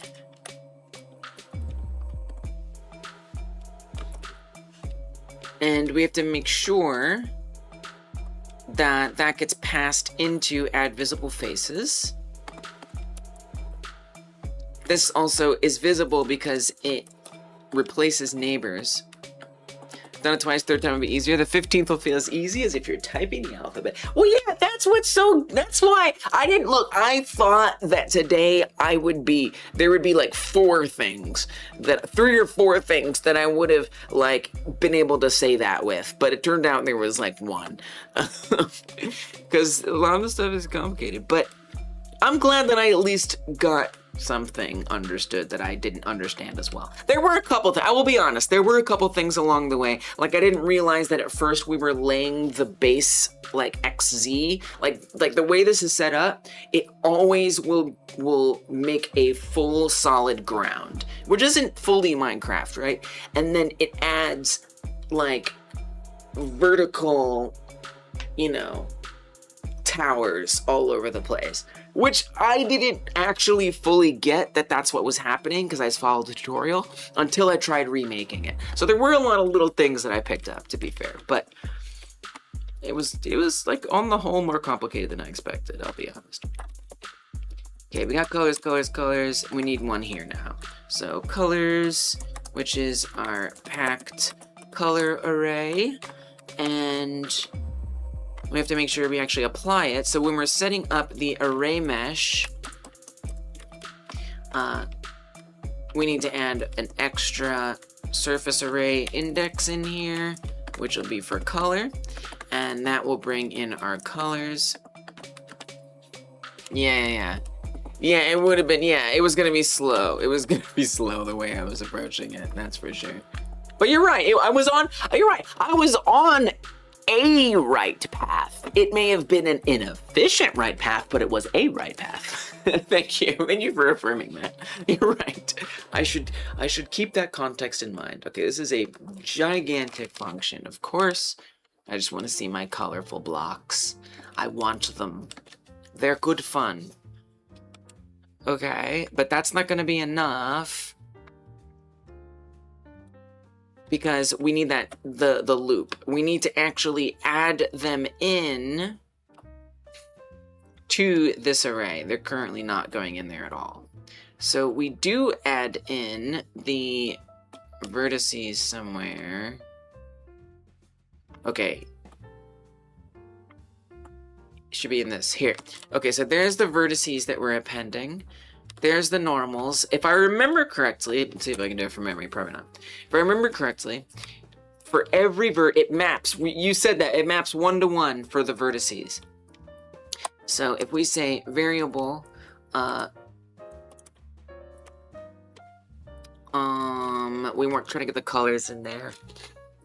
I mean, it's for each one. And you just want to like cycle through. There's 6, so there's 6 face data here. So it's really just each one. I feel like I could just say like colors append. Well, we have to get it from here. Do face colors, and then what if? But that's not. See, but that's not an iteration. There's no I here. We're not doing it inside. And the other one, I think I was doing it in like the size of it, but here we don't have that. So how do you want to get that? I mean, you could just do it every time. You can just check which iteration we're on. I mean, I could just do like a separate. It's a little sloppy. I'm sure there's a way we can make it more elegant, like if I have this going through the size and then we put that together. You could do that. I know you could, Lise. You could probably copy all that other logic, put it in here, and then just replace stuff. Why don't you do that? You know what? I'm gonna do it. I think I can pull it off. I think I can do this. You have a broken AC fan motor and you're doing the repairs today. Oh, good luck with the repairs.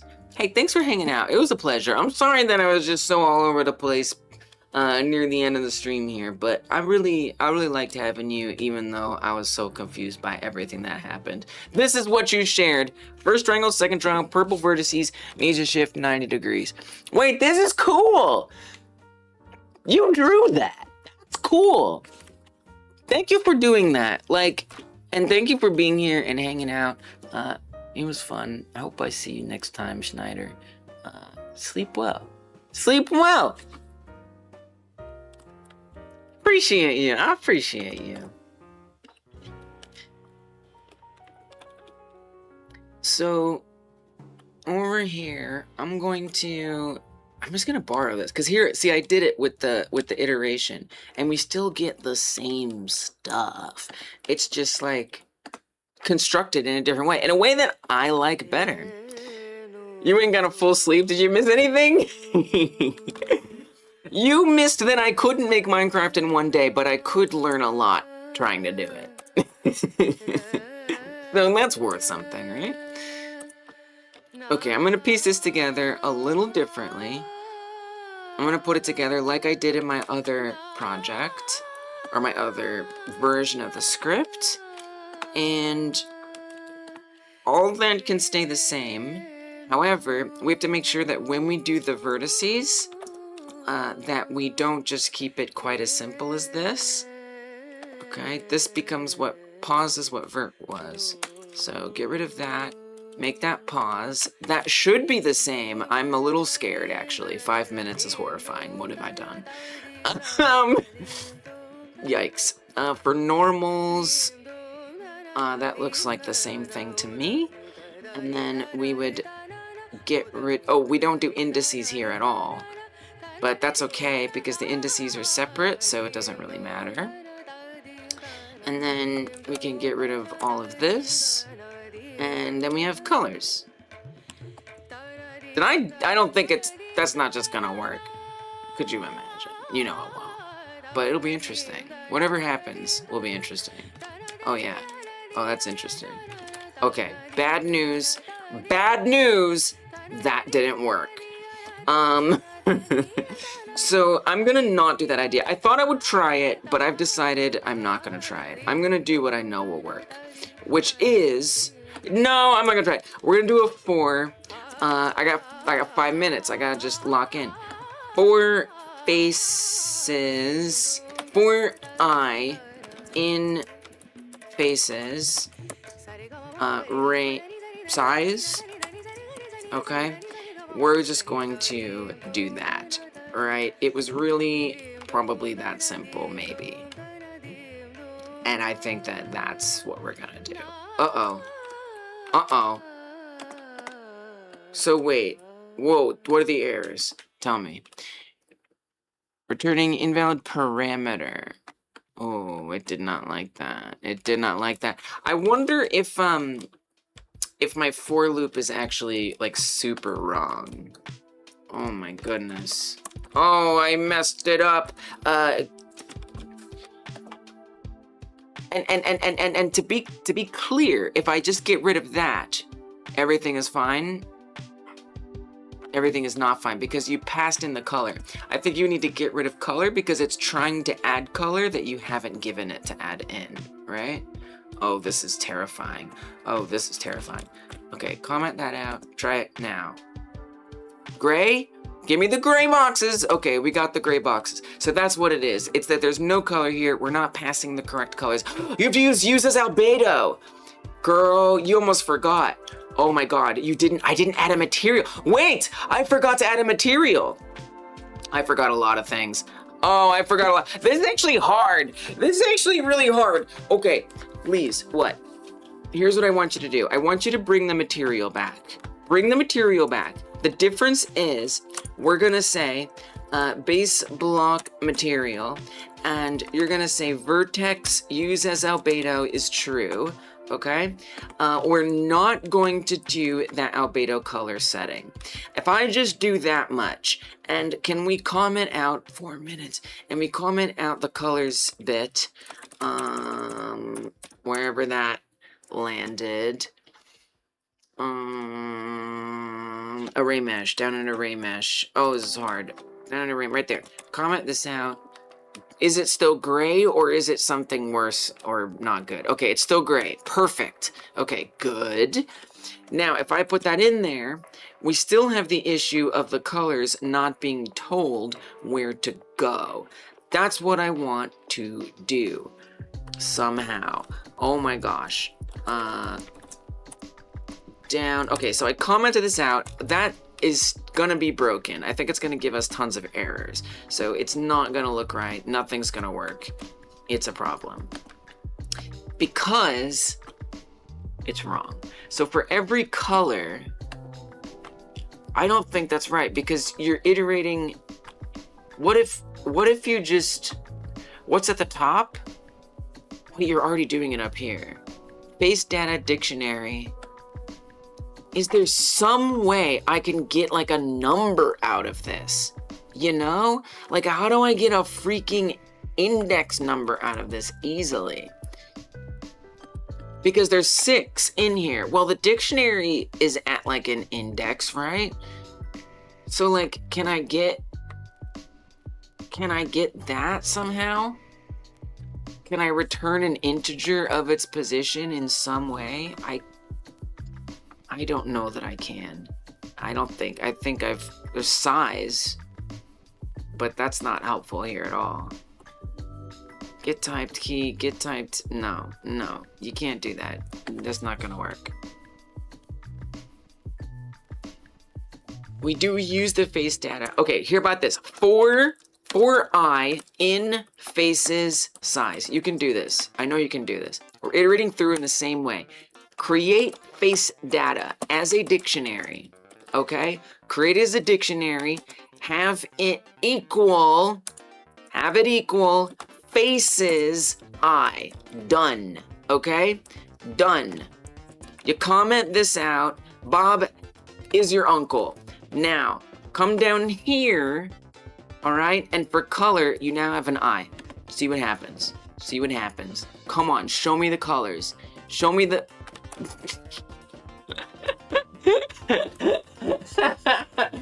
That was nothing. Well, does it still work though? Did I make sure it still works? Make a PS1 game?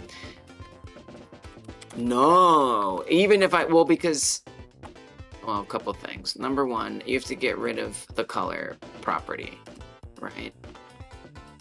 Get rid of this. Now try it. Now do it. Now do it. Now do it. Now do it.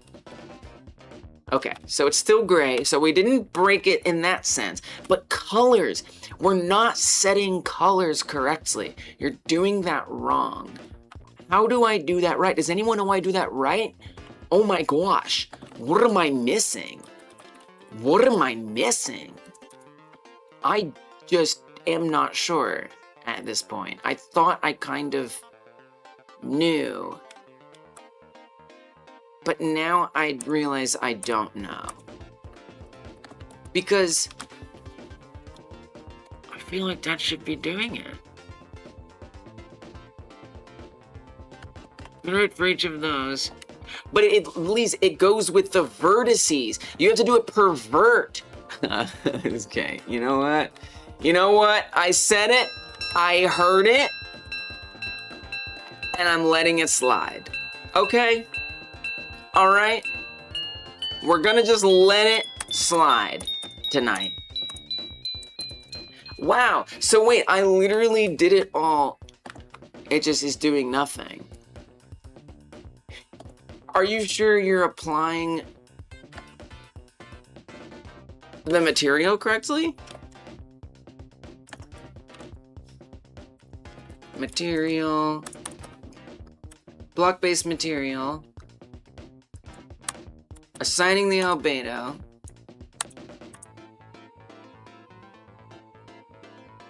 Material override. No. Cause that's for the mesh. Oh, this is going in the chunk. It's painting it by chunk? Don't do that. I'm sorry, I'm going over time. Incorrect. Wrong. Not desirable. What I would want, I know I'm not gonna get this. I know, I'm just gonna try one last thing. One last thing!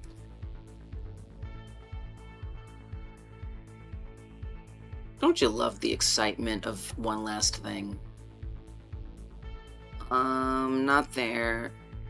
So much going on in this script. Go to array mesh. Where I had that set before was like right in here, right? So mesh instance,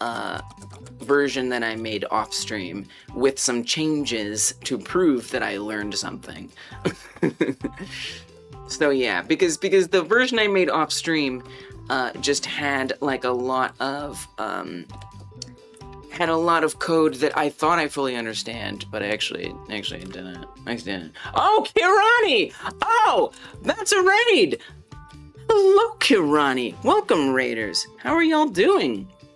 We're gonna have to do a little snowball, so I promise we'll find somewhere to go. But I just made a little Minecraft game. Okay, let's not say I made it. Let's say that I added onto it after having already made it, and I tried to do it a little more. We're doing a game jam. We do it every other month called the Game Like Jam, and I'm hosting games that we make like Minecraft Classic. I'm doing really good, Kirani. Hope you're doing well. Kirani's in Godot now. If y'all are familiar with Kirani, she has been working on Capyvarus, which is kind of like Fallout Shelter, but with capybaras. With capybaras. And that was in like JavaScript, I want to say. And now she's making a pinball game in Godot, and it seems extremely cool. Which, by the way, you're already ahead of the curve whenever we do 3D Space Cadet pinball for one of the Game Like Jam games. But this is Kirani's game that you can buy right now. That's super fun, super cool. Thanks for following, Zimeni. And it's cute and also apocalyptic. If you've ever wanted like cute apocalypse, this is your game. It's very fun. I had the pleasure of getting to test it a little bit, and I definitely think it's worth your time. How was your stream? I hope it was a good one. And if you got a rain run, that's all right. That's okay. Ain't no problem. What a stream. What a stream today. Oh my gosh. We had the internet drop out. That was fun. I learned that Minecraft is really hard to make.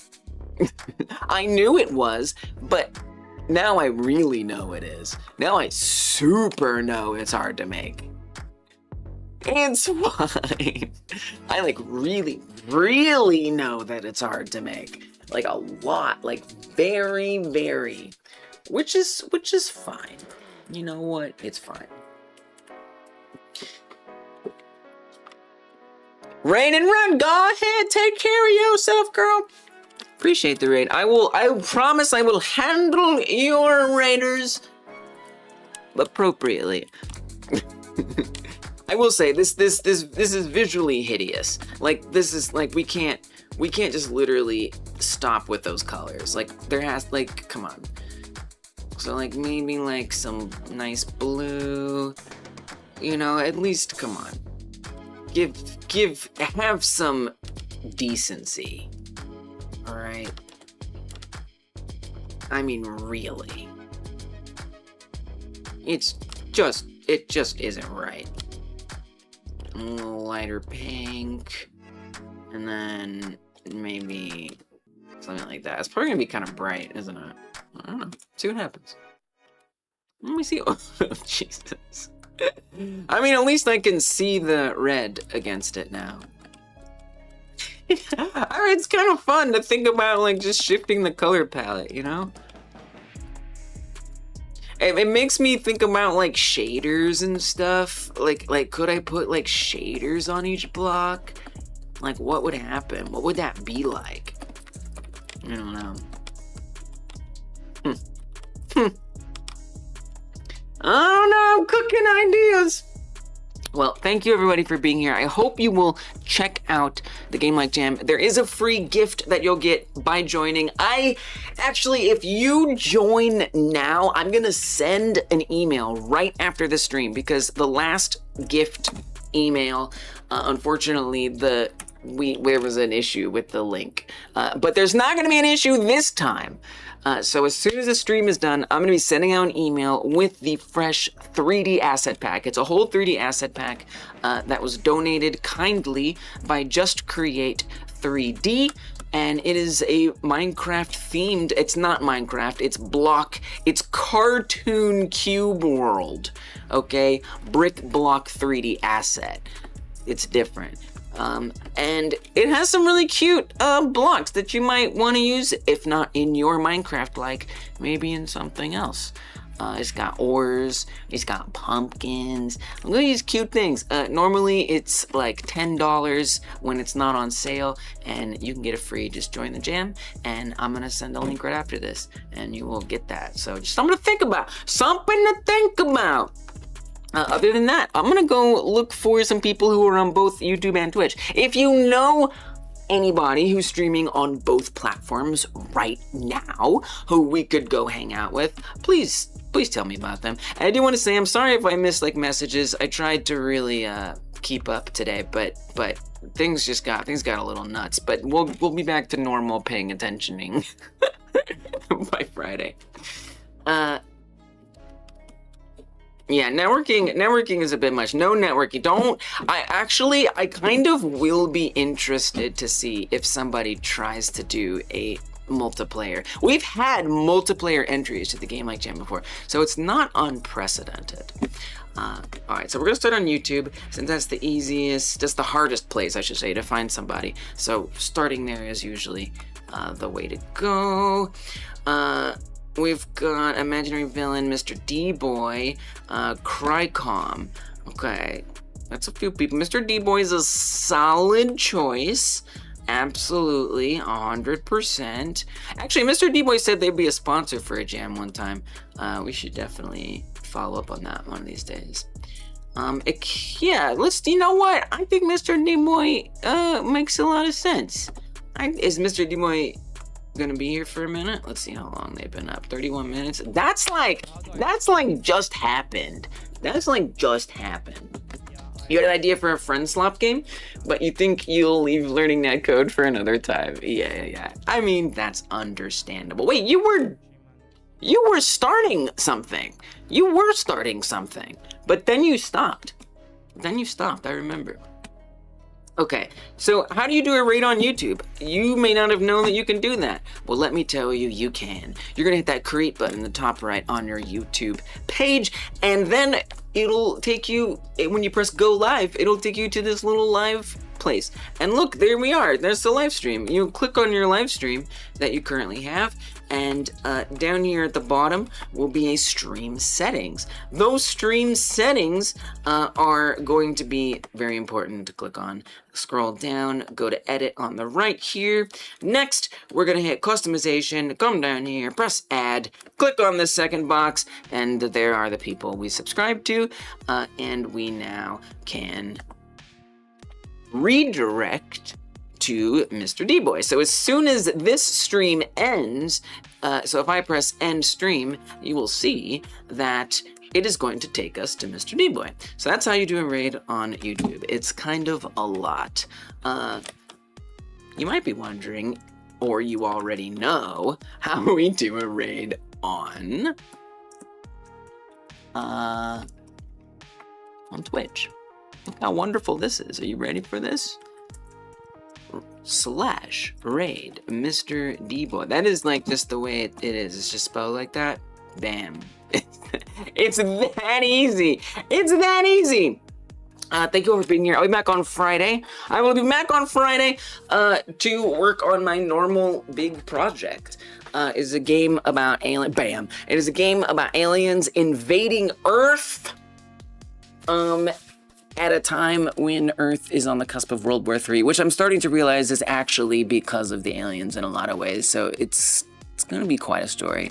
I might be working on branching dialogue. We'll see. We'll see. Maybe it'll be Blender. Could be a lot of things. Yeah, of course.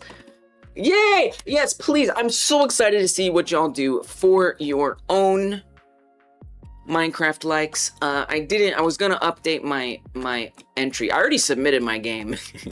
It's not a real submission, but you can submit your games already, but you shouldn't. Don't worry about it. Don't do it. Don't even worry. You know what? Don't even do it. Just join the jam. Get your free prize. I'm gonna send it out. I'm about to send it out. It's coming. What are you waiting for? By the way, jam message, or raid message if you want, right there in the chat. It'll let Mr. D-Boy know we are there on both platforms. Just copy it, paste it if you want. Might get back into streaming while jamming. Let us know. We want to check it out. Post it in the Discord. You are free to self-promote if it's game like jam, all right? All right, we got Twitch out of here. YouTube, now it's your turn. Thank you, YouTube, for being awesome. I appreciate you. You're my favorite. Well, it's true. Well, anyway. You can't say that, Lise. Stop saying that. All right, goodbye. Goodbye, YouTube.